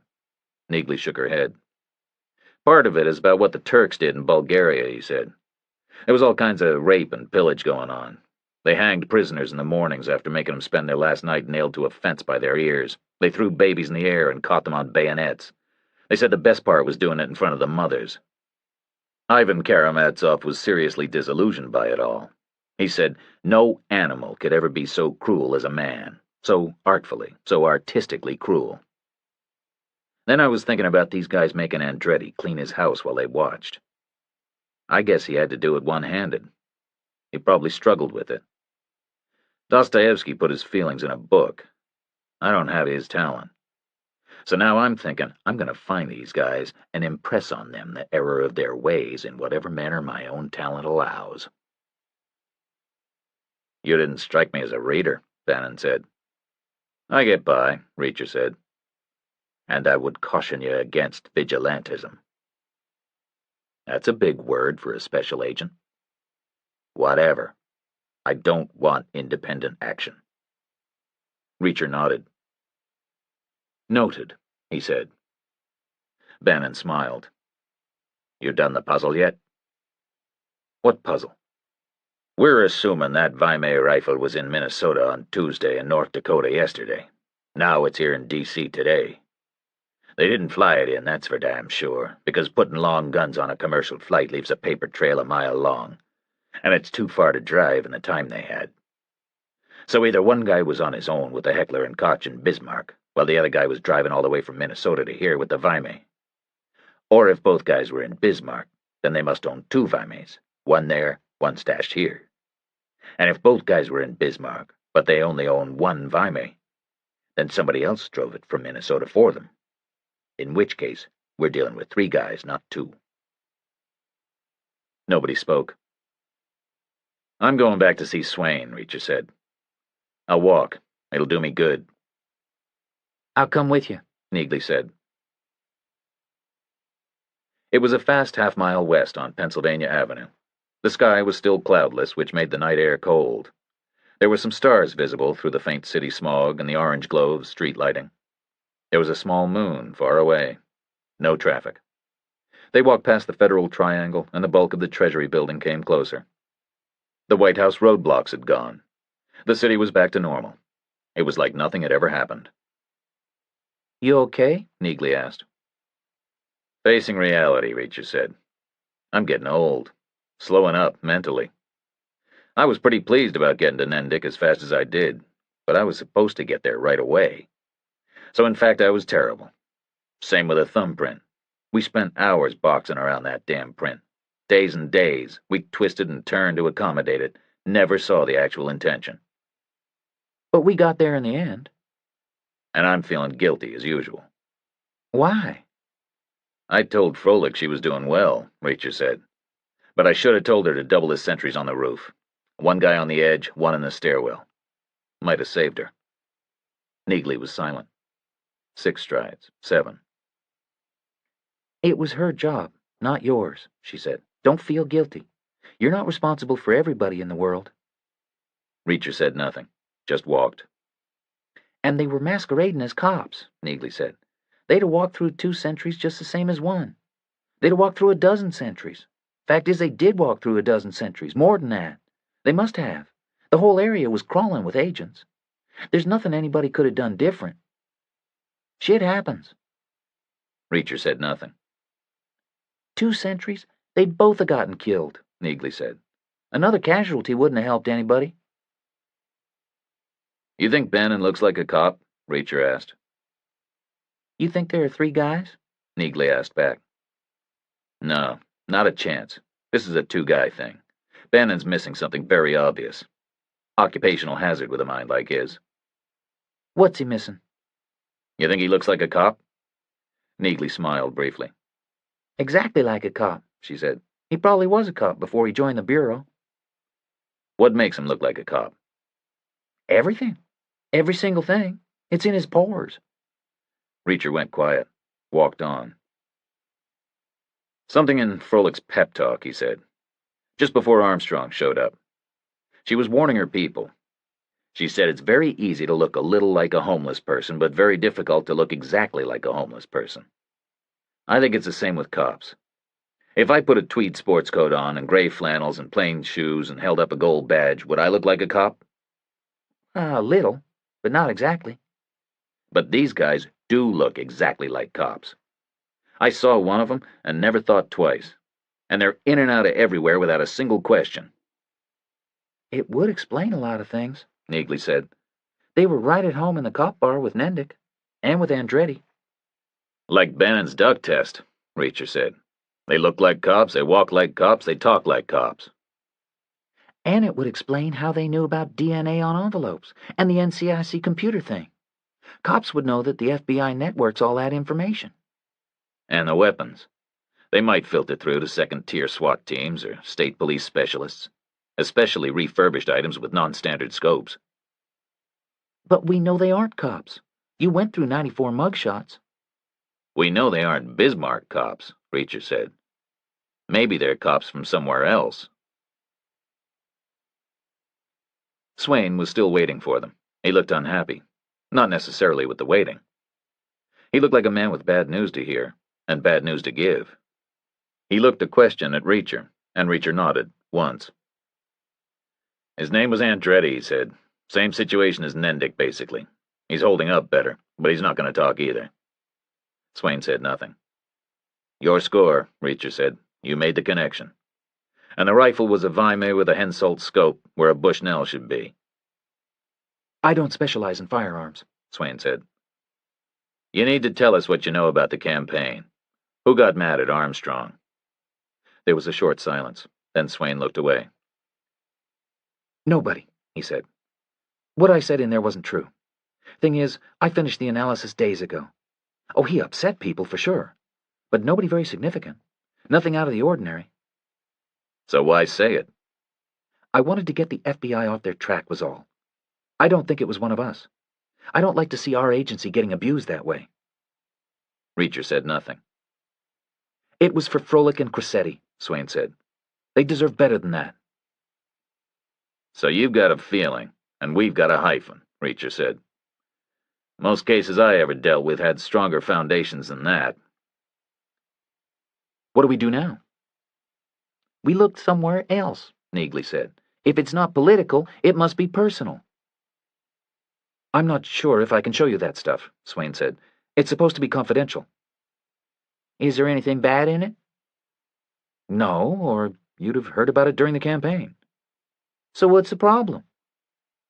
Is he faithful to his wife? Reacher asked. Yes, Swain said. Is she faithful to him? Yes. Is he kosher financially? Yes. So everything else is deep background. How can it hurt to let us take a look? I guess it can't. So let's go. They headed through the back corridors towards the library, but when they got there, the phone was ringing. Swain picked it up and then handed it to Reacher. Stuyvesant, for you, he said. Reacher listened for a minute and then put the phone down. Armstrong's coming in, he said. He's upset and restless and wants to talk to everybody he can find who was there today. They left Swain in the library and walked back to the conference room. Stuyvesant came in a minute later. He was still in his golf clothes. He still had Froelich's blood on his shoes. It was splashed up on the welts, black and dry. He looked close to exhaustion and mentally shattered. Reacher had seen it before. A guy goes 25 years, and it all falls apart in one terrible day. A suicide bombing will do it, or a helicopter crash, or a secrets leak, or a furlough rampage. Then the retributive machinery clanks into action, and a flawless career spent garnering nothing but praise is trashed at the stroke of a pen. Because it all has to be somebody's fault. Shit happens, but never in an official inquiry commission's final report. We're going to be thin on the ground, Stuyvesant said. I gave most people 24 hours, and I'm not dragging them back in just because the protectee can't sleep. 2 more guys came in 5 minutes later. Reacher recognized one of them as a rooftop sharpshooter, and the other as one of the agents screened around the food line. They nodded tired greetings, and turned round and went and got coffee. Came back in with a plastic cup for everybody. Armstrong's security preceded him like the edge of an invisible bubble. There was radio communication with the building while he was still a mile away. There was a second call when he reached the garage. His progress into the elevator was reported. One of his personal detail entered the reception area and announced an all clear. The other 2 brought Armstrong inside. The procedure was repeated at the conference room door. The first agent came in, glanced around, spoke into his cuff, and Armstrong leapfrogged past him into the room. He had changed into casual clothes that didn't suit him. He was in corduroy pants and a patterned sweater and a suede jacket. All the colors matched, and all the fabrics were stiff and new. It was the first false note Reacher had seen from him. It was like he had asked himself, what would a vice president wear, instead of just grabbing whatever was at the front of his closet. He nodded somber greetings all around and moved towards the table. Didn't speak to anybody. He seemed awkward. The silence grew. It reached the point where it was embarrassing. "How's your wife, sir?" the sharpshooter asked. It was the perfect political question, Reacher thought. It was an invitation to talk about somebody else's feelings, which was always easier than talking about your own. It was collegial, in that it said, we're all on the inside here, so let's talk about somebody who isn't. And it said, here's your chance to thank us for saving her ass. And yours. "She's very shaken," Armstrong said. "It was a terrible thing. She wants you to know how sorry she is. She's been giving me a hard time, actually. She says it's wrong of me to be putting you people at risk." It was the perfect political answer, Reacher thought. It invited only one reply. "Just doing our job, sir." "It's our job, sir," Stuyvesant said. "If it wasn't you, it would be somebody else." "Thank you," Armstrong said, "for being so gracious. And thank you for performing so superbly well today. From both of us. From the bottom of our hearts. I'm not a superstitious guy, but I kind of feel I owe you now. Like I won't be free of an obligation until I've done something for you. So don't hesitate to ask me. Anything at all, formal or informal, collective or individual. I'm your friend for life." Nobody spoke. "Tell me about Crissetti," Armstrong said. "Did he have family?" The sharpshooter nodded. "A wife and a son," he said. "Boy's 8, I think." Armstrong looked away. "I'm so sorry," he said. Silence in the room. "Is there anything I can do for them?" Armstrong asked. "They'll be looked after," Stuyvesant said. "Froelich had parents in Wyoming," Armstrong said. "That's all. She wasn't married, no brothers or sisters. I spoke with her folks earlier today. After I saw you at the White House, I felt I ought to offer my condolences personally. And I felt I should clear my statement with them. You know, before I spoke to the television people. I felt I couldn't misrepresent the situation without their permission, just for the sake of a decoy scheme. But they liked the idea of a memorial service on Sunday. So much so that they're going to go ahead with it, in fact. So there will be a service after all." Nobody spoke. Armstrong picked a spot on the wall and looked hard at it. "I want to attend it," he said. "In fact, I'm going to attend it." "I can't permit that," Stuyvesant said. Armstrong said nothing. "I mean, I advise against it," Stuyvesant said. "She was killed because of me. I want to attend her service. It's the least I can do. I want to speak there, actually.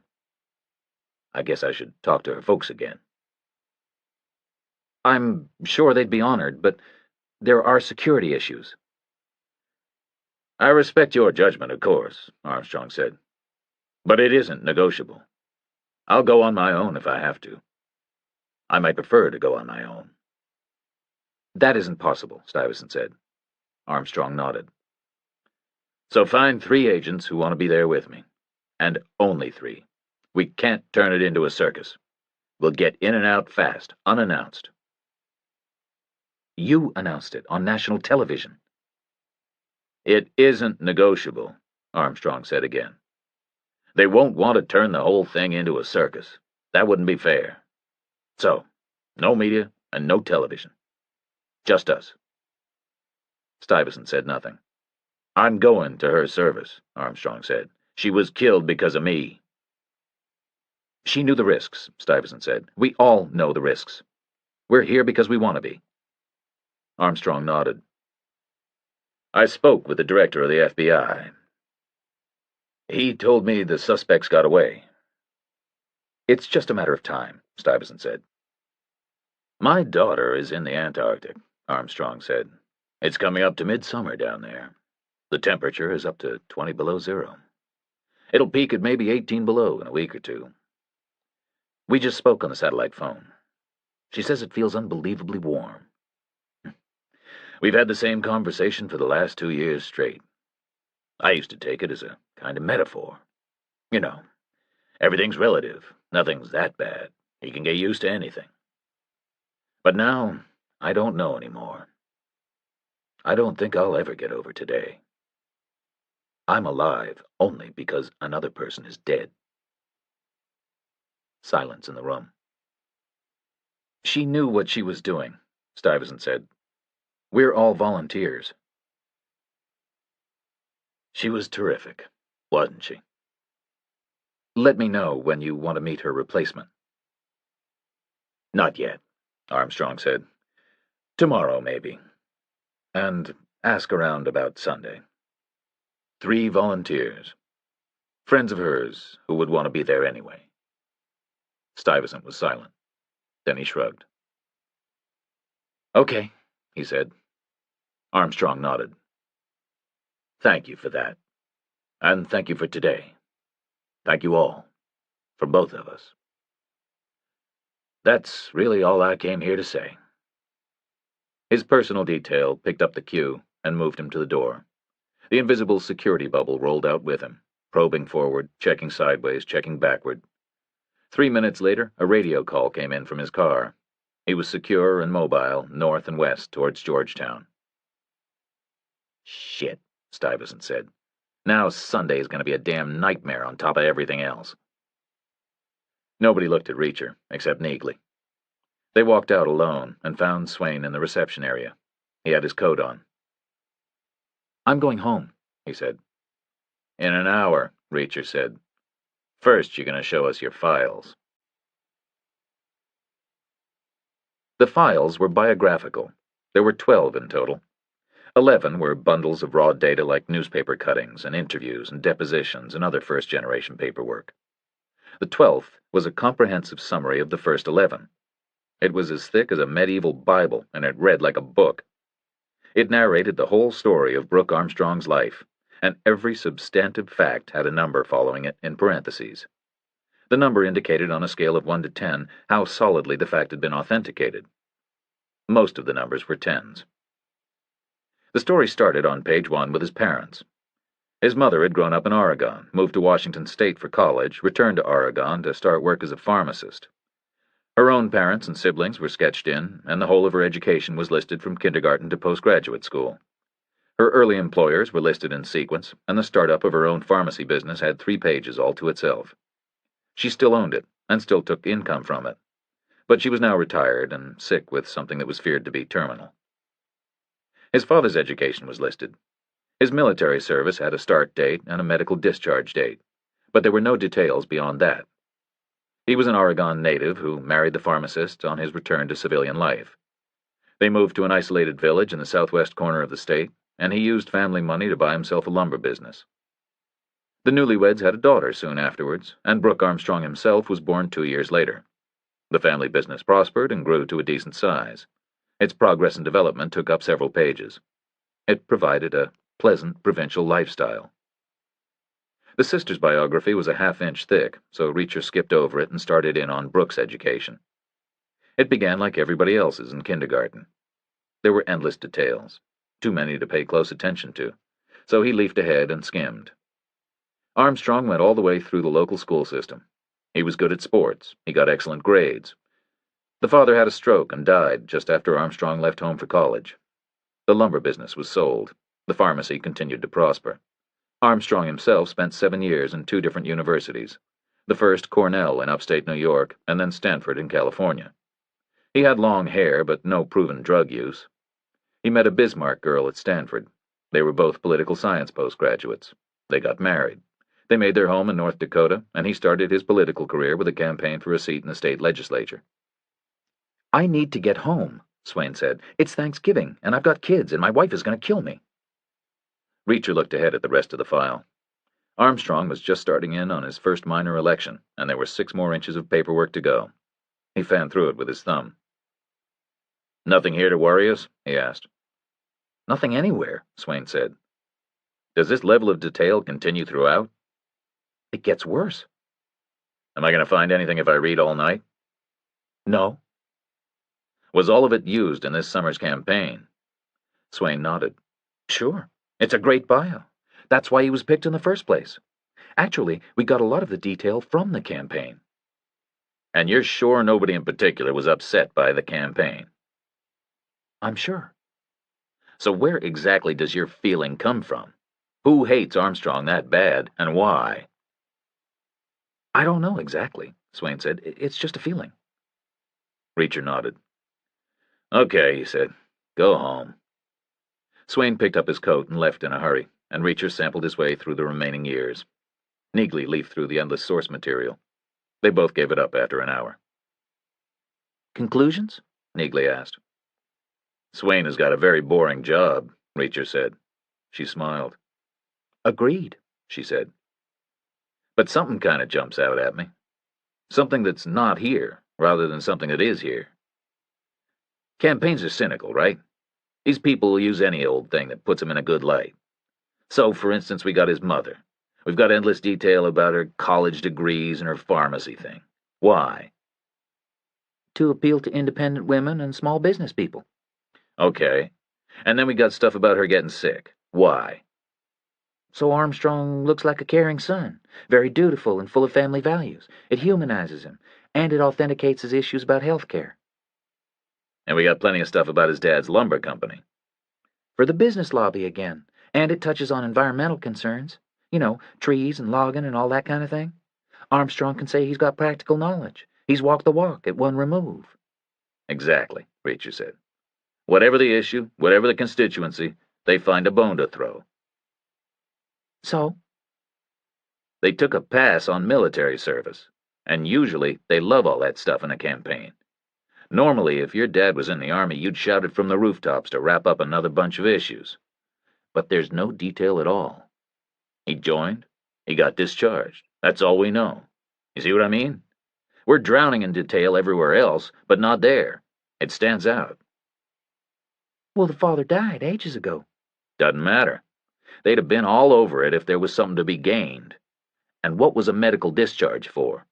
If it had been a wound, they'd have made something out of it, for sure. Even a training accident. The guy would have been a big hero. And you know what? I don't like to see unexplained medical discharges. You know how it was. It makes you wonder, doesn't it? I guess it does. But it can't be connected. It happened before Armstrong was even born. Then the guy died nearly 30 years ago. And you said it yourself. This was all triggered by something Armstrong did in the campaign. Reacher nodded. But I'd still like to know more about it. We could ask Armstrong direct, I guess. Don't need to, Neagley said. I can find out, if you really need me to. I can make some calls. We got plenty of contacts. People who figure on getting a job with us when they quit are generally interested in making a good impression beforehand. Reacher yawned. Okay, do it. First thing tomorrow. I'll do it tonight. The military still works 24 hours a day. Hadn't changed any since we quit. You should sleep. It can wait. I never sleep anymore. Reacher yawned again. Well, I'm going to. Bad day, Neagley said. Reacher nodded. As bad as they get. So make the calls if you want to, but don't wake me up to tell me about them. Tell me about them tomorrow. The night duty officer fixed them a ride back to the Georgetown motel, and Reacher went straight to his room. It was quiet and still and empty. It had been cleaned and tidied. The bed was made. Joe's box had gone. He sat in the chair for a moment and wondered if Stuyvesant had thought to cancel Froelic's booking. Then the nighttime silence pressed in on him, and he was overcome by a sense of something not there. A sense of absence. Things that should be there and weren't. What exactly? Froelich, of course. He had an ache for her. She should be there, and she wasn't. She had been there the last time he was in the room. Early that morning. Today's the day we win or lose, she had said. Losing is not an option, he had replied. Something not there. Maybe Joe himself. Maybe lots of things. There were lots of things missing from his life. Things not done, things not said. What exactly?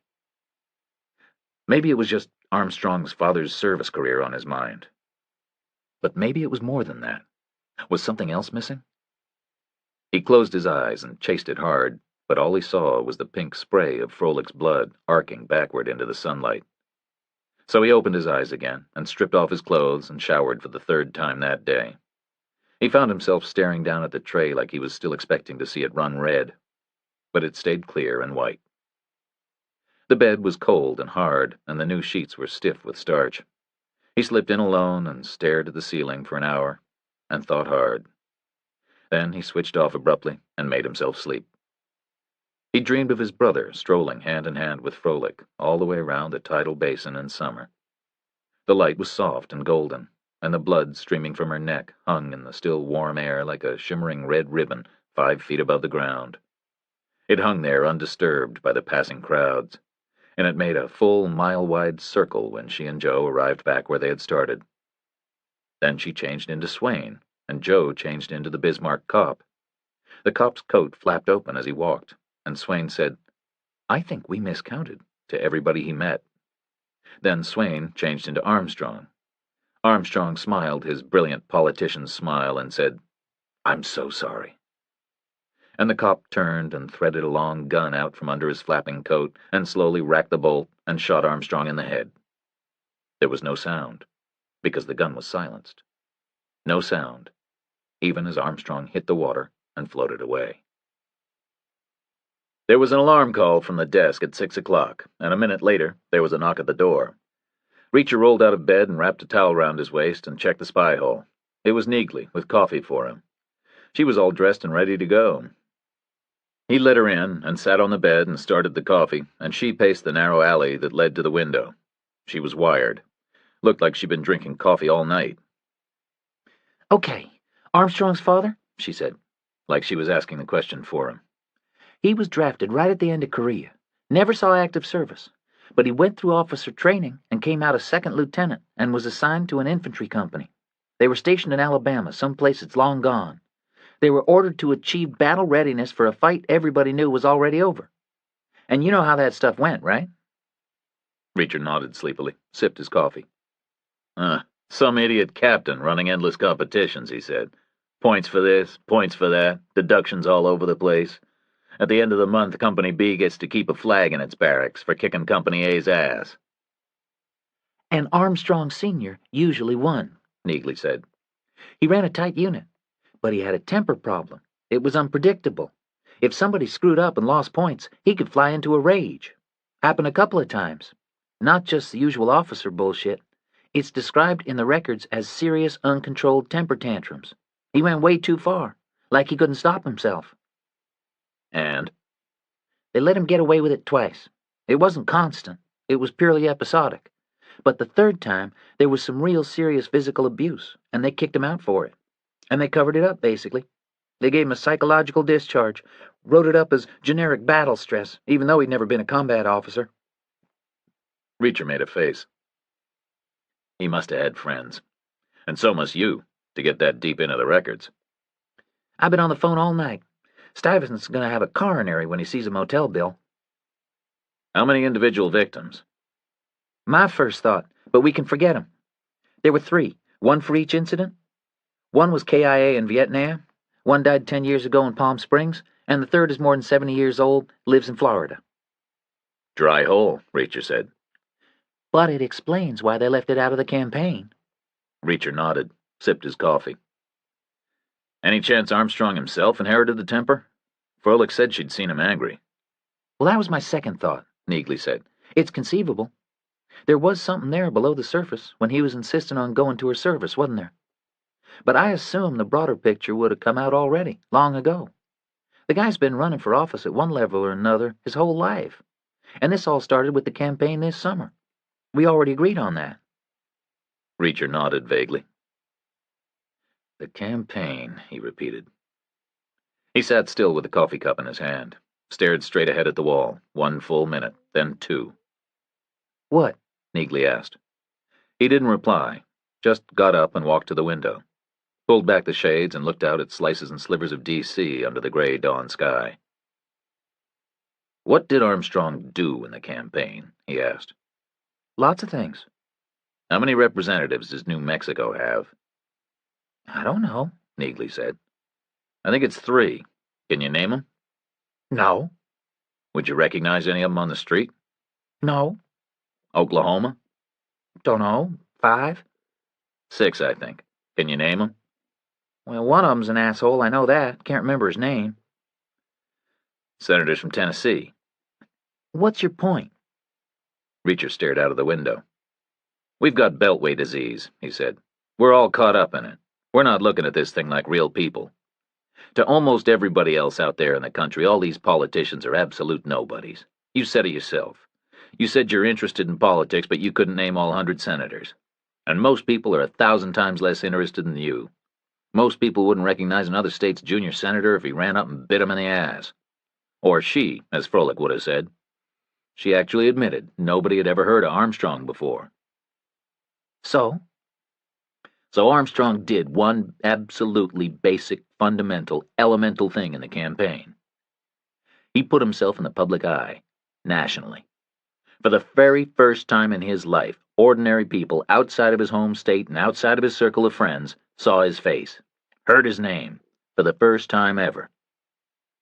I think this all could be as basic as that." "In what way?"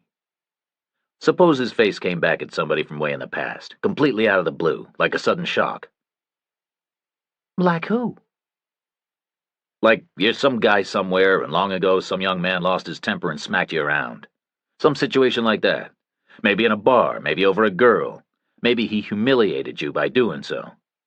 You never see the guy again, but the incident festers in your mind. Years pass, and suddenly, there's the guy, all over the papers and the TV. He's a politician, running for vice president. You never heard of him in the years before because you don't watch C-SPAN or CNN. But now, there he is, everywhere, in your face. So what do? If you're politically aware, you might call the opposing campaign and dish the dirt. But you're not politically aware, because this is the first time you've ever seen him since the fight in the bar a lifetime ago. So what do? The sight of him brings it all back. It's been festering. You think about some kind of revenge? Reacher nodded. Which would explain Swain's thing about wanting him to suffer. But maybe Swain's been looking in the wrong place. Maybe we all have. Because maybe this isn't personal to Armstrong the politician. Maybe it's personal to Armstrong the man. Maybe it's really personal. Neagley stopped pacing and sat down in the chair. It's very tenuous, she said. People get over things, don't they? Do they? Mostly. Reacher glanced down at her. You haven't gotten over whatever makes it that you don't like people to touch you. The room went quiet. Okay, she said. Normal people get over things. Normal people don't kidnap women and cut thumbs off and kill innocent bystanders. She nodded. Okay, she said again. It's a theory. But where can we go with it? Armstrong himself, maybe, Reacher said. But that would be a difficult conversation to have with a vice president-elect. And would he even remember? If he inherited the kind of temper that gets a guy thrown out of the army, he could have had dozens of fights long ago. He's a big guy. Could have spread mayhem far and wide before he got a handle on it. His wife? They've been together a long time. Reacher said nothing. Time to get going, Neagley said. We meet with Bannon at 7. Are we going to tell him? No, Reacher said. He wouldn't listen. Go shower, Neagley said. Reacher nodded. Something else first. It kept me awake last night for an hour. It nagged at me. Something that's not here, or something that hadn't been done. Neagley shrugged. Okay, she said. I'll think about it. Now get your ass in gear. He dressed in the last of Joe's suits. It was charcoal gray and as fine as silk. He used the last of the clean shirts. It was stiff with starch and as white as new snow. The last tie was dark blue with a tiny repeated pattern. When you looked very closely, you saw that each element of the pattern was a diagram of a pitcher's hand, gripping a baseball, preparing to throw a knuckleball. He met Neagley out in the lobby and ate a muffin from the buffet and took a cup of coffee with him in the Secret Service town car. They were late into the conference room. Bannon and Stuyvesant were already there. Bannon was still dressed like a city cop. Stuyvesant was back in a Brooks Brothers suit. Reacher and Neagley left one seat unoccupied between themselves and Stuyvesant. Bannon stared at the empty place, as if maybe it was supposed to symbolize Froelic's absence.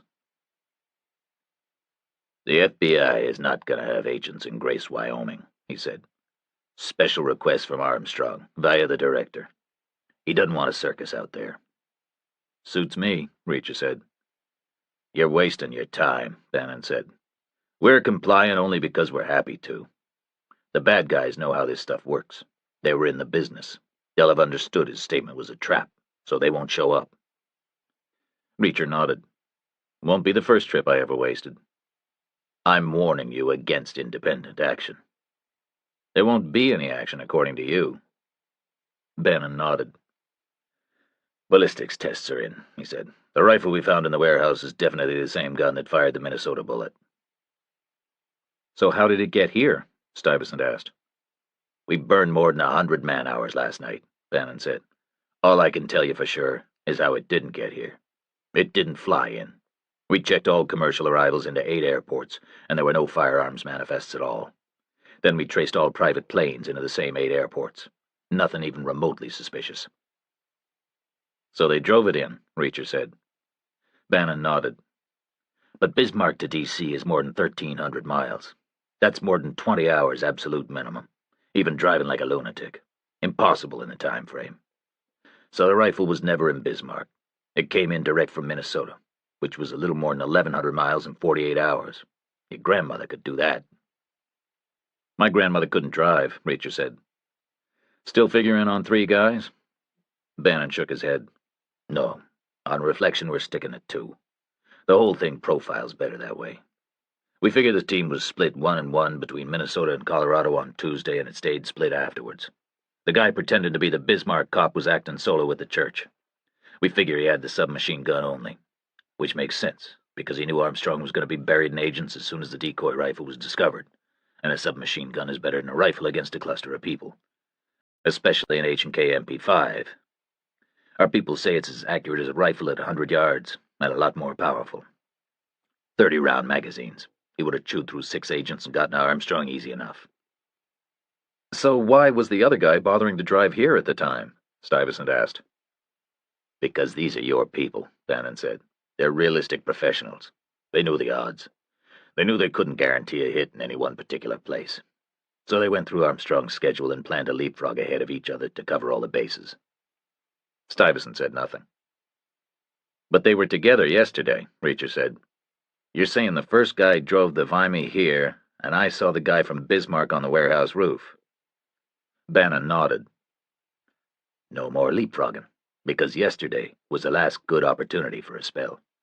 The Bismarck guy must have flown in commercial, not long after the Air Force brought you back. So where's the H&K? He must have abandoned it in Bismarck somewhere between the church and the airport. You find it? No, Bannon said, but we're still looking. And who was the guy the state trooper saw in the subdivision? We're discounting him. Almost certainly just a civilian. Reacher shook his head. So this solo guy hid the decoy rifle and legged it back to the church with the H&K all by himself? I don't see why not. Have you ever hidden out and lined up to shoot a man? No, Bannon said. I have, Reacher said, and it's not a lot of fun. You need to be comfortable and relaxed and alert. It's a muscle thing. You get there well ahead of time. You settle in, you adjust your position, you figure out your range, you check the wind, you assess the angle of elevation or depression, you calculate the bullet drop. Then you lie there, staring through the sight. You get your breathing slow, you let your heart rate drop. And you know what you want at that point, more than anything else in the whole world? What? You want somebody you trust watching your back. All of your concentration is out there in front of you, and you start to feel an itch in your spine. If these guys are realistic professionals like you say they are, then no way would one of them work that church tower alone. Bannon was silent. He's right, Neagley said. Best guess is the guy in the subdivision was the backwatcher, on his way from hiding the decoy. He was looping round, well away from the fence. The shooter was hiding out in the church, waiting for him to get back. Which begs a question, Reacher said. Like, who was it on the road from Minnesota at the time? Bannon shrugged. Okay, he said. So there are 3 of them. All ours? Stuyvesant asked, neutrally. I don't see why not, Bannon said. Reacher shook his head. You're obsessed. Why don't you just arrest everybody who ever worked for the Secret Service? There are probably some 100-year-olds left over from FDR's first term. We're sticking with our theory, Bannon said. Fine, Reacher said. Keeps you out of my hair. I warned you against vigilantism twice. And I heard you twice. The room went silent. Then Bannon's face softened. He glanced across at Froelic's empty chair. Even though I would completely understand your motive, he said. Reacher stared down at the table. It's 2 guys, not 3, he said. I agree with you. It profiles better. A thing like this, the best choice would be 1 guy on his own. But that's never practical, so it's got to be 2, but not 3. A 3rd guy multiplies the risk by 100. So what happened with the rifle? They messengered it, obviously, Reacher said. FedEx or UPS or somebody, maybe the USPS itself. They probably packaged it up with a bunch of saws and hammers and called it a delivery of tool samples, some bullshit story like that. Addressed to a motel here, awaiting their arrival. That's what I would have done anyway. Bannon looked embarrassed, said nothing, just stood up and left. The door clicked shut behind him. The room went quiet. Stuyvesant stayed in his seat. a little awkward. "We need to talk," he said. "You're firing us," Neagley said.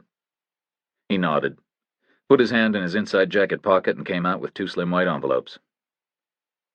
"This isn't internal anymore," he said. "You know that. It's gotten way too big." "But you know Bannon is looking in the wrong place."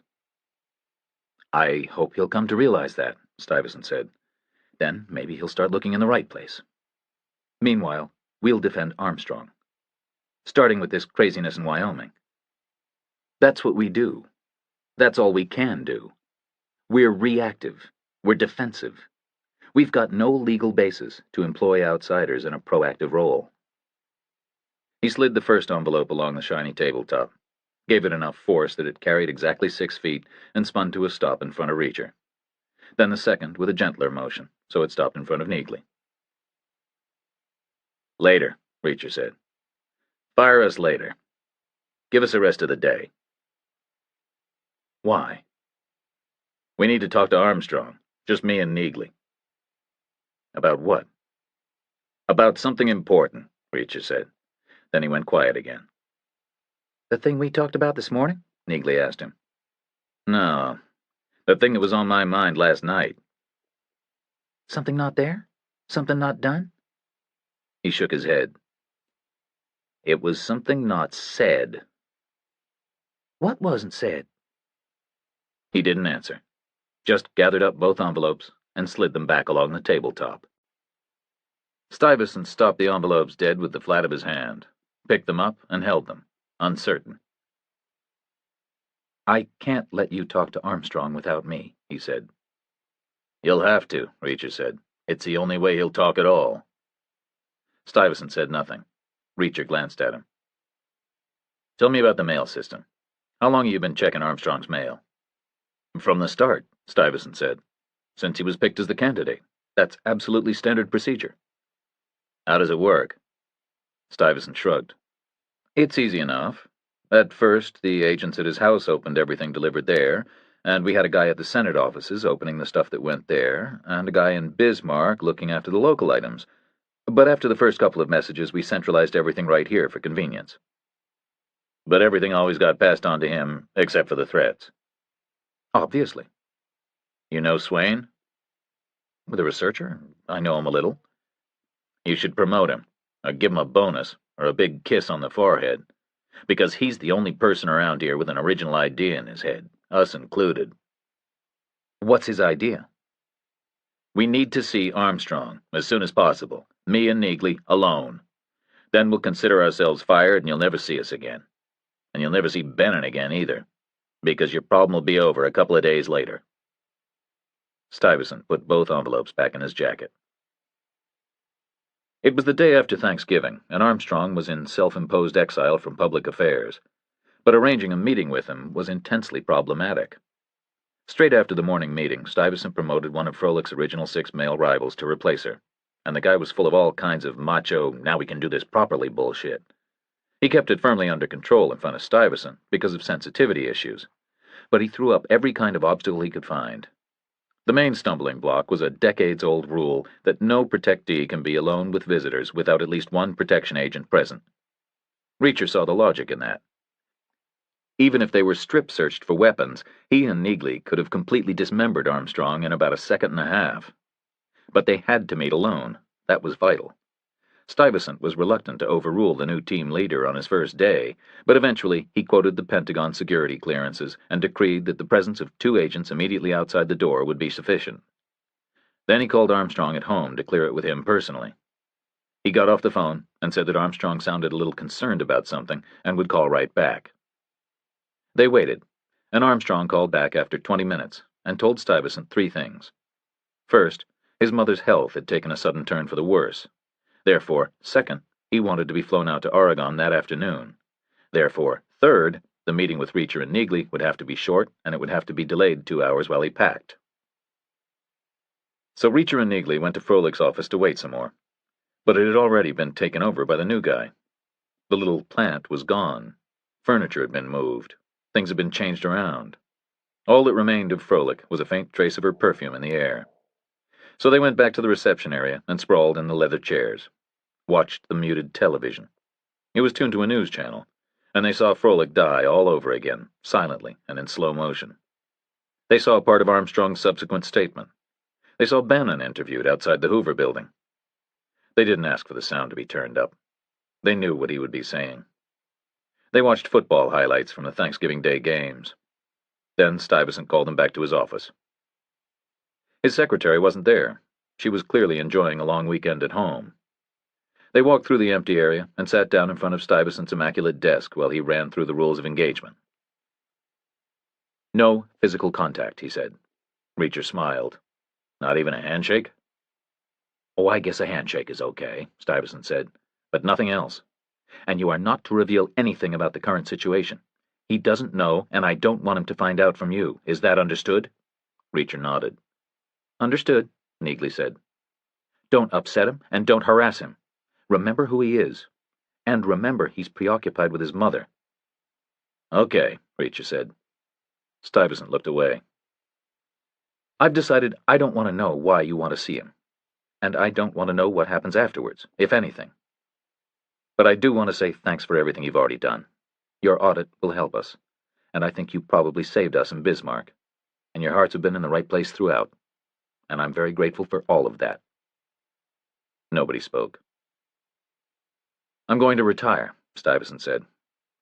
"I'd have to fight to save my career now, and the truth is I don't like my career enough to fight for it." "These guys were never your agents," Reacher said.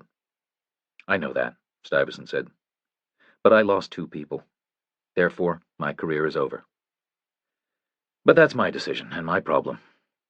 All I mean to say to you is I'm glad I got the chance to meet Joe's brother, and it was a real pleasure working with you both." Nobody spoke. "And I'm glad you were there at the end for M.E." Reacher looked away. Stuyvesant took the envelopes out of his pocket again. "I don't know whether to hope you're right or wrong," he said. "About Wyoming, I mean. We'll have 3 agents and some local cops. That's not a lot of cover, if things turn out bad." He passed the envelopes across the desk. "There's a car waiting downstairs," he said. "You get a one-way ride to Georgetown, and then you're on your own." They went down in the elevator, and Reacher detoured into the main hall.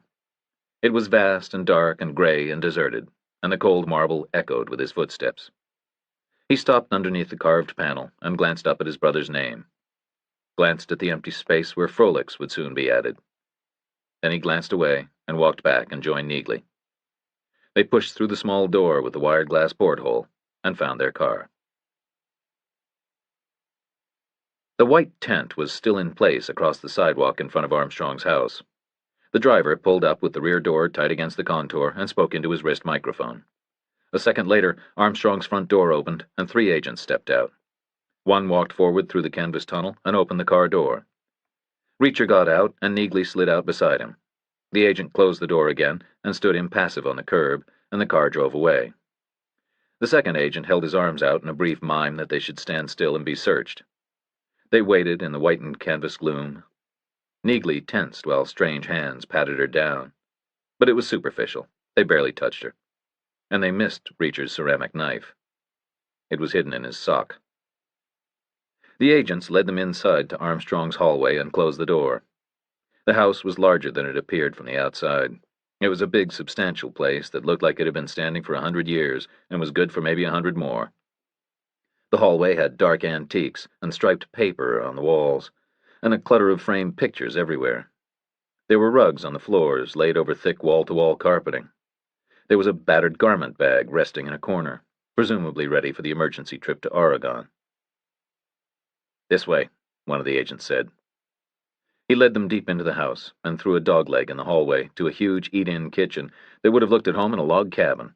It was all pine, with a big table at one end and all the cooking equipment at the other. There was a strong smell of coffee. Armstrong and his wife were sitting at the table with heavy china mugs and 4 different newspapers. Mrs. Armstrong was wearing a jogging suit and a sheen of sweat, like there might be a home gym in the basement. It looked like she wasn't going to Oregon with her husband. She had no makeup on. She looked a little tired and dispirited, like the events of Thanksgiving Day had altered her feelings in a fundamental way. Armstrong himself looked composed. He was wearing a clean shirt under a jacket with the sleeves pulled up over his forearms. No tie. He was reading the editorials from the New York Times and the Washington Post side by side.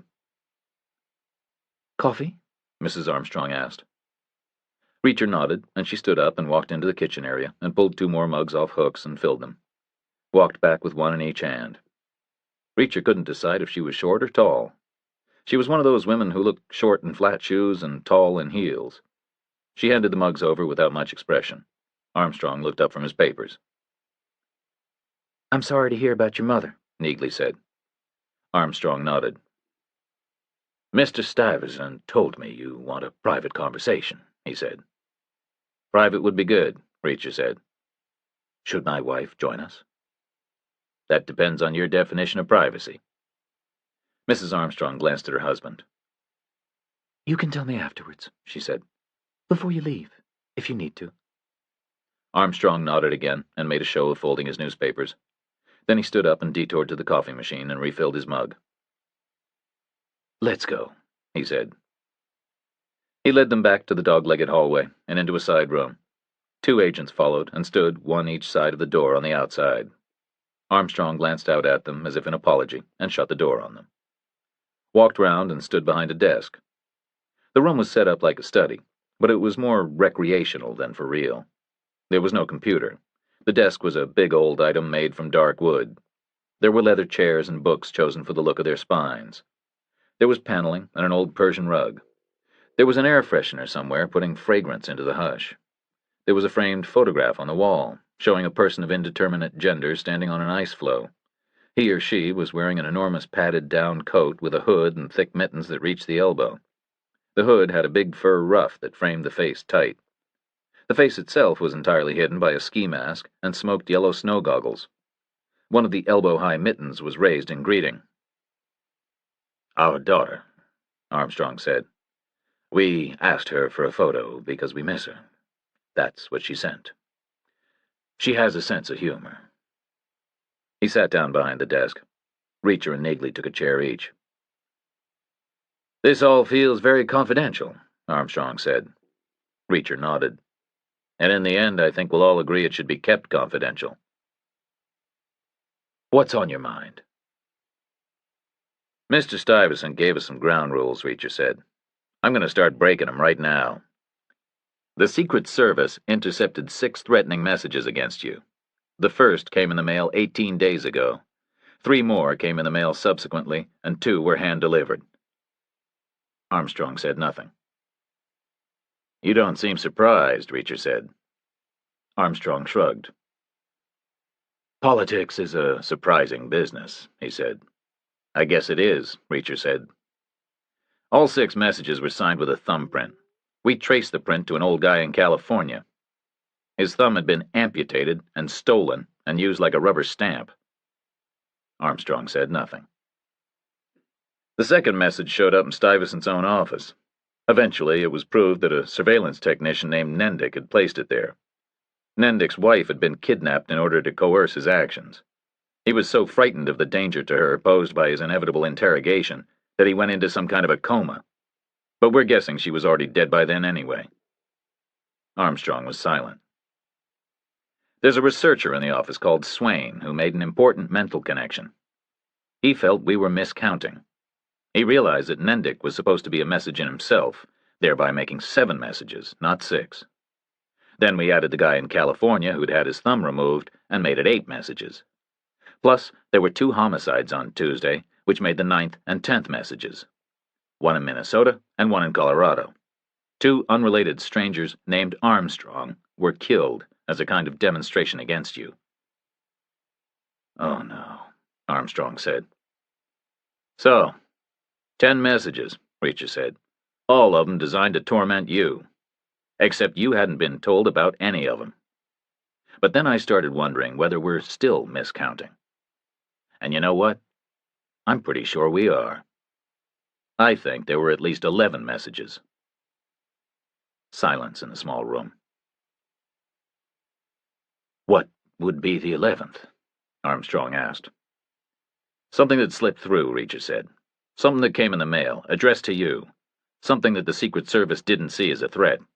Something that meant nothing at all to them, but something that meant a lot to you. Armstrong said nothing. I think it came first, Reacher said, right at the very beginning, maybe before the Secret Service even caught on. I think it was like an announcement that only you would understand. So I think you've known about all this all along.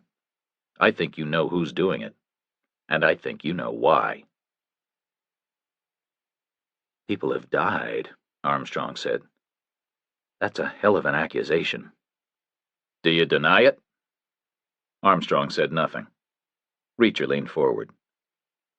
Some crucial words were never spoken, he said.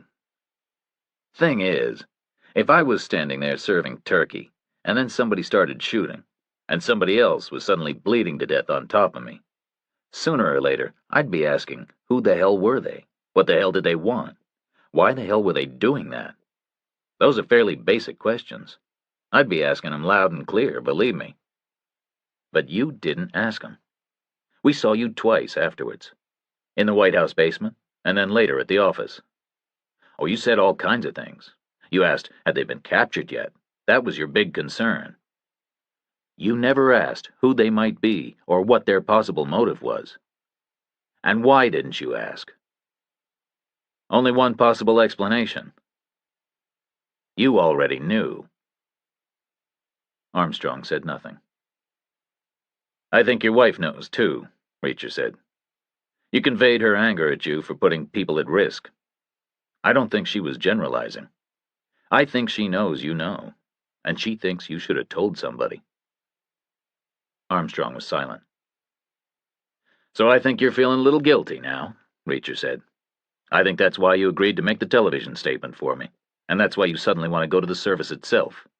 Some kind of a conscience thing, because you knew, and you didn't tell anybody. I'm a politician, Armstrong said. We have hundreds of enemies. There was no point in speculating. Bullshit, Reacher said. This isn't political. This is personal. Your kind of political enemy is some North Dakota soybean grower you made 10 cents a week poorer by altering a subsidy, or some pompous old senator you declined to vote with. The soybean grower might make a half-hearted effort against you at election time, and the senator might bide his time and screw you on some big floor issue. But neither one of them is going to do what these guys are doing. Armstrong said nothing. I'm not a fool, Reacher said. I'm an angry man who watched a woman I was fond of bleed to death. I'm not a fool either, Armstrong said. I think you are. Something's coming back at you from the past, and you think you can just ignore it and hope for the best? Didn't you realize it would happen? You people have no perspective.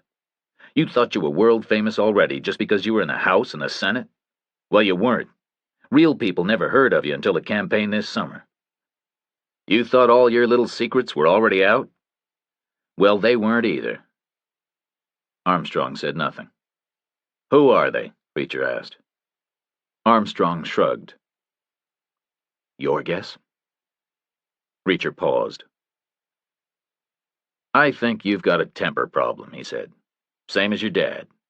I think way back before you learned to control it, you made people suffer, and some of them forgot about it. But some of them didn't. I think it's a part of some particular person's life that somebody once did something bad to them. Maybe hurt them, or hurt their self-esteem, or screwed them up in some other kind of a big way. I think that particular person repressed it deep down inside until they turned on the TV one day and saw your face for the first time in 30 years. Armstrong sat still for a long moment. How far along is the FBI with this? He asked. They're nowhere. They're out beating the bushes for people that don't exist. We're way ahead of them. And what are your intentions? I'm going to help you, Reacher said. Not that you deserve it in any way at all. It'll be a purely accidental byproduct of me standing up for Nendick and his wife, and an old guy called Andretti, and two people called Armstrong and Cressetti, and especially for Froelich, who was my brother's friend. There was silence. Will this stay confidential? Armstrong asked. Reacher nodded. It'll have to. Purely for my sake. Sounds like you're contemplating a very serious course of action. People play with fire, they get burned. That's the law of the jungle.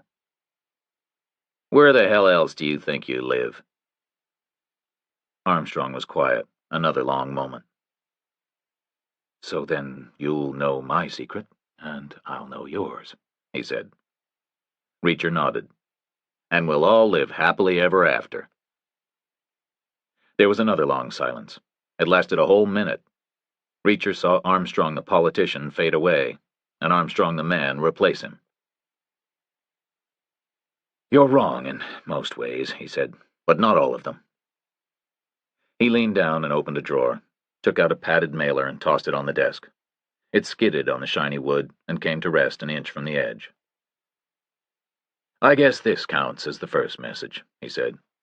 It arrived on Election Day. I suppose the Secret Service must have been a little puzzled, but they didn't see anything really wrong with it, so they passed it right along. The mailer was a standard commercial stationery product. It was addressed to Brooke Armstrong, United States Senate, Washington, D.C. The address was printed on a familiar self-adhesive label in the familiar computer font, Times New Roman, 14-point, bold. It had been mailed somewhere in the state of Utah on October 28th. The flap had been opened a couple of times and resealed. Reacher eased it back and looked inside, held it so Neagley could see. There was nothing in the envelope except a miniature baseball bat. It was the kind of thing sold as a souvenir or given away as a token. It was plain lacquered softwood, the color of honey. It was about an inch wide around the barrel and would have been about 15 inches long, except that it was broken near the end of the handle. It had been broken deliberately. It had been partially sawn through and then snapped where it was weak. The raw end had been scratched and scraped to make it look accidental. I don't have a temper problem, Armstrong said. But you're right. My father did. We lived in a small town in Oregon, kinda lonely and isolated. It was a lumber town, basically. It was a mixed sort of place. The mill owners had big houses, the crew chiefs had smaller houses. The crews lived in shanties or rooming houses. There was a school. My mother owned the pharmacy. Down the road was the rest of the state. Up the road was virgin forest. It felt like the frontier. It was a little lawless, but it wasn't too bad.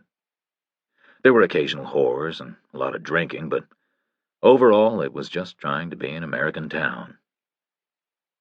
He went quiet for a moment, placed his hands palm down on the desk and stared at them. I was 18, he said.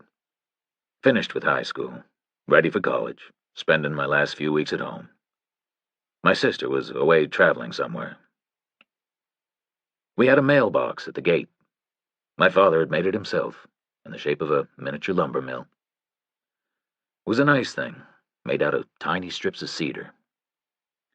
At Halloween in the previous year, it had been smashed up. You know, the traditional Halloween thing where the tough kids go out cruising with a baseball bat bashing mailboxes. My father heard it happening, and he chased them. But he didn't really see them. We were a little upset because it was a nice mailbox, and destroying it seemed kind of senseless. But he rebuilt it, stronger, and became kind of obsessed about protecting it. Some nights he hid out and guarded it. And the kids came back, Neagley said. Armstrong nodded.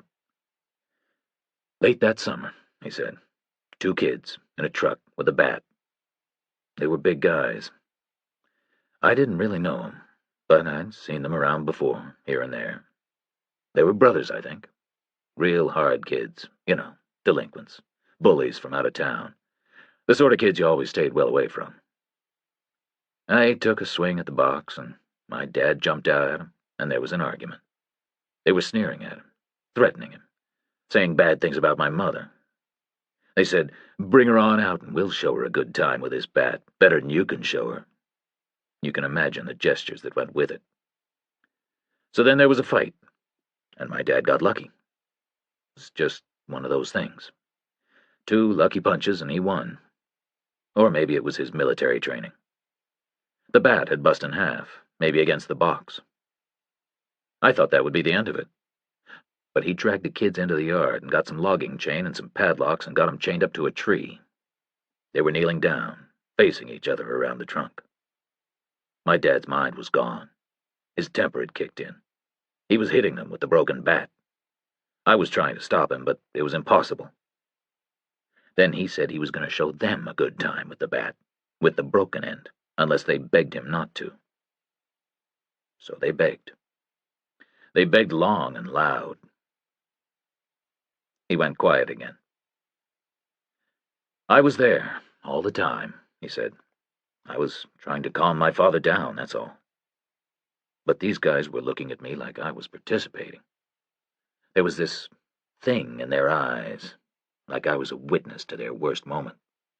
Like I was seeing them being totally humiliated. Which I guess is the worst thing you can do to a bully. There was absolute hatred in their eyes. Against me. Like they were saying, you've seen this, so now you have to die. It was literally as bad as that. What happened? Neagley asked. My father kept them there. He said he was going to leave them there all night and start up again in the morning. We went inside, and he went to bed, and I snuck out again an hour later. I was going to let them go, but they were already gone. They'd gotten out of the chain somehow, escaped. They never came back. I never saw them again. I went off to college. Never really came home again except for visits. And your father died? Armstrong nodded. He had blood pressure problems, which was understandable, I guess, given his personality.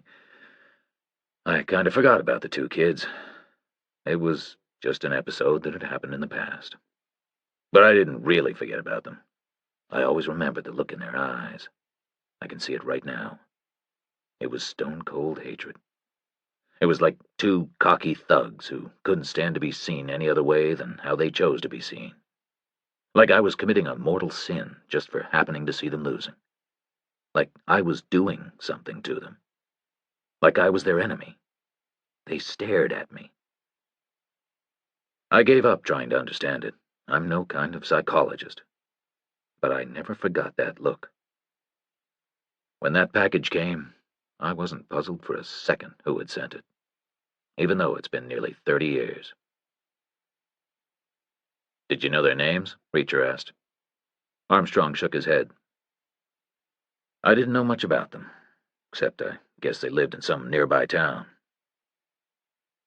What are you going to do? I know what I'd like to do. What's that?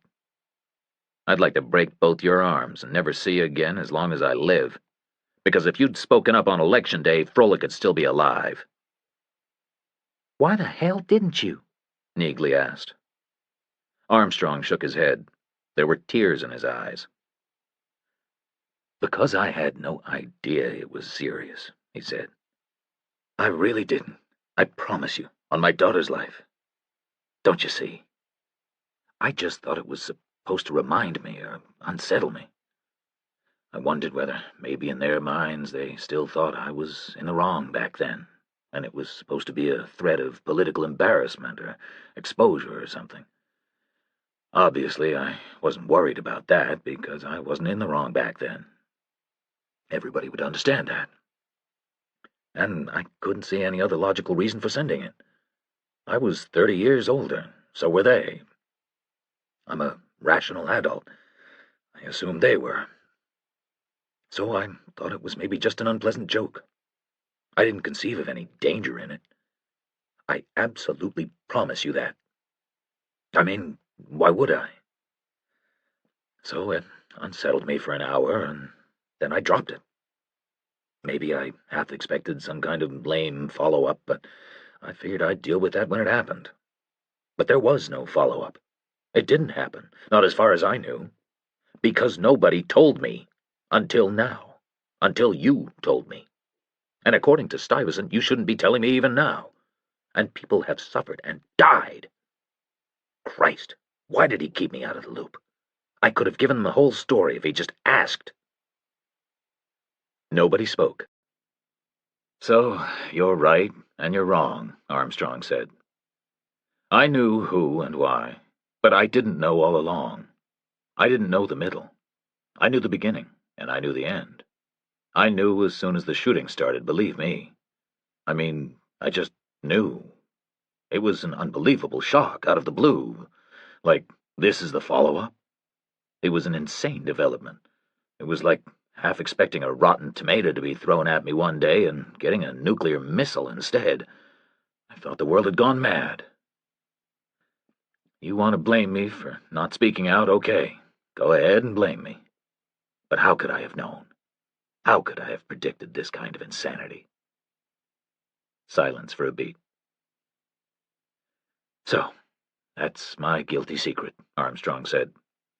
Not that I did anything wrong 30 years ago, but that I didn't have the right kind of imagination to see the implications of the package 3 weeks ago.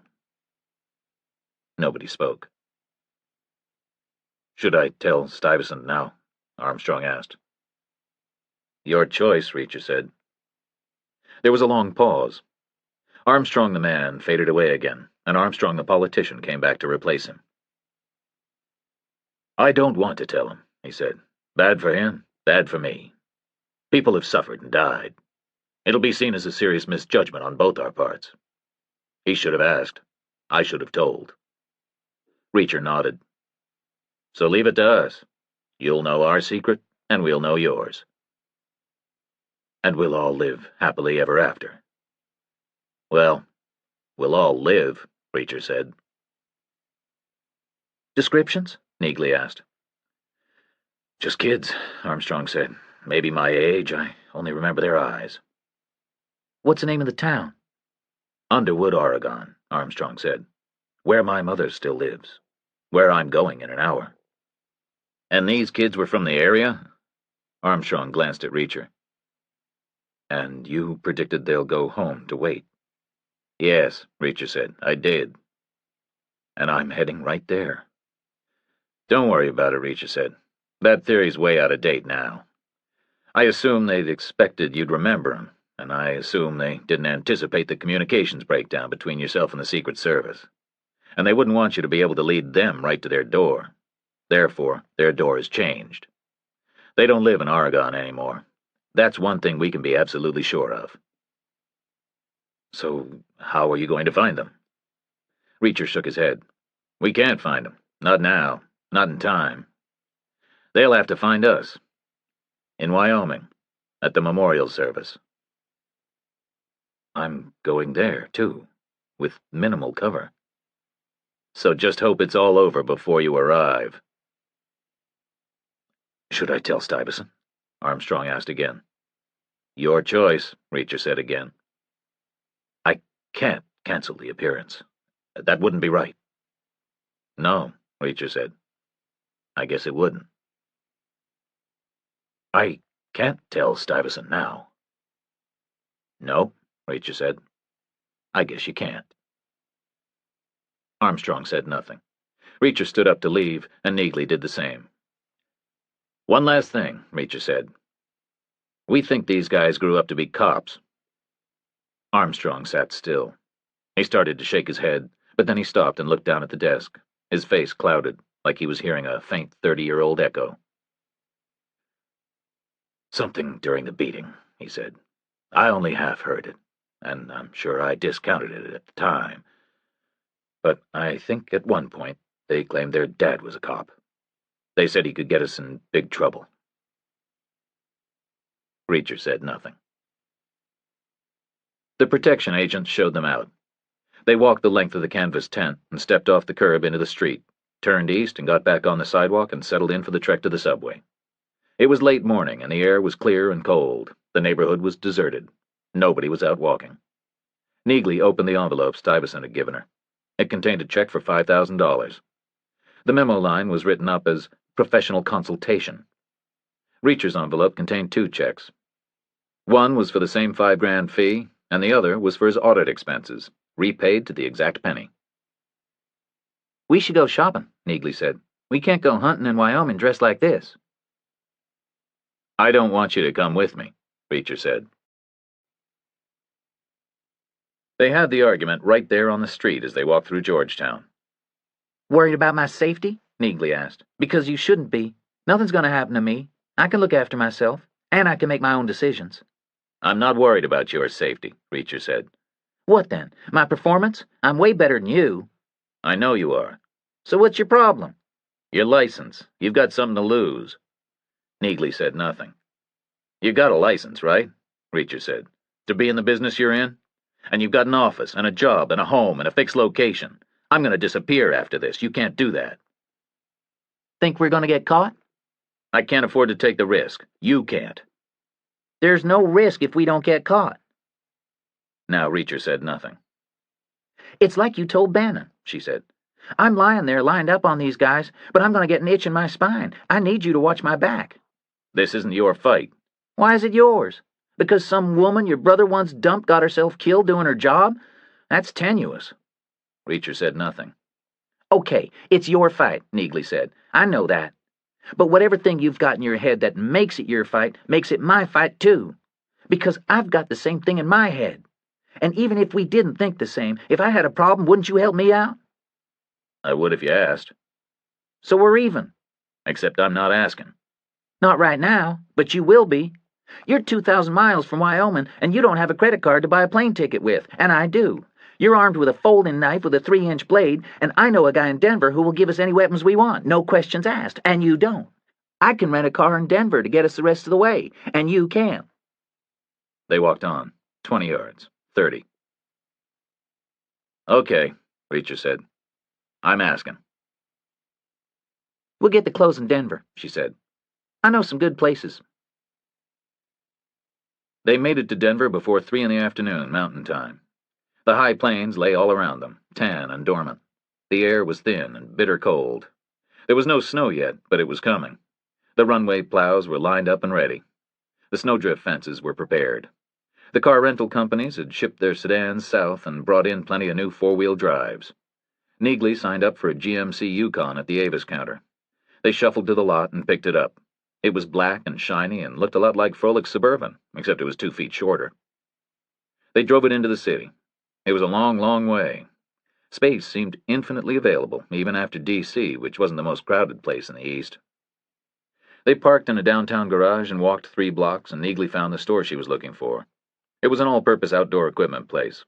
It had everything from boots and compasses to zinc stuff designed to stop you getting sunburn on your nose. They bought a birdwatcher's spotting scope and a hiker's large-scale map of central Wyoming, and then they moved to the clothing racks. They were full of the kind of stuff you could use halfway up the Rockies and then wear around town without looking like a complete idiot. Neagley went for a walker's heavy-duty outfit in greens and browns. Reacher duplicated his Atlantic City purchases at twice the price and twice the quality. This time he added a hat and a pair of gloves. He dressed in the changing cubicle, left Joe's last surviving suit stuffed in the garbage can. Neagley found a payphone on the street and stopped in the cold long enough to make a short call. Then they went back to the truck, and she drove it out of the garage and through the city center towards the dubious part of town. There was a strong smell of dog food in the air. There's a factory here, she said. Reacher nodded. No kidding. She came off a narrow street into some kind of industrial park and nosed through a tangle of low-built metal structures. There were linoleum dealers and brake shops and places where you could get 4 snow tires for $99, and other places where you could get your steering realigned for $20. On one corner there was a long, low workshop standing on its own in the center of a 1/4 acre of cracked blacktop. The building had a closed roll-up door and a hand-painted sign that read, Eddie Brown Engineering. This your guy? Reacher asked. Neagley nodded. What do we want? Reacher shrugged. No point in planning it to death. Something short and something long, one of each, plus some ammunition, I guess. That should do it. She stopped in front of the roll-up door and hit the horn. A guy came out of a personnel entrance and got halfway to the car before he saw who it was. He was tall and heavy through the neck and shoulders. He had short fair hair and an open, amiable face, but he had big hands and thick wrists and wasn't the sort of guy you'd mess with on a whim. He sketched a wave and ducked back inside, and a moment later the big door started rolling up. Neagley drove in under it, and it came back down behind them. On the inside, the building was about half the size it should have been, but apart from that, it looked convincing. The floor was grease-stained concrete, and there were metalworkers' lathes here and there, and drilling machines, and stacks of raw sheet metal and bundles of steel rods. But the back wall was 10 feet closer on the inside than the exterior proportions dictated. Clearly, there was a handsome-sized room concealed behind it. "This is Eddie Brown," Neagley said. "Not my real name," the big guy said. He accessed the concealed room by pulling on a big pile of scrap metal. It was all welded together, and welded in turn to a steel panel hidden behind it. The whole thing swung open on silent oiled hinges like a giant three-dimensional door. The guy calling himself Eddie Brown led them through it into a whole different situation. The concealed room was as clean as a hospital. It was painted white and lined on all four sides by shelves and racks. On 3 walls, the shelves held handguns, some of them boxed, some of them loose. The racks were full of long guns, rifles and carbines and shotguns and machine guns, yards of them, all of them neat and parallel. The air was full of the stink of gun oil. The 4th wall was lined like a library with boxes of ammunition. Reacher could smell the new brass and the crisp cardboard and faint traces of powder. "I'm impressed," he said. "Take what you need," Eddie said. "Where do the serial numbers lead to?" "The Austrian army," Eddie said. "They kind of fizzle out after that." 10 minutes later, they were back on the road, with Reacher's new jacket carefully spread out in the Yukon's load space, over 2 9mm Steyr GBs, a Heckler & Koch MP5 unsilenced machine gun, an M16 rifle, and boxes full of 200 rounds for each weapon. They entered Wyoming after dark, driving north on I-25. They turned left at Cheyenne and picked up I-80. They rolled west to Laramie and then headed north. The town called Grace was still 5 hours away, well beyond Casper. The map showed it nestled in the middle of nowhere between towering mountains on one side and infinite grasslands on the other. "We'll stop in Medicine Bow," Reacher said. "Sounds like a cool place. We'll aim to get to Grace at dawn tomorrow."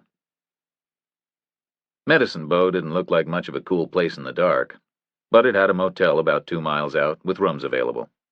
Neagley paid for them. Then they found a steakhouse a mile in the other direction and ate 12-ounce sirloins that cost less than a drink in D.C. The place closed up around them, so they took the hint and headed back to their rooms. Reacher left his coat in the truck to hide the firepower from curious eyes. They said goodnight in the lot. Reacher went straight to bed. He heard Neagley in the shower. She was singing to herself. He could hear it through the wall. He woke up at 4 in the morning, Saturday. Neagley was showering again, and still singing. He thought, when the hell did she sleep? He rolled out of bed and headed for the bathroom. Turned his shower on hot, which must have made hers run cold because he heard a muffled scream through the wall. So he turned it off again and waited until he heard her finish. Then he showered and dressed and met her out by the car. It was still pitch dark, still very cold. There were flakes of snow blowing in from the west. They were drifting slowly through the parking lot lights. "Can't find any coffee," Neagley said. They found some an hour north. A roadside diner was opening for breakfast. They saw its lights a mile away. It was next to the mouth of a dirt road leading down through the darkness to the Medicine Bow National Forest. The diner looked like a barn, long and low, made out of red boards. Cold outside, warm inside. They sat at a table by a curtained window and ate eggs and bacon and toast and drank strong, bitter coffee. "Okay, we'll call him 1 and 2, Neagley said. 1 is a Bismarck guy. You'll recognize him. 2 is a guy from the garage video. We might recognize him from his build, but we don't really know what he looks like." Reacher nodded. "So we'll look for the Bismarck guy hanging out with some other guy. No point planning it to death." "You don't sound very enthusiastic." "You should go home." "Now that I've gotten you here?" "I got a bad feeling about this." "You're uptight that Froelich was killed, that's all. Doesn't mean anything's going to happen to me." He said nothing. "We're 2 against 2, Neagley said. "You and me against 2 bozos, and you're worried about it?" "Not very," he said. "Maybe they won't even show. Bannon figured they'd know it was a trap." "They'll show," Reacher said. "They've been challenged. It's a testosterone thing. And they got more than enough screws loose to jump right on it." "Nothing's going to happen to me if they do." "I'd feel bad if it did." "It's not going to," she said. Tell me I'm not making you do this. My own free will, she said. He nodded. So let's go. They got back on the road. Snowflakes hung in the headlight beams. They drifted in weightlessly from the west and shone bright in the light and then whipped backward as they drove. They were big flakes, dry and powdery, not many of them. The road was narrow. It wandered left and right. The surface was lumpy. All around it in the darkness was a vastness so large it sucked the noise of the car away into nothing. They were driving in a bright tunnel of silence, leaping ahead from one lonely snowflake to the next. I guess Casper'll have a police department, Reacher said. Neagley nodded at the wheel. Could be 100 strong. Casper's nearly as big as Cheyenne. Nearly as big as Bismarck, actually. And they'll be responsible for Grace, Reacher said. Alongside the state troopers, I guess. So any other cops we find there are our guys. You're still certain they're cops? He nodded. It's the only way everything makes sense. The initial contact with Nendick and Andretti in the cop bars, the familiarity with the NCIC, the access to the government weapons, plus the way they slip in and out everywhere. Crowds, confusion, a gold shield gets you anywhere. And if Armstrong's right, and their dad was a cop, that's a pretty good predictor. It's a family trade, like the military. My dad wasn't in the military. But mine was, so there's 50% right away. Better than most other professions. And you know what the clincher is? What? Something we should have figured long ago. But we just skated right on by. We missed it totally. The 2 dead Armstrongs. How the hell do you just find 2 white guys with fair hair and blue eyes and the right dates of birth and the right faces and above all, the right first and last names? That's a very tall order. But these guys did it. And there's only one practical way of doing it, which is the National DMV database. Driving license information, names, addresses, dates of birth, photographs, it's all right there, everything you need. And nobody can get into it except cops, who can dial it right up. Neagley was silent for a moment. Okay, they are cops, she said. They sure are. And we're brain dead for not spotting it on Tuesday. But cops would have heard of Armstrong long ago, wouldn't they? Why would they? Cops know about their own little world, that's all. Same as anybody else. If you worked in some rural police department in Maine or Florida or outside San Diego, you might know the New York Giants quarterback or the Chicago White Sox center fielder. But there's no reason why you would have heard of North Dakota's junior senator, unless you were a politics junkie, and most people aren't. Neagley drove on. Way to the right, far to the east, a narrow band of sky was a fraction lighter than it had been. It had turned the color of dark charcoal against the blackness beyond it. The snow was no heavier, no lighter. The big, lazy flakes drifted in from the mountains, floating level, sometimes rising. So which is it? She asked. Maine or Florida or San Diego? We need to know, because if they're flying in, they won't be armed with anything they can't pick up here. California's a possibility, Reacher said. Oregon isn't. They wouldn't have revealed their specific identity to Armstrong if they still lived in Oregon. Nevada's a possibility. Or Utah, or Idaho. Anywhere else is too far. For what? To be on a reasonable radius from Sacramento. How long does a stolen cooler of ice last? Neagley said nothing. Nevada, or Utah, or Idaho, Reacher said. That's my guess. Not California. I think they wanted a state line between them and the place they went for the thumb. Feels better psychologically. I think they're a long day's drive from Sacramento. Which means they're probably a long day's drive from here, too, in the other direction. So I think they'll be coming in by road, armed to the teeth. When? Today, if they got any sense. The bat was mailed in Utah, Neagley said. Reacher nodded. Okay, so scratch Utah. I don't think they wanted to mail anything in their home state. So Idaho or Nevada? Neagley said. We better watch for license plates. This is a tourist destination. There are going to be plenty of out-of-state plates. Like we've got Colorado plates. How will they aim to do it? Edward Fox, Reacher said. They want to survive, and they're reasonable with a rifle. 120 yards in Minnesota, 90 in D.C. They'll aim to get him in the church doorway, somewhere like that. Maybe out in the graveyard. Drop him right next to somebody else's headstone. Neagley slowed and turned right onto Route 220. It was a better road, wider, newer blacktop. It ran with a river wandering next to it. The sky was lighter in the east. Up ahead was a faint glow from the city of Casper, 20 miles north. The snow was still blowing in from the west, slow and lazy. So what's our plan? Neagley asked. We need to see the terrain, Reacher said. He looked sideways out of the window. He'd seen nothing but darkness since leaving Denver. They stopped on the outer edge of Casper for gas and more coffee and a bathroom. Then Reacher took a turn at the wheel. He picked up Route 87 north out of town and drove fast for 30 miles because Route 87 was also I-25 again and was wide and straight. And he drove fast because they were late. Dawn was in full swing to the east, and they were still well short of grace. The sky was pink and beautiful, and the light came in brilliant horizontal shafts and lit the mountainsides in the west.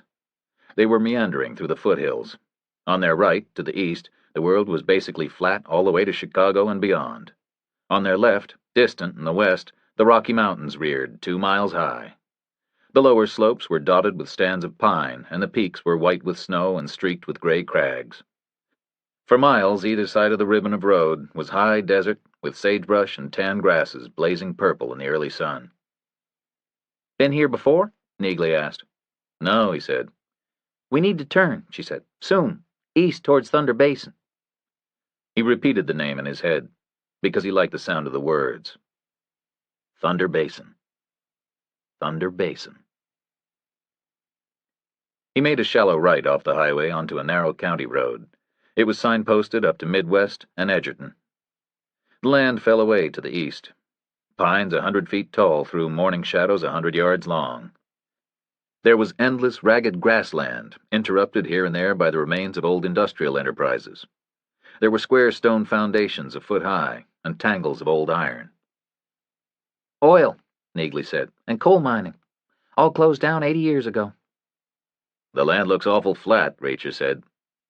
But he knew the flatness was deceptive.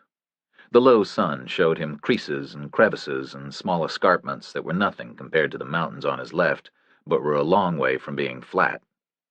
They were in a transition area, where the mountains shaded randomly into the high plains. The geological tumult of 1,000,000 years ago rippled outward all the way to Nebraska, frozen in time, leaving enough cover to hide a walking man in 1,000,000 different places. We need it to be totally flat, Neagley said. Reacher nodded at the wheel. Except for one little hill 100 yards from where Armstrong's going to be, and another little hill 100 yards back from it, where we can watch from. It isn't going to be that easy. It never is, Reacher said. They drove on, another whole hour. They were heading north and east into emptiness. The sun rose well clear of the horizon. The sky was banded pink and purple. Behind them, the Rockies blazed with reflected light. Ahead and to the right, the grasslands ran into the distance like a stormy ocean. There was no more snow in the air. The big, lazy flakes had disappeared. Turn here, Neagley said. Here? He slowed to a stop and looked at the turn. It was just a dirt road, leading south to the middle of nowhere. Is a town down there? He asked. According to the map, Neagley said. He backed up and made the turn. The dirt road ran a mile through pines, and then broke out with a view of absolutely nothing. Keep going, Neagley said. They drove on, 20 miles, 30. The road rose and fell. Then it peaked, and the land fell away in front of them into a 50-mile-wide bowl of grass and sage. The road ran ahead through it, straight south like a faint pencil line, and crossed a river in the base of the bowl. 2 more roads ran into the bridge from nowhere. There were tiny buildings scattered randomly. The whole thing looked like a capital letter K, lightly peppered with habitation where the strokes of the letter met at the bridge. That's Grace, Wyoming, Neagley said. Where this road crosses the South Fork of the Cheyenne River. Reacher eased the Yukon to a stop, put it in park, and crossed his arms on top of the wheel. Leaned forward with his chin on his hands and stared ahead through the windshield. We should be on horses, he said. Wearing white hats, Neagley said, with Colt 45s. I'll stick with the stars, Reacher said. How many ways in? Neagley traced her finger over the map. North or south, she said. On this road. The other 2 roads don't go anywhere. They peter out in the brush. Maybe they head out to old cattle ranches. Which way will the bad guys come? Nevada, they'll come in from the south. Idaho from the north. So we can't stay right here and block the road. They might be down there already. One of the buildings was a tiny pinprick of white in a square of green. Froelic's church, he thought. He opened his door and got out of the car, walked around to the tailgate, and came back with a birdwatcher's spotting scope. It was like half of a huge pair of binoculars. He steadied it against the open door and put it to his eye. The optics compressed the view into a flat, grainy picture that danced and quivered with his heartbeat. He focused until it was like looking down at the town from a half-mile away. The river was a narrow cut. The bridge was a stone structure. The roads were all dirt. There were more buildings than he had first thought. The church stood alone in a tended acre inside the south angle of the quay.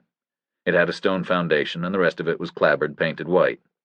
It would have looked right at home in Massachusetts. Its grounds widened out to the south and were mowed grass studded with headstones. South of the graveyard was a fence, and behind the fence was a cluster of 2-story buildings made of weathered cedar. They were set at random angles to each other. North of the church were more of the same. Houses, stores, barns. Along the short legs of the quay were more buildings. Some of them were painted white. They were close together near the center of town, farther apart as the distance increased. The river ran blue and clear, east and north into the sea of grass. There were cars and pickups parked here and there, some pedestrian activity. It looked like the population might reach a couple of hundred. It was a cattle town, I guess, Neagley said. They brought the railroad in as far as Casper, through Douglas. They must have driven the herds 60, 70 miles south and picked it up there. So what do they do now? Reacher asked. The town wobbled in the scope as he spoke. No idea, she said. Maybe they all invest online. He passed her the scope, and she refocused and stared down through it. He watched the lens move fractionally up and down and side to side as she covered the whole area. They'll set up to the south, she said. All the pre-service activity will happen south of the church. They've got a couple old barns 100 yards out and some natural cover. How will they aim to get away? The scope moved 1/8 of an inch to the right. They'll expect roadblocks north and south, she said. Local cops? That's a no-brainer. Their badges might get them through, but I wouldn't be counting on it. This is a whole different situation. There might be confusion, but there won't be crowds. So how? Well, I know how I'd do it, she said. I'd ignore the roads altogether. I'd take off across the grass, due west. 40 miles of open country and some big 4-wheel drive, and you hit the highway. I doubt the Casper PD's got a helicopter, or the highway patrol. There are only 2 highways in the whole state. Armstrong will come in a helicopter, Reacher said. Probably some Air Force base in Nebraska. But they won't use his helicopter to chase the bad guys. They'll be exfiltrating him or taking him to a hospital. I'm sure that's some kind of standard protocol. Highway patrol had set up north and south on the highway. They'll have nearly an hour's warning. Neagley lowered the scope and nodded. I'd anticipate that. So I'd drive straight across the highway and get back off-road. West of the highway's 10,000 square miles and nothing between Casper and the Wind River Reservation, with only one major road through it. They'd be long gone before somebody whistled up a helicopter and started the search. That's a bold plan. I'd go for it, Neagley said. Reacher smiled. I know you would. Question is, will these guys? I'm wondering if they'll take one look and turn around and forget about it. Doesn't matter. We'll take them down while they're looking. We don't need to catch them in the act. Reacher climbed back into the driver's seat. Let's go to work, he said. The bowl was very shallow. They lost maybe 100 feet of elevation in the 20 miles they drove before they reached the town. The road was hard-packed dirt, smooth as glass, beautifully scraped and contoured. An annual art, Reacher guessed, performed anew every year when the winter snows melted and the spring rains finished. It was the kind of road Model T Fords rolled down in documentary films. It curved as it approached the town so that the bridge could cross the river at an exact right angle. The bridge seemed to represent the geographic center of the town. There was a general store that offered postal service and a breakfast counter. There was a forge set back behind it that had probably fixed ranch machinery way back in history. There was a feed supplier's office and a hardware store. There was a one-pump gas station with a sign that read, "Springs Repaired." There were sidewalks made of wood fronting the buildings. They ran like boat docks, floating on the earth. There was a quiet, leathery man loading groceries into a pickup bed. "They won't come here," Reacher said. "This is the most exposed place I've ever seen." Neagley shook her head. They won't know that until they've seen it for themselves. They might be in and out in 10 minutes, but 10 minutes is all we need. "Where are we going to stay?" She pointed. Over there." It was a plain-fronted red cedar building with numerous small windows and a sign that read, "Clean Rooms." "Terrific," Reacher said. "Drive around," Neagley said. "Let's get a feel for the place." A letter K has only 4 options for exploration, and they had already covered the northern leg on the way in. Reacher backed up to the bridge and struck out north and east, following the river. That road led past 8 houses, 4 on each side, and then narrowed after another half-mile to a poor stony track. There was a barbed wire fence lost in the grass on the left, and another on the right. "Ranch land," Neagley said. The ranches themselves were clearly miles away. Fragments of the road were visible as it rose and fell over gentle contours into the distance. Reacher turned the truck round and headed back and turned down the short southeast leg. It had more houses, and they were closer together, but it was otherwise similar. It narrowed after the same distance and ran on towards nothing visible. There was more barbed wire, and an inexplicable wooden shed with no door. Inside the shed was a rusting pickup truck with pale, weedy grass growing up all round it. It looked like it had been parked there back when Richard Nixon was vice president. "Okay, go south," Neagley said. "Let's see the church." The south leg led 70 miles to Douglas, and they drove the first 3 miles of it. The town's power and telephone lines came in from that direction, strung on tarred poles, looping on into the distance, following the road. The road passed the church and the graveyard, then the cluster of cedar buildings, then a couple of abandoned cattle barns, then maybe 20 or 30 small houses, and then the town finished, and there was just infinite grassland ahead. But it wasn't flat. There were crevices and crevasses worn smooth by 10,000 years of winds and weather. They undulated calmly, up and down to maximum depths of 10 or 12 feet, like slow ocean swells. They were all connected in a network. The grass itself was a yard high, brown and dead and brittle. It swayed in waves under the perpetual breeze. "You could hide an infantry company in there," Neagley said. Reacher turned the car and headed back towards the church, pulled over and parked level with the graveyard. The church itself was very similar to the one outside Bismarck. It had the same steep roof over the nave and the same blocky square tower.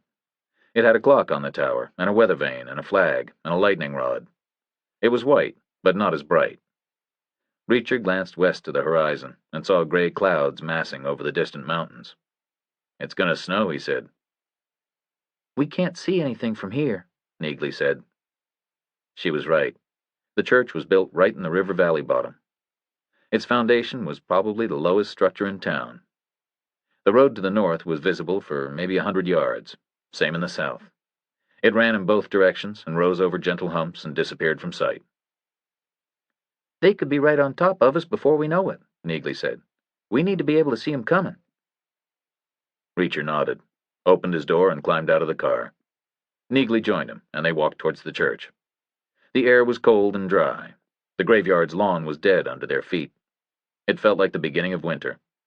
There was a new gravesite marked out with cotton tape. It lay to the west of the church, in virgin grass on the end of a row of weathered headstones. Reacher detoured to take a look. There were 4 frolic graves in a line, soon to be a 5th, on some sad day in the near future. He looked at the rectangle of tape and imagined the hole dug deep and crisp and square. Then he stepped away and looked around. There was flat, empty land opposite the church on the east side of the road. It was a big enough space to land a helicopter. He stood and imagined it coming in, rotors thumping, turning in the air to face the passenger door towards the church, setting down. He imagined Armstrong climbing out, crossing the road, approaching the church. The vicar would probably greet him near the door. He stepped sideways and stood where Armstrong might stand and raised his eyes, scanned the land to the south and west. Bad news. There was some elevation there, and about 150 yards out, there were waves and shadows in the moving grass that must mean dips and crevices in the earth beneath it. There were more beyond that distance, all the way out to infinity. "How good do you think they are?" he asked. Neagley shrugged. "They're always either better or worse than you expect. They've shown some proficiency so far. Shooting downhill, thin air, through grass. I'd be worried out to about 500 yards. And if they miss Armstrong, they'll hit somebody else by mistake. Stuyvesant needs to bring a surveillance helicopter, too. This angle is hopeless, but you could see everything from the air." "Armstrong won't let him," Reacher said. "But we've got the air. We've got the church tower." He turned and walked back towards it. "Forget the rooming house," he said. "This is where we're going to stay. We'll see him coming, north or south, night or day. It'll be all over before Stuyvesant or Armstrong even get here." They were 10 feet from the church door when it opened, and a clergyman stepped out, closely followed by an old couple. The clergyman was middle-aged and looked very earnest. The old couple were both maybe 60 years old. The man was tall and stooped, and a little underweight. The woman was still good-looking, a little above average height, trim and nicely dressed. She had short fair hair turning gray, the way fair hair does. Reacher knew exactly who she was, immediately. And she knew who he was, or thought she did. She stopped talking and stopped walking, and just stared at him the same way her daughter had. She looked at his face, confused, like she was comparing similarities and differences against a mental image. "You?" she said. "Or is it?" Her face was strained and tired. She was wearing no makeup. Her eyes were dry, but they hadn't been for the last 2 days. That was clear. They were rimmed with red and lined and swollen. "I'm his brother," Reacher said. "I'm very sorry for your loss." "You should be," she said, "because this is entirely Joe's fault." "Is it?" He made her change jobs, didn't he? He wouldn't date a co-worker, so she had to change. He wouldn't change.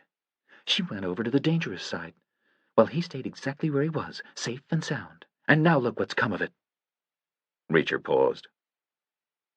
"I think she was happy where she was," he said. "She could have changed back, afterwards, if she wasn't. But she didn't. So I think that means she wanted to stay there. She was a fine agent, doing important work." How could she change back? Was she supposed to see him every day like nothing had happened? "I meant she could have waited the year and then changed back." What difference does a year make?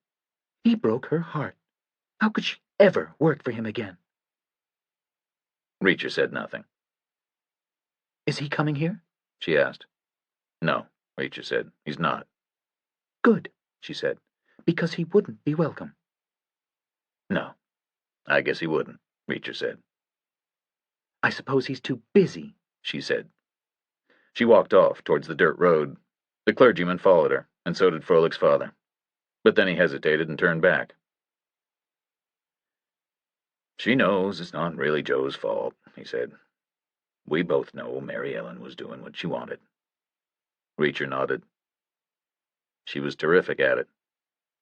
"Was she?" "Best they ever had." The old man nodded, like he was satisfied. "How is Joe?" he asked. "I met him a couple of times." "He died," Reacher said. 5 years ago, in the line of duty. There was quiet for a moment. "I'm very sorry," the old man said. "But don't tell Mrs. Froelich," Reacher said. "If it helps her not to know." The old man nodded again, and turned away and set off after his wife, with a strange loping stride. "See?" Neagley said quietly. "Not everything is your fault." There was a notice board planted in the ground near the church door. It was like a very slim cabinet mounted on sturdy wooden legs. It had glass doors. Behind the doors was a square yard of green felt with slim cotton tapes thumbtacked diagonally all over it. Notices typed on a manual typewriter were slipped behind the tapes. At the top was a permanent list of regular Sunday services. The first was held every week at 8 o'clock in the morning. This was clearly a denomination that demanded a high degree of commitment from its parishioners. Next to the permanent list was a hastily typed announcement that this Sunday's 8 o'clock service would be dedicated to the memory of Mary Ellen Froelich. Reacher checked his watch and shivered in the cold. 22 hours, he said. Time to lock and load. They brought the Yukon nearer to the church and opened the tailgate, bent over together and loaded all 4 weapons. They took a Steyr each. Neagley took the H&K and Reacher took the M16. They distributed the spare rounds between them as appropriate. Then they locked the car and left it. Is it okay to bring guns into a church? Neagley asked. It's okay in Texas, Reacher said. Probably compulsory here. They hauled the oak door open and stepped inside. It was very similar to the Bismarck building. Reacher wondered briefly whether rural communities had bought their churches by mail order, the same as everything else. It had the same parchment white paint, the same shiny pews, the same pulpit, the same 3 bell ropes hanging down inside the tower, the same staircase. They went all the way up to the high ledge and found a ladder bolted to the wall with a trapdoor above it. Home sweet home, Reacher said. He led the way up the ladder and through the trapdoor and into the bell chamber. The bell chamber was not the same as the one in Bismarck. It had a clock added into it. There was a 4-foot cube of brass machinery mounted centrally on iron girders just above the bells themselves. The clock had 2 faces, both driven simultaneously by the same gears inside the cube.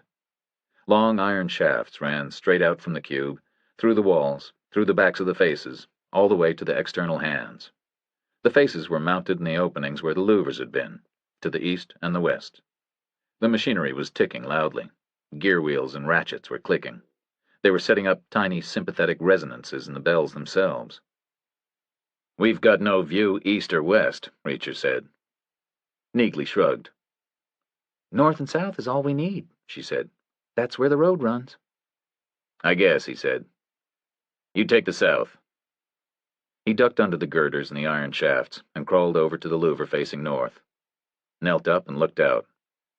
Got a perfect view. He could see the bridge and the river. He could see the whole town. He could see the dirt road leading north. Maybe 10 straight miles of it. It was completely empty. You okay? He called. Excellent, Neagley called back. I can almost see Colorado. Shout when you spot something. You too. The clock ticked, thunk, thunk, thunk, once a second. The sound was loud and precise and tireless. He glanced back at the mechanism and wondered whether it would drive him crazy before it sent him to sleep. He heard expensive alloy touching wood 10 feet behind him as Neagley put her submachine gun down.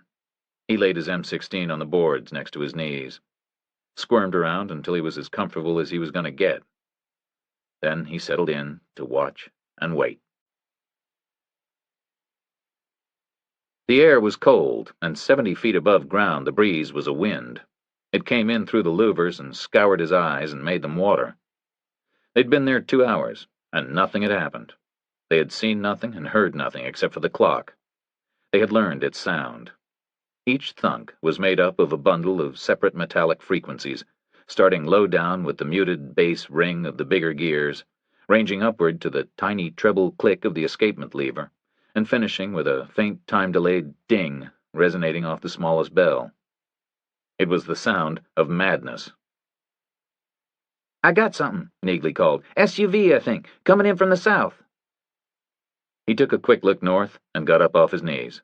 He was stiff and cold and very uncomfortable. He picked up the birdwatcher's scope. Catch, he called. He tossed it in an upward loop over the clock shaft.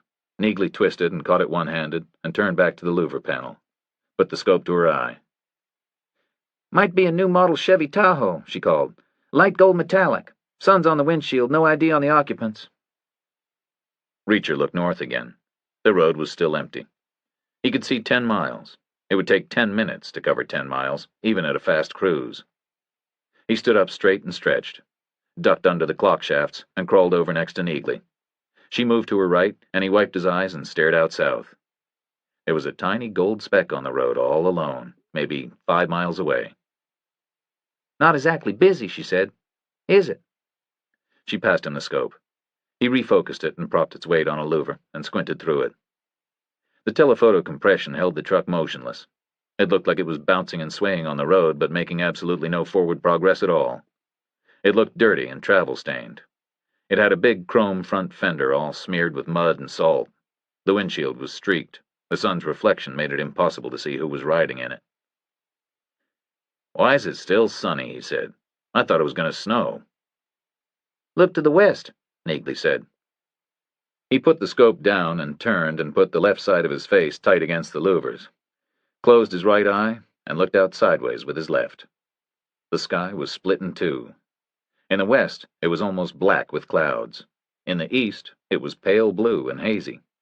Giant multiple shafts of sunlight blazed down through mist where the two weather systems met. "Unbelievable," he said. "Some kind of inversion," Neagley said. "I hope it stays where it is, or we'll freeze our asses off up here." "It's about 50 miles away." "And the wind generally blows in from the west." "Great." He picked up the scope again and checked on the golden truck. It was maybe a mile closer, bucking and swaying on the dirt. It must have been doing about 60. "What do you think?" Neagley said. "Nice vehicle," he said. "Awful color."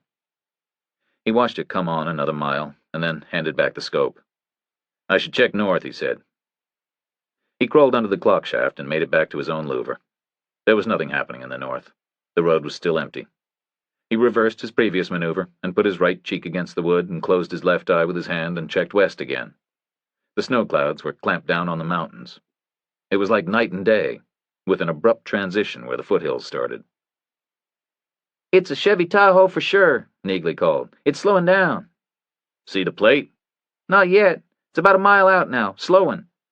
"See who's in it?" "I got sun and tinted glass. No ID. Half a mile out now." Reacher glanced north. No traffic. "Nevada plates, I think," Neagley called. "Can't read 'em. They're all covered in mud. It's right on the edge of town. It's going real slow now. Looks like a reconnaissance cruise. It's not stopping. Still no ID on the occupants. It's getting real close now. I'm looking right down at the roof. Dark tint on the rear side glass. I'm going to lose him any second. It's right underneath us now." Reacher stood up tight against the wall and peered down at the best angle he could get. The way the louvers were set in the frame gave him a blind spot maybe 40 feet deep. "Where is it now?" he called. "Don't know." He heard the sound of an engine over the moan of the wind, a big V8 turning slowly. He stared down, and a metallic gold hood slid into view, then a roof, then a rear window. The truck passed all the way underneath him and rolled through the town and crossed the bridge at maybe 20 miles an hour. It stayed slow for 100 more yards. Then it accelerated. It picked up speed fast. "Scope," he called. Neagley tossed it back to him, and he rested it on a louver and watched the truck drive away to the north. The rear window was tinted black, and there was an arc where the wiper had cleared the salt spray. The rear bumper was chrome. He could see raised lettering that read Chevrolet Tahoe. The rear plate was indecipherable. It was caked with road salt. He could see hand marks where the tailgate had been raised and lowered. It looked like a truck that had done some serious mileage in the last day or two. "It's heading out," he called. He watched it in the scope all the way. It bounced and swayed and grew smaller and smaller. It took 10 whole minutes to drive all the way out of his field of vision. It rose up over the last hump in the road, and then disappeared with a last flash of sun on gold paint. "Anything more?" he called. "Clear to the south," Neagley called back. "I'm going down for the map. You can watch both directions while I'm gone. Do some limbo dancing under this damn clock thing." He crawled to the trapdoor and got his feet on the ladder. Went down, stiff and sore and cold. He made it to the ledge and down the winding staircase. Out of the tower and out of the church into the weak midday sun. He limped across the graveyard towards the car. Saw Froelic's father standing right next to it, looking at it like it might answer a question. The old guy saw his approach reflected in the window glass and spun round to face him. "Mr. Stuyvesant is on the phone for you," he said, "from the Secret Service office in Washington, D.C. "Now?" "He's been holding 20 minutes. I've been trying to find you." Where's the phone? At the house.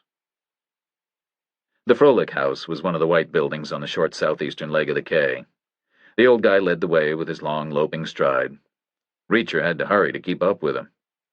The house had a front garden with a white picket fence. It was full of herbs and cottage plants that had died back from the cold. Inside it was dim and fragrant. There were wide dark boards on the floors, rag rugs here and there. The old guy led the way into a front parlor. There was an antique table under the window with a telephone and a photograph on it. The telephone was an old model with a heavy receiver and a plaited cord insulated with brown fabric. The photograph was of Froelich herself, aged about 18.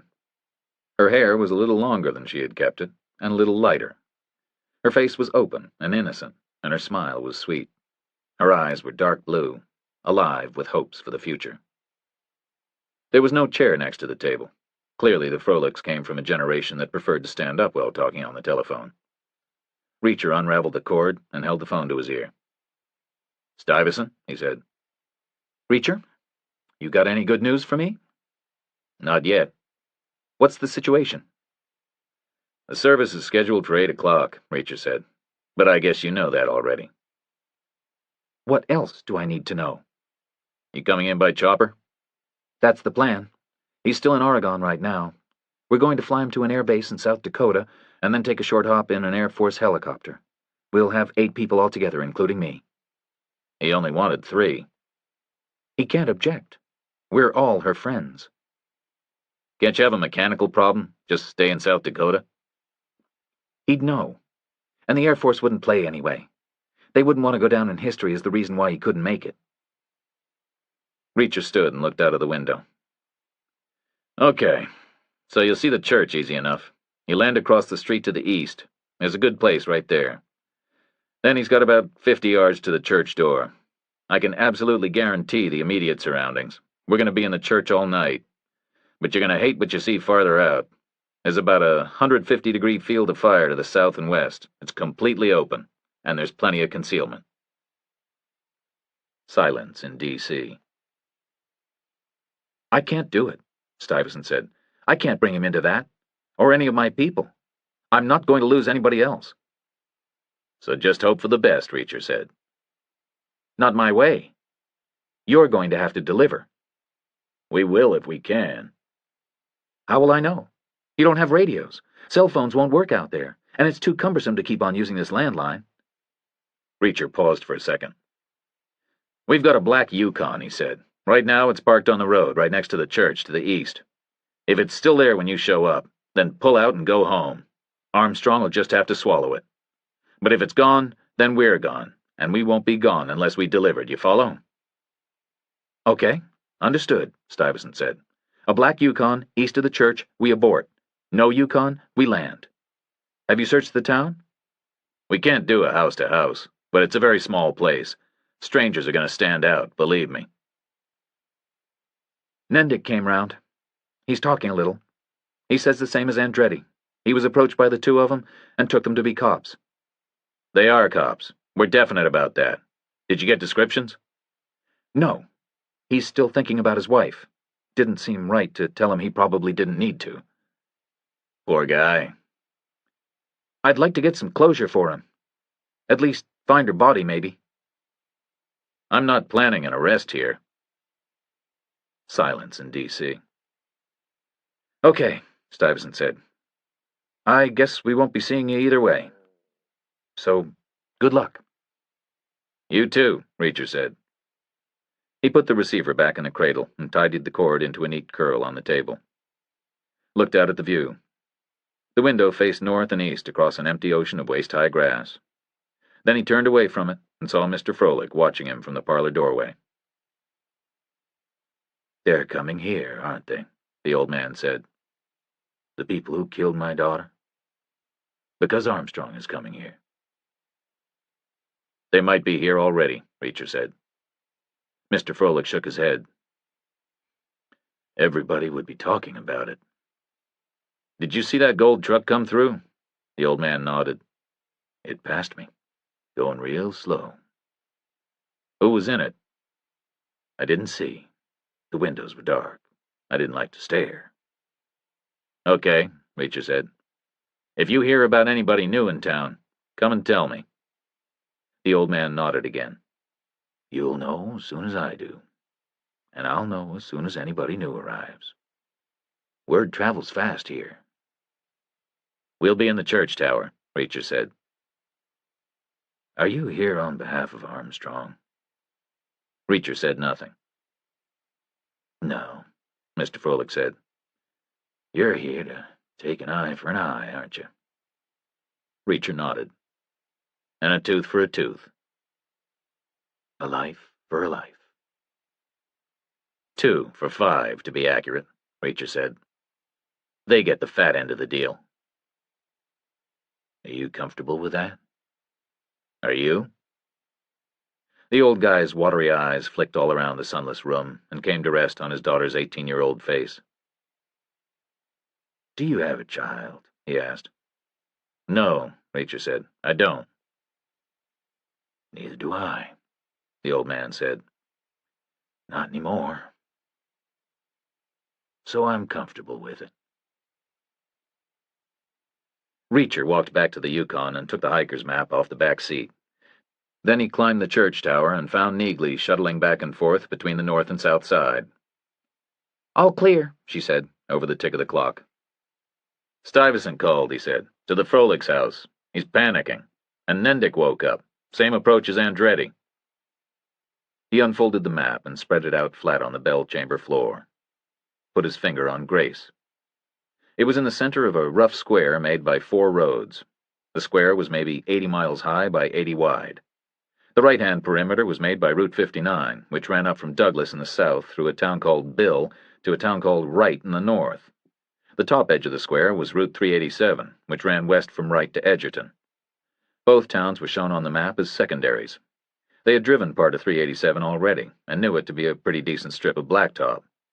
The left-hand edge of the square was I-25, which came down from Montana in the north and ran straight past Edgerton and all the way down to Casper. The bottom of the square was also I-25, where it came out of Casper and doglegged east to Douglas before turning south again and heading for Cheyenne. The whole 80-mile square was split into 2 more or less equal vertical rectangles by the dirt road that ran north to south through Grace. That road showed up on the map as a thin dotted gray line. The key in the margin called it an unpaved minor track. What do you think? Neagley asked. Reacher traced the square with his finger, widened his radius, and traced 100 miles east and north and west and south. I think that in the whole history of the western United States, no person has ever just passed through Grace, Wyoming. It's inconceivable. Why would anybody? Any coherent journey south to north or east to west would miss it altogether. Casper to Wright, say. Bottom left to top right. You'd use I-25 east to Douglas and Route 59 north out of Douglas to Wright. Coming through Grace makes no sense at all. It saves no miles. It just slows you down because it's a dirt track. And would you even notice the track? Remember what it looked like at the north end? I thought it was going nowhere. And we've got a hiker's map, Neagley said. Maybe it's not even on a regular road map. So that truck passed through for a reason, Reacher said. Not by accident, not for the fun of it. Those were the guys, Neagley said. Reacher nodded. They were on their reconnaissance run. I agree, Neagley said. But did they like what they saw? Reacher closed his eyes. What did they see? They saw a tiny town with no safe hiding places, a helicopter landing site just 50 yards from the church, and a black SUV that looked a little like an official Secret Service vehicle already parked on the road, big and obvious, with Colorado plates, and Denver was probably the nearest Secret Service field office. I don't think they were turning cartwheels, he said. So will they abort, or will they come back? Only one way to find out, Reacher said. We wait and see. They waited. The sun fell away into afternoon, and the temperature dropped like a stone. The clock ticked 3,600 times every hour. Neagley went out for a walk and came back with a bag from the grocery store. They ate an improvised lunch.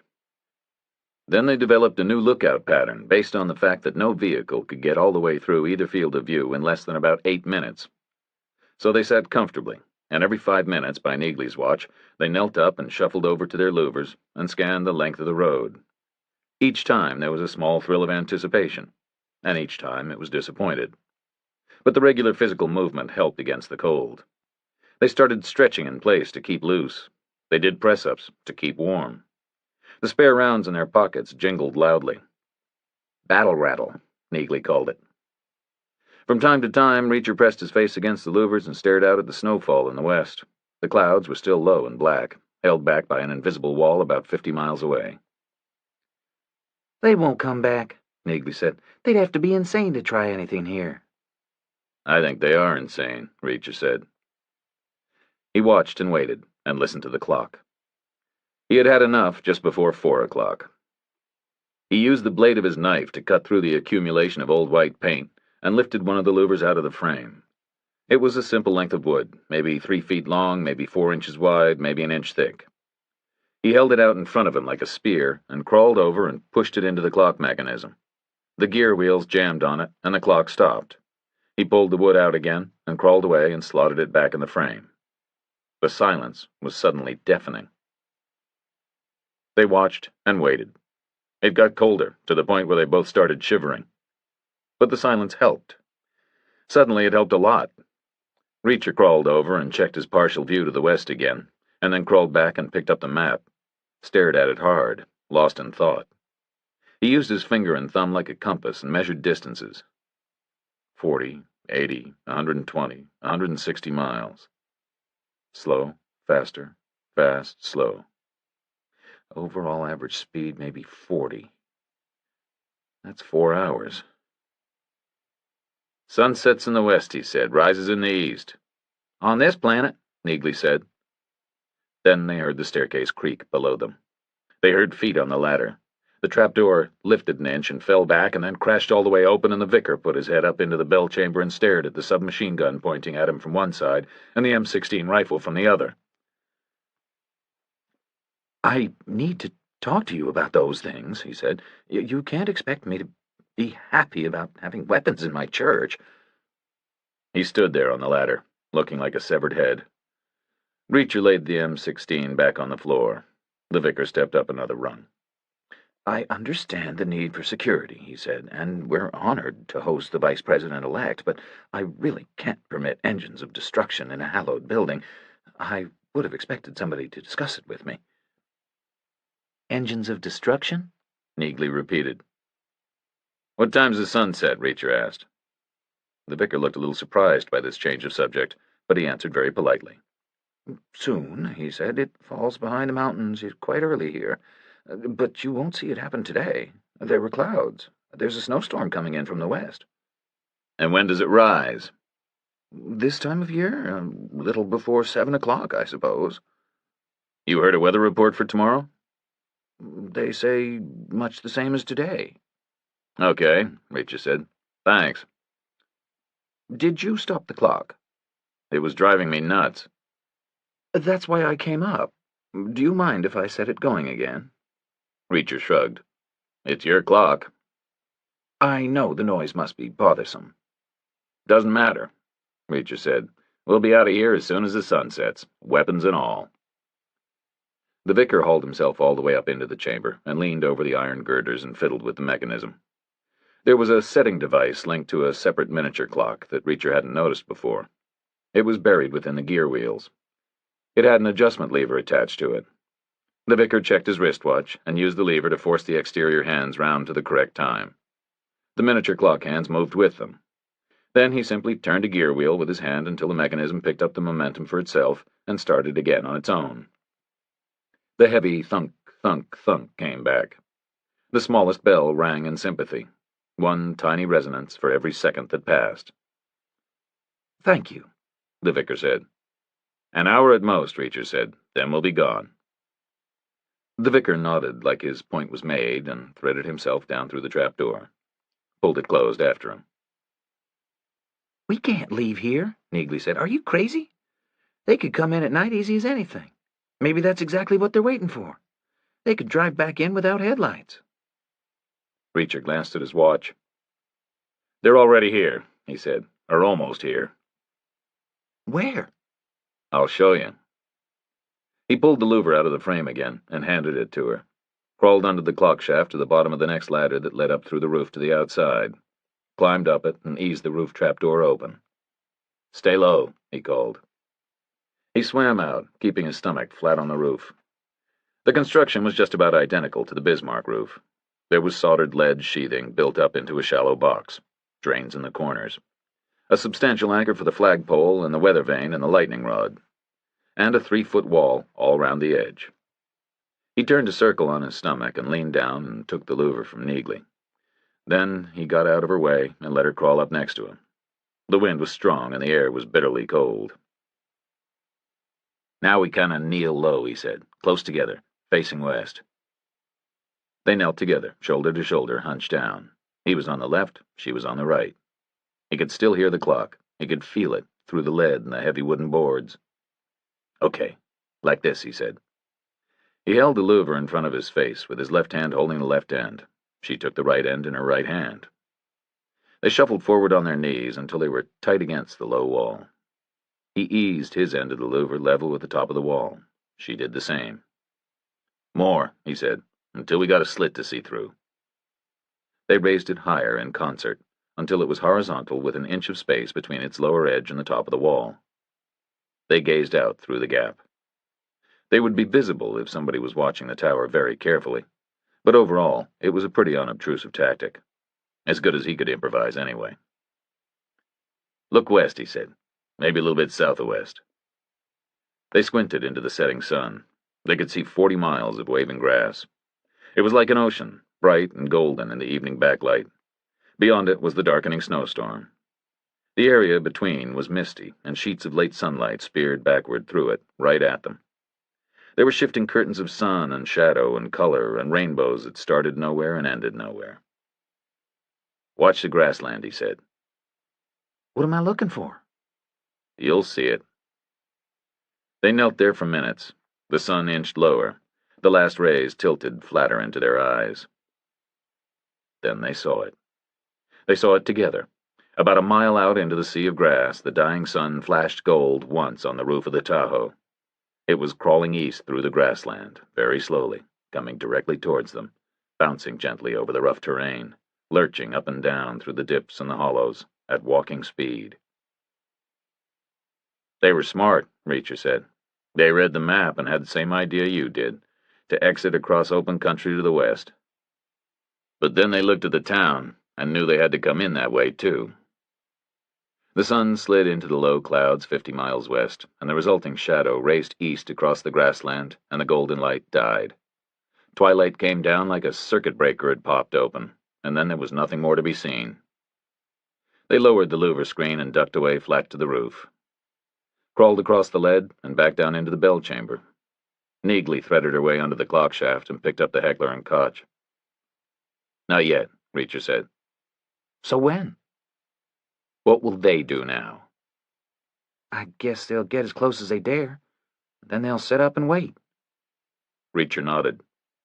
"They'll turn the truck round and park it facing west in the best hollow they can find about 100-200 yards out. They'll check their sight lines to the east and make sure they can see but can't be seen. Then they'll sit tight and wait for Armstrong to show." "Well, that's 14 hours. "Exactly," Reacher said. "We're going to leave them out there all night. We'll let them get cold and stiff and tired. Then the sun'll rise right in their eyes. We'll be coming at 'em out of the sun. They won't even see us." They hid the long guns under the pew nearest the church door and left the Yukon parked where it was. Walked up towards the bridge and took 2 rooms in the boarding house. Then they headed for the grocery store to get dinner ingredients. The sun was gone and the temperature was below freezing. There was snow in the air again. Big, feathery flakes were drifting around, reluctant to settle. They swirled and hung in the air and rose back up like tiny birds.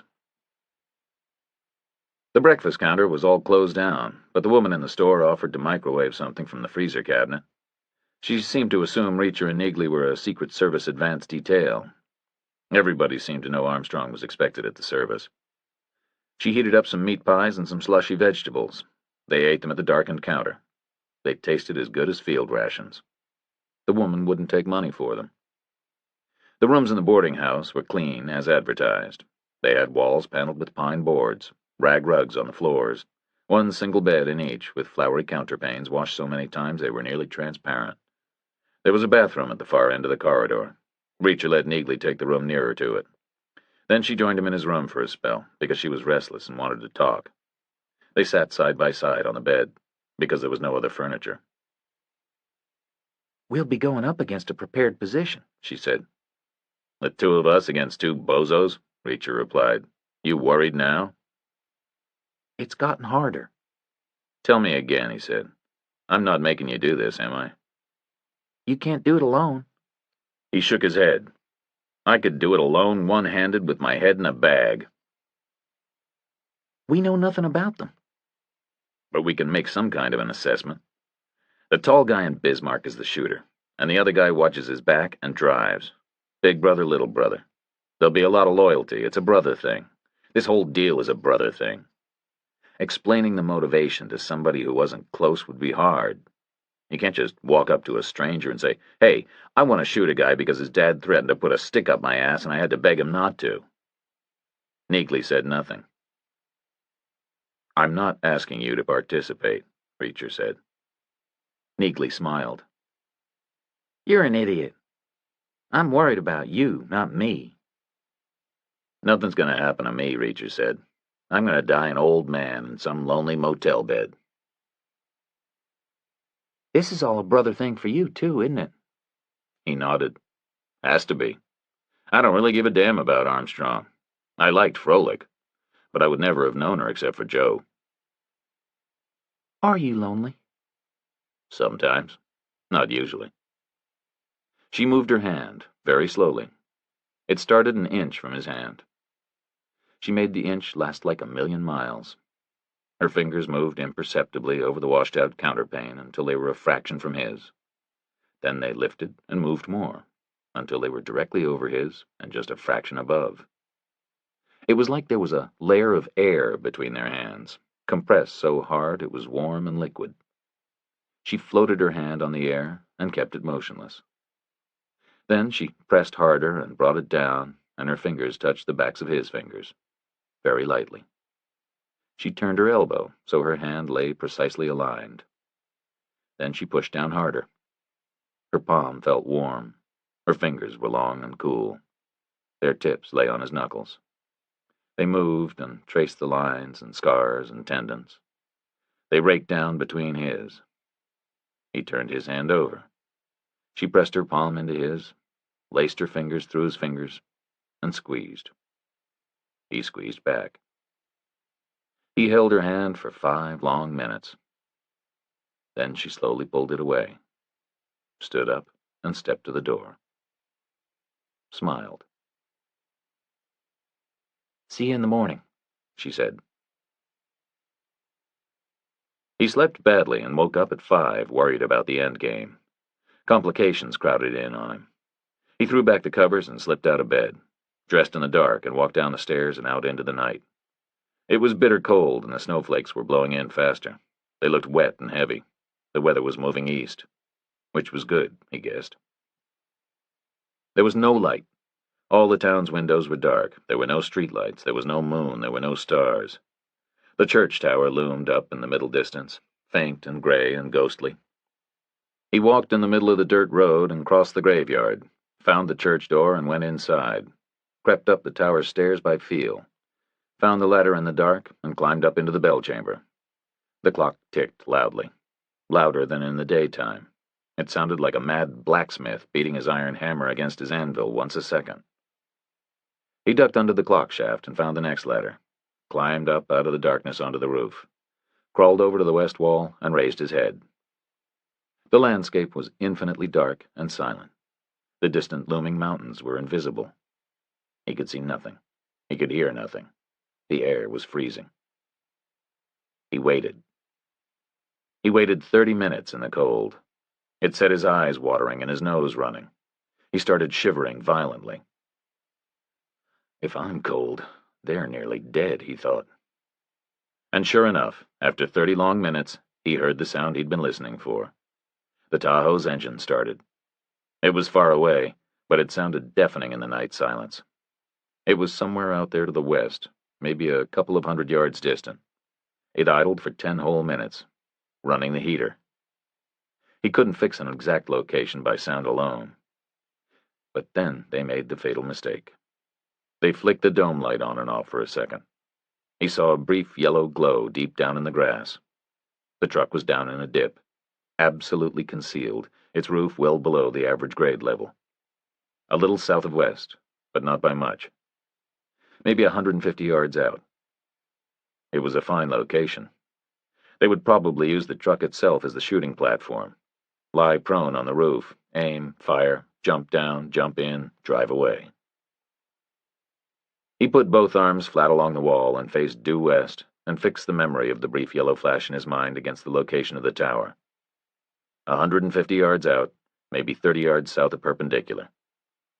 He crawled back into the bell tower, past the hammering clock, down to the nave.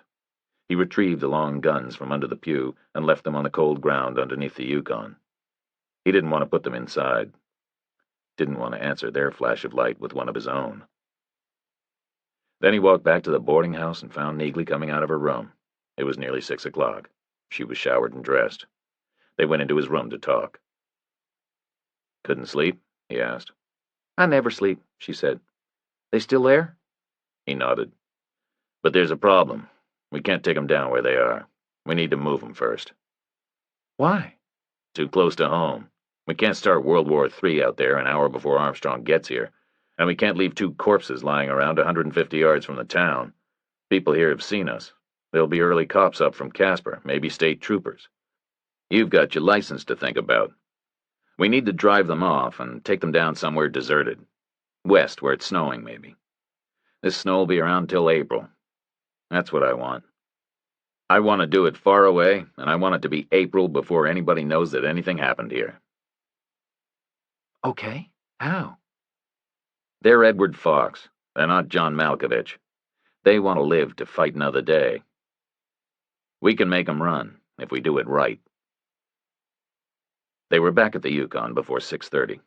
The snowflakes were still drifting in the air. But the sky was beginning to lighten in the east. There was a band of dark purple on the horizon, and then a band of charcoal, and then the blackness of night.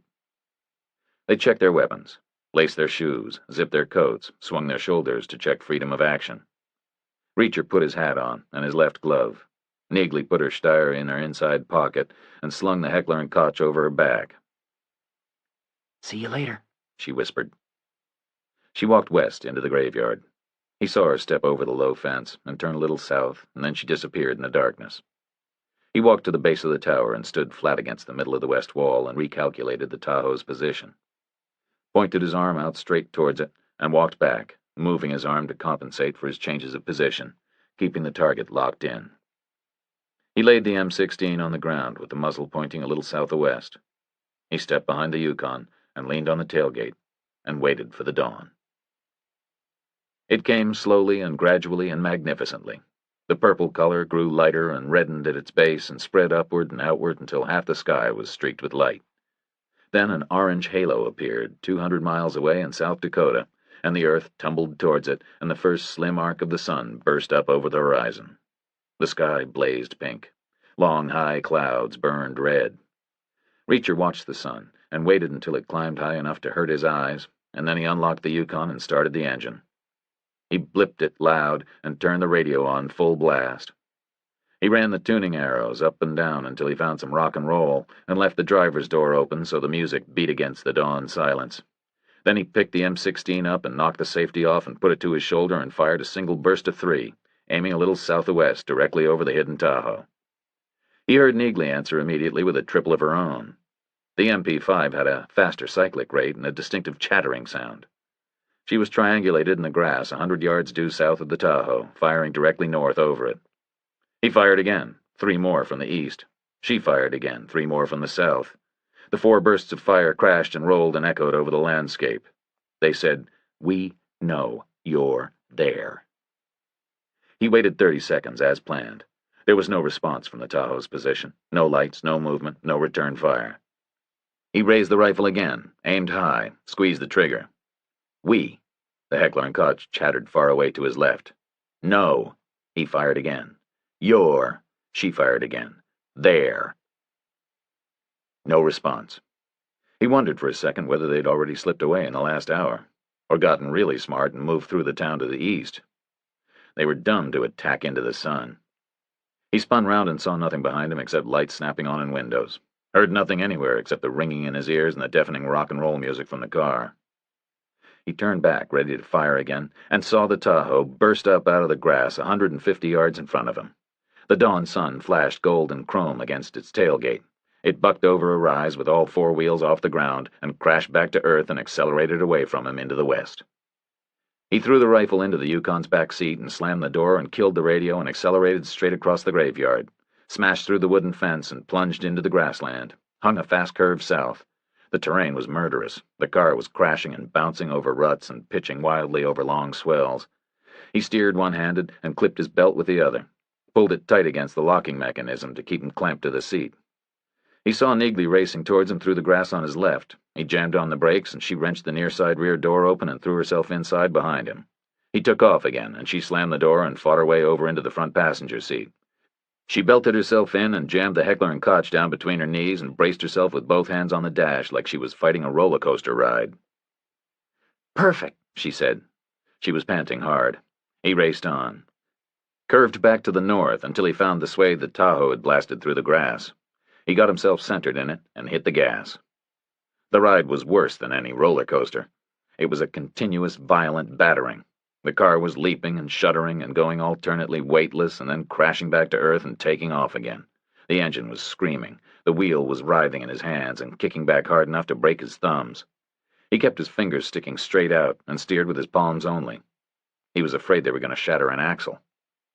"See 'em yet?" he shouted. "Not yet," she shouted back. "They could be 300 yards ahead." "I'm afraid the car'll break." He hit the gas harder. He was doing nearly 50 miles an hour, then 60. The faster he went, the better it rode. It spent less actual time on the ground. "I see 'em," Neagley called. They were 200 yards ahead, intermittently visible as they bucked up and down through the sea of grass like a manic gold dolphin riding the waves. Reacher pressed on and pulled a little closer. He had the advantage. They were clearing a path for him. He crept up to about 100 yards back and held steady. The engine roared and the suspension bucked and crashed and banged. "They can run," he screamed. "But they can't hide," Neagley screamed back. 10 minutes later, they were 10 miles west of Grace and felt like they'd been badly beaten in a fist fight. Reacher's head was hitting the roof over every bump and his arms were aching. His shoulders were wrenched. The engine was still screaming. The only way he could keep his foot on the gas pedal was to mash it all the way down to the carpet. Neagley was bouncing around at his side and flailing back and forth. She'd given up bracing herself with her arms in case she broke her elbows. Over the next 10 murderous miles, the terrain shaded into something new. They were literally in the middle of nowhere. The town of Grace was 20 miles behind them, and the highway was 20 miles ahead. The grade was rising. The land was breaking up into sharper ravines. There was more rock. There was still grass growing, and it was still tall, but it was thinner because the roots were shallower. And there was snow on the ground. The grass stalks were rigid with ice, and they came up out of a 6-inch white blanket. Both cars slowed, 100 yards apart. Within another mile, the chase had slowed to a ludicrous 20-mile-an-hour procession.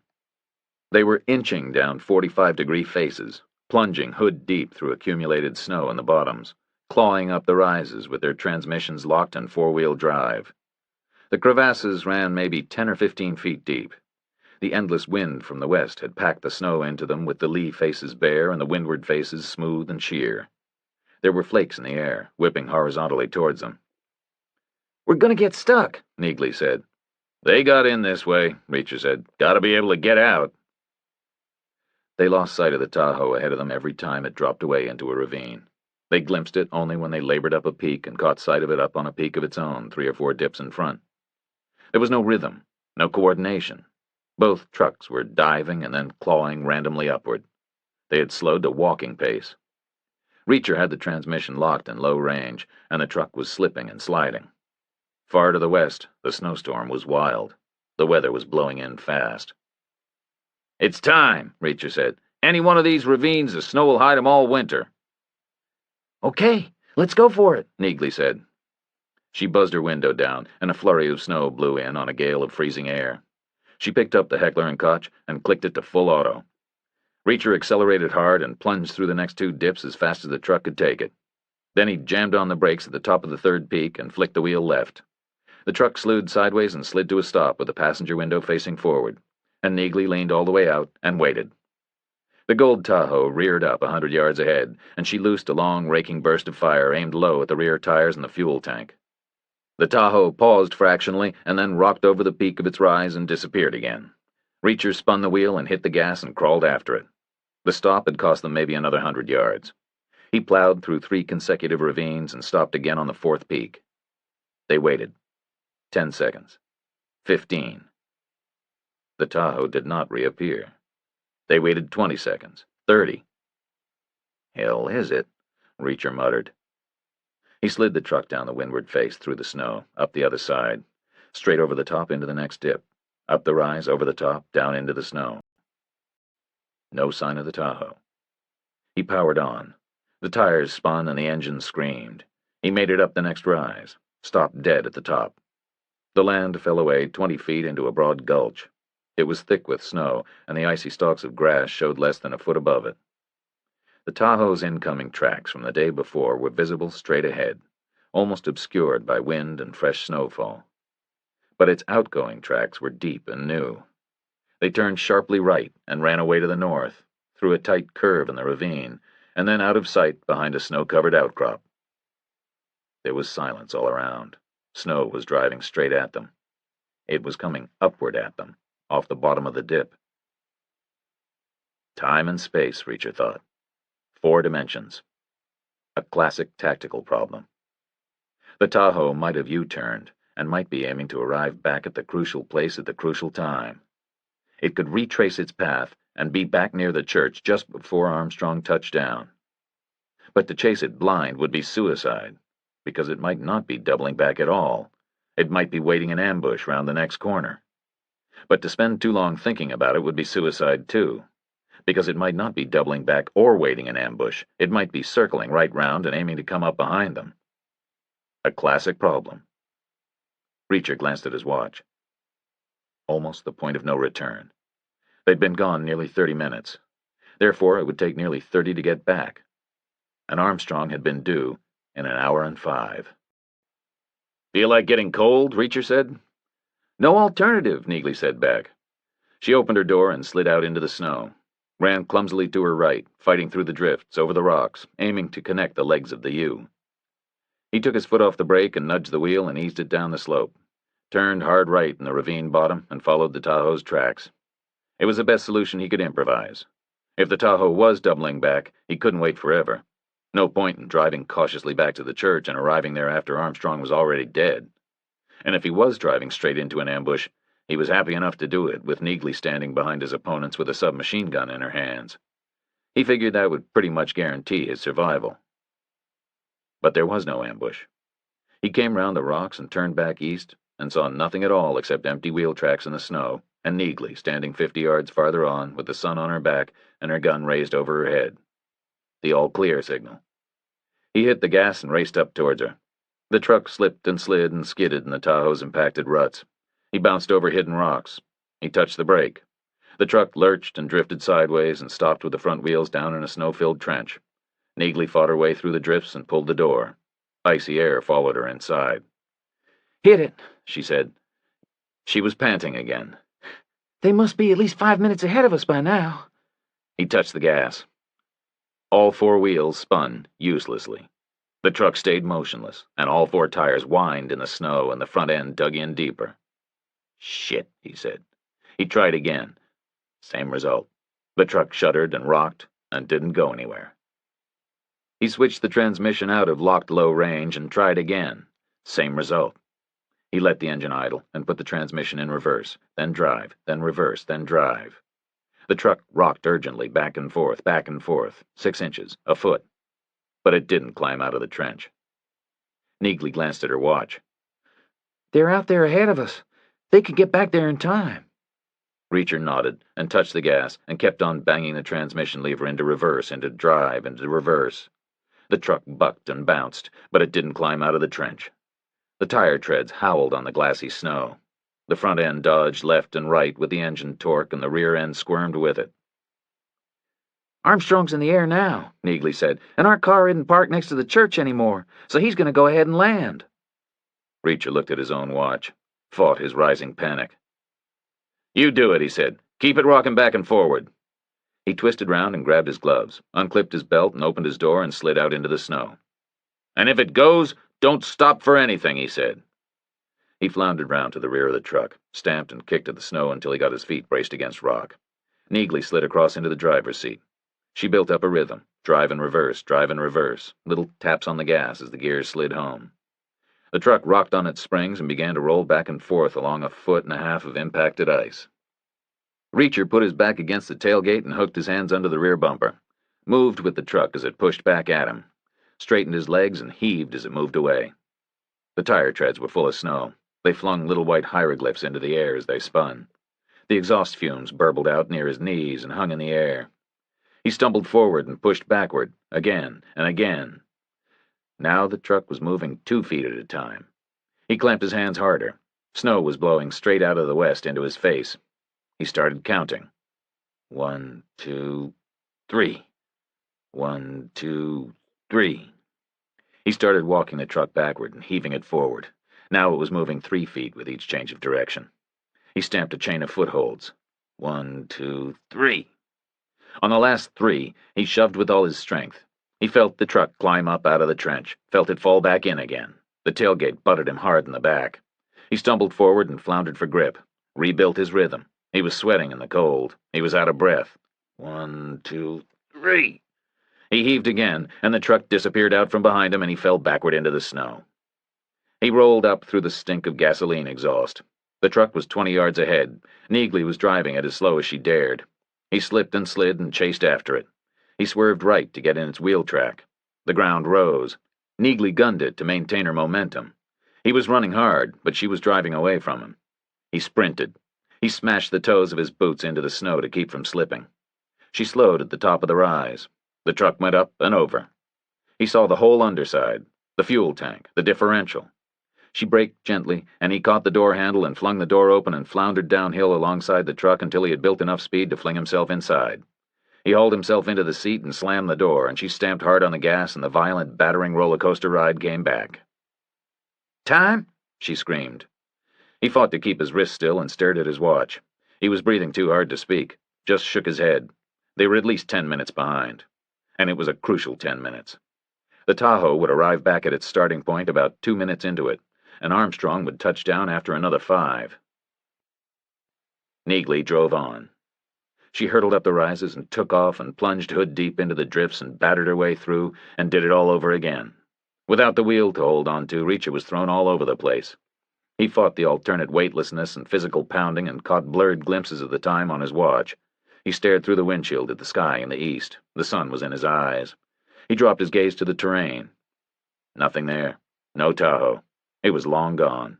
All that remained were its tracks through the snow, deep twinned ruts that narrowed in the far distance ahead. They pointed resolutely towards the town of Grace, like arrows.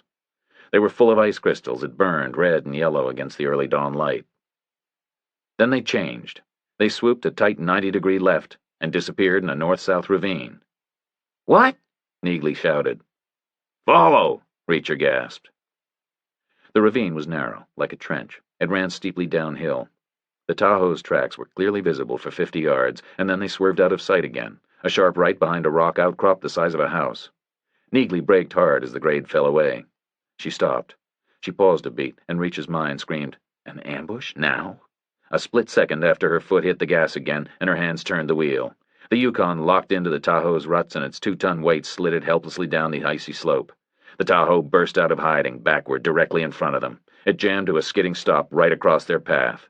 Neagley was out of her door before the Yukon stopped moving. She rolled in the snow and floundered her way to the north. The Yukon slewed violently and stalled in a snowdrift. Reacher's door was jammed shut by the depth of the snow. He used all his strength and forced it half open and scraped out through the gap. Saw the driver spilling from the Tahoe, slipping and falling in the snow. Reacher rolled away and pulled his steyr from his pocket, thrashed round to the back of the Yukon and crawled forward through the snow along its other side. The Tahoe driver was holding a rifle, rowing himself through the snow with its muzzle, slipping and sliding. He was heading for cover in the rock. He was the guy from Bismarck, no doubt about that. Lean face, long body. He even had the same coat on. He was bulling through the snowdrift with the coat flapping open and small snowstorms kicking outward from his knees at every step. Reacher raised the Steyr and steadied it against the Yukon's fender and tracked the guy's head, tightened his finger on the trigger. Then he heard a voice, loud and urgent, right behind him. "Hold your fire," the voice called. He turned and saw a second guy 10 yards north and west. Neagley was stumbling through the snow directly ahead of him. He had her Heckler and Koch held low in his left hand. A handgun in his right, jammed in her back. He was the guy from the garage video. No doubt about that either. Tweed overcoat, short, wide in the shoulders, a little squat, no hat this time. He had the same face as the Bismarck guy, a little fatter. The same graying sandy hair, a little thicker. Brothers. "Throw the weapon down, sir," he called. It was a perfect cop line, and he had a perfect cop voice. Neagley mouthed, "I'm sorry." Reacher reversed the Steyr in his hand, held it by the barrel. "Throw down the weapon, sir," the squat guy called again. His brother from Bismarck changed direction and plowed forward through the snow and moved in closer. He raised the rifle. It was a Steyr, too, a long, handsome gun. It was all covered with snow. It was pointing straight at Reacher's head. The low morning sun made the shadow of the barrel 10 feet long. Reacher thought, what happened to that lonely motel bed? Snowflakes swirled and the air was bitter cold. He pulled his arm back and tossed his pistol high in the air. It arced lazily 30 feet through the falling snow and landed and buried itself in a drift. The guy from Bismarck fumbled in his pocket with his left hand and pulled out his badge, held it high in his palm. The badge was gold. It was backed by a worn leather slip. The leather was brown. The rifle wavered. The guy fumbled the badge away again and brought the rifle to his shoulder and held it level and steady. "We're police officers," he said. "I know you are," Reacher said back. He glanced around. The snow was falling hard. It was whipping and swirling. The crevasse they were in was like a cave with no roof. It was probably the loneliest place on the planet. The guy from the garage video pushed Neagley nearer. She stumbled, and he caught up with her and pushed her off to one side and kept his handgun hard in her back. "But who are you?" the Bismarck guy asked. Reacher didn't answer. Just checked the geometry. It wasn't attractive. He was triangulated 12 feet from either guy, and the snow underfoot was slick and slow. The Bismarck guy smiled.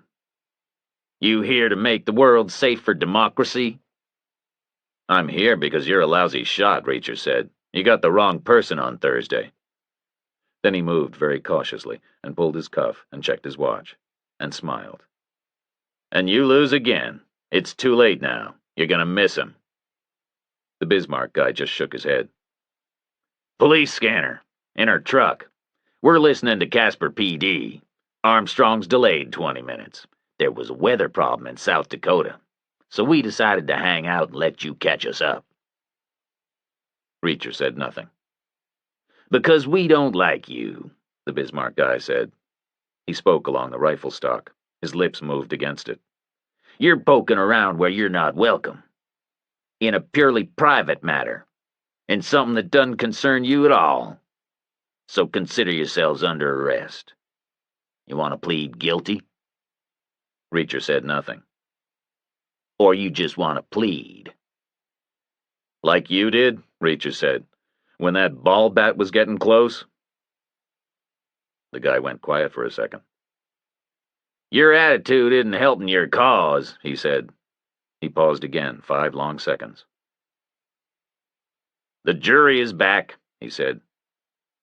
"What jury?" "Me and my brother. That's all the jury you got. We're your whole world right now." "Whatever happened, it was 30 years ago." "A guy does something like that, he should pay." "The guy died." The Bismarck cop shrugged. The rifle barrel moved. "You should read your Bible, my friend. The sins of the fathers, you ever heard of that?" "What sins? You lost a fight is all." "We never lose. Sooner or later, we always win. And Armstrong watched.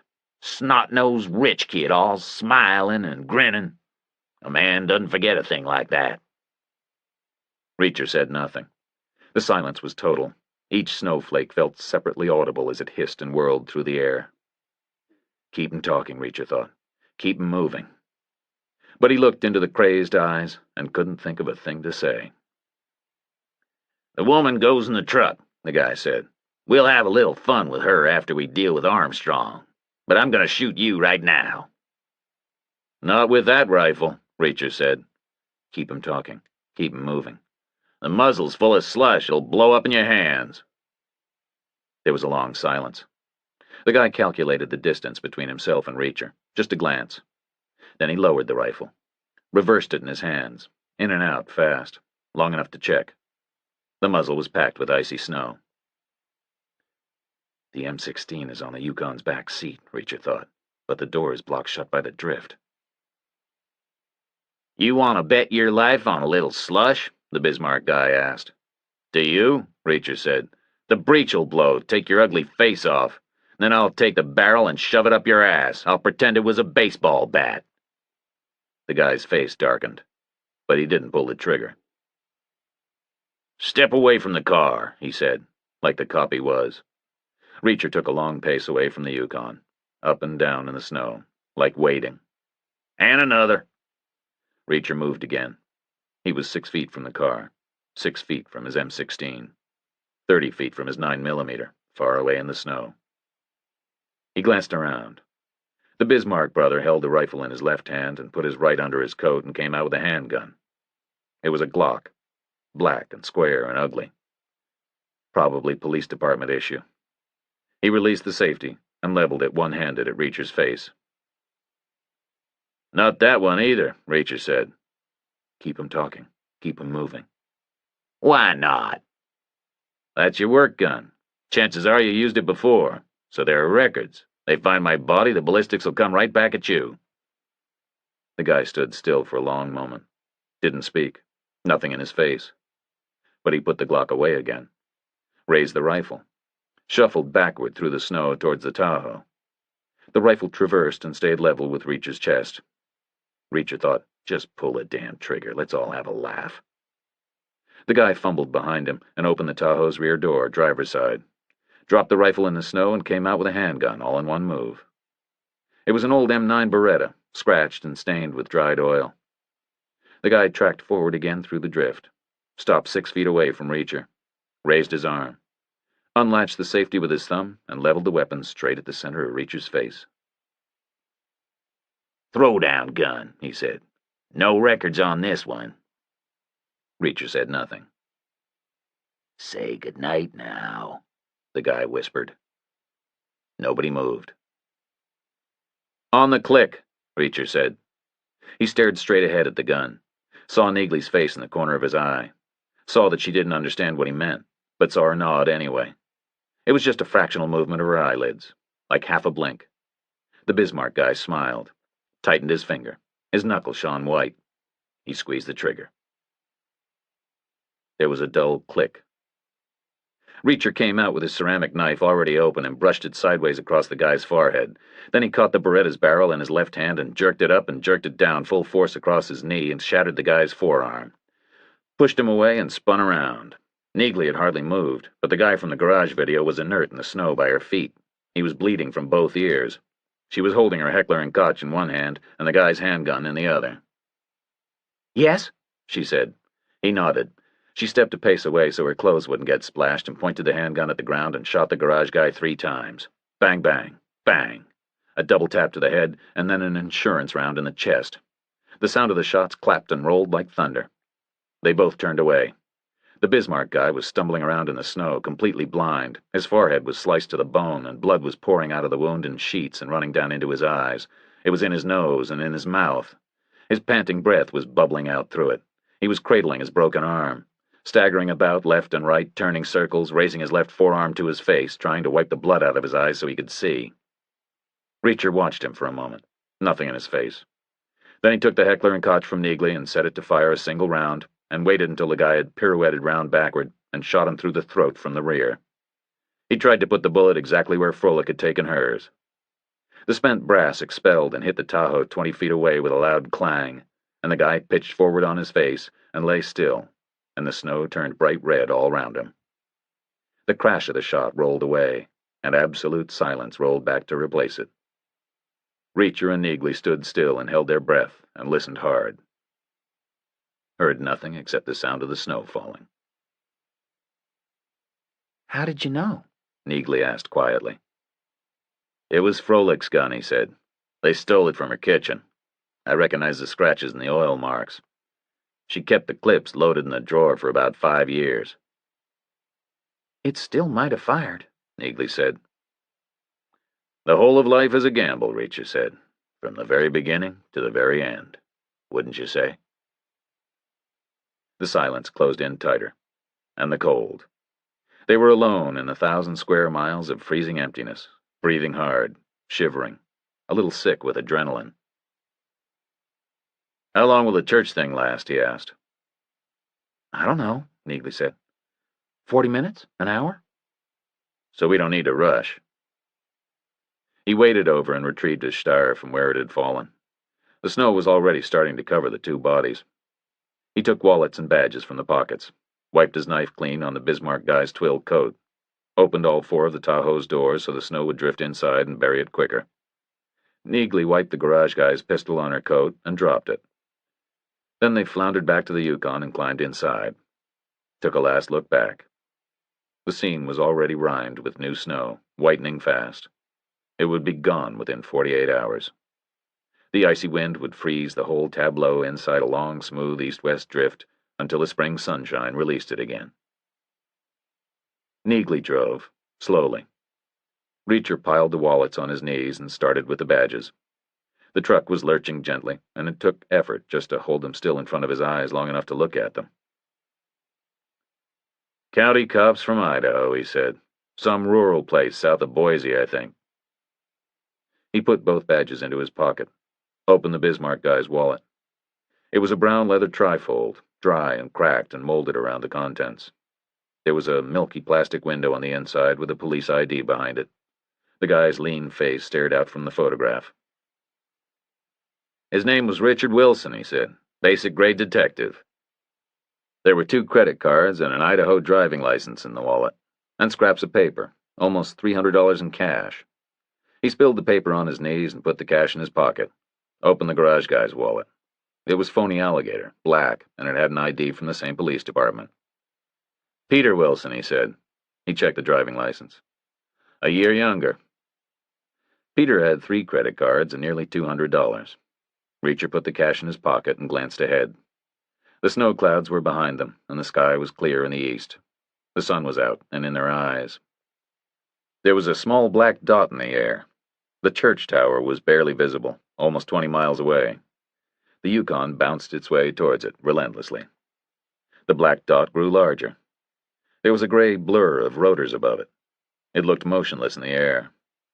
Reacher steadied himself against the dash and looked up through the windshield. There was a tinted band across the top of the glass. The helicopter eased down through it. He could make out its shape. It was fat and bulbous at the front. Probably a nighthawk. It picked up a visual on the church and turned towards it. It drifted in like a fat insect. The Yukon bounced gently over washboard depressions. The wallet slid off Reacher's knees and the paper scraps scattered. The helicopter was hovering. Then it was swinging in the air, turning its main door towards the church. "Golf clubs," Reacher said, "not tool samples." "What?" He held up a scrap of paper. "A UPS receipt, next day air, from Minneapolis, addressed to Richard Wilson, arriving guest at a D.C. motel. A carton, a foot square, 48 inches long. Contents, 1 bag of golf clubs." Then he went quiet, stared at another scrap of paper. "Something else," he said. "For Stuyvesant, maybe." They watched the distant helicopter land and stopped right there in the middle of the empty grassland. Got out into the freezing cold sunshine and walked aimless circles and stretched and yawned. The Yukon ticked loudly as it cooled. Reacher piled the badges with the police IDs and the driving license on the passenger seat, and then hurled the empty wallets far into the landscape. "We need to sanitize," he said. They wiped their prints off all 4 weapons and threw them into the grass, north and south and east and west. emptied the spare rounds from their pockets and hurled them away in looping brassy swirls through the sunlight, followed them with the birdwatcher's scope. Reacher kept his hat and gloves, and the ceramic knife. He had grown fond of it. Then they drove the rest of the way to Grace, slow and easy, and bumped up out of the grassland and through the wrecked fence and across the graveyard. Parked near the waiting helicopter and got out. They could hear the groan of the organ and the sound of people singing inside the church. No crowds, no media. It was a dignified scene. There was a Casper PD cruiser parked at a discreet distance. There was an Air Force crewman in a flight suit standing next to the helicopter. He was alert and vigilant. Probably not an Air Force crewman at all. Probably one of Stuyvesant's guys, in a borrowed outfit. Probably had a rifle hidden just inside the cabin door. Probably a Vimy Mark II. You okay? Neagley asked. I'm always okay, Reacher said. You? I'm fine. They stood there for 15 minutes, not really sure if they were hot or cold. There was a loud, mournful piece from the distant organ, and then quiet, and then the muffled sound of feet moving on dusty boards.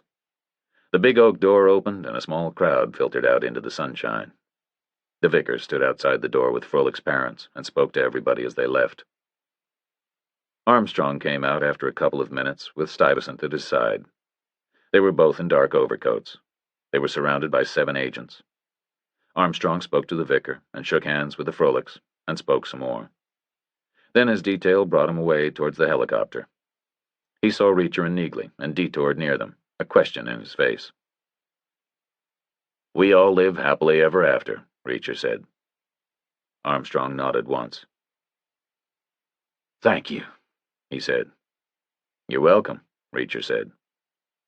Armstrong hesitated a second longer, and then turned away without shaking hands and walked on towards the chopper. Stuyvesant came next, on his own. Happily, he repeated. Reacher gathered the badges and the IDs and the licenses from his pockets. Stuyvesant cupped his hands to take them all. Maybe more happily than we thought, Reacher said. They weren't yours, that's for sure. They were cops from Idaho, near Boise. You've got the addresses there. I'm sure you'll find what you need. The computer, the paper, and the printer. Andretti's thumb in the freezer. Something else, maybe. He took a scrap of paper from his pocket. I found this, too, he said. It was in one of the wallets. It's a register receipt. They went to the grocery store late on Friday and bought 6 TV dinners and 6 big bottles of water. So, Stuyvesant said. Reacher smiled. My guess is they weren't doing their regular weekly marketing, not in the middle of everything else they were doing. I think maybe they were making sure Mrs. Nendick could eat while they came out here. I think she's still alive. Stuyvesant snatched the receipt and ran for the helicopter. Reacher and Neagley said their goodbyes at the Denver airport late the next morning, Monday. Reacher signed over his fee check to her, and she bought him a first-class ticket on United to New York LaGuardia. He walked her to the gate for her Chicago flight. People were already boarding. She didn't say anything, just placed her bag on the floor and stood still directly in front of him. Then she stretched up and hugged him, fast, like she didn't really know how to do it.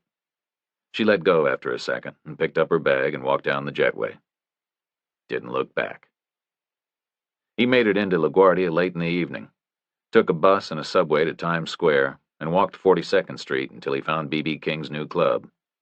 A 4-piece guitar band was just finishing its first set. They were pretty good.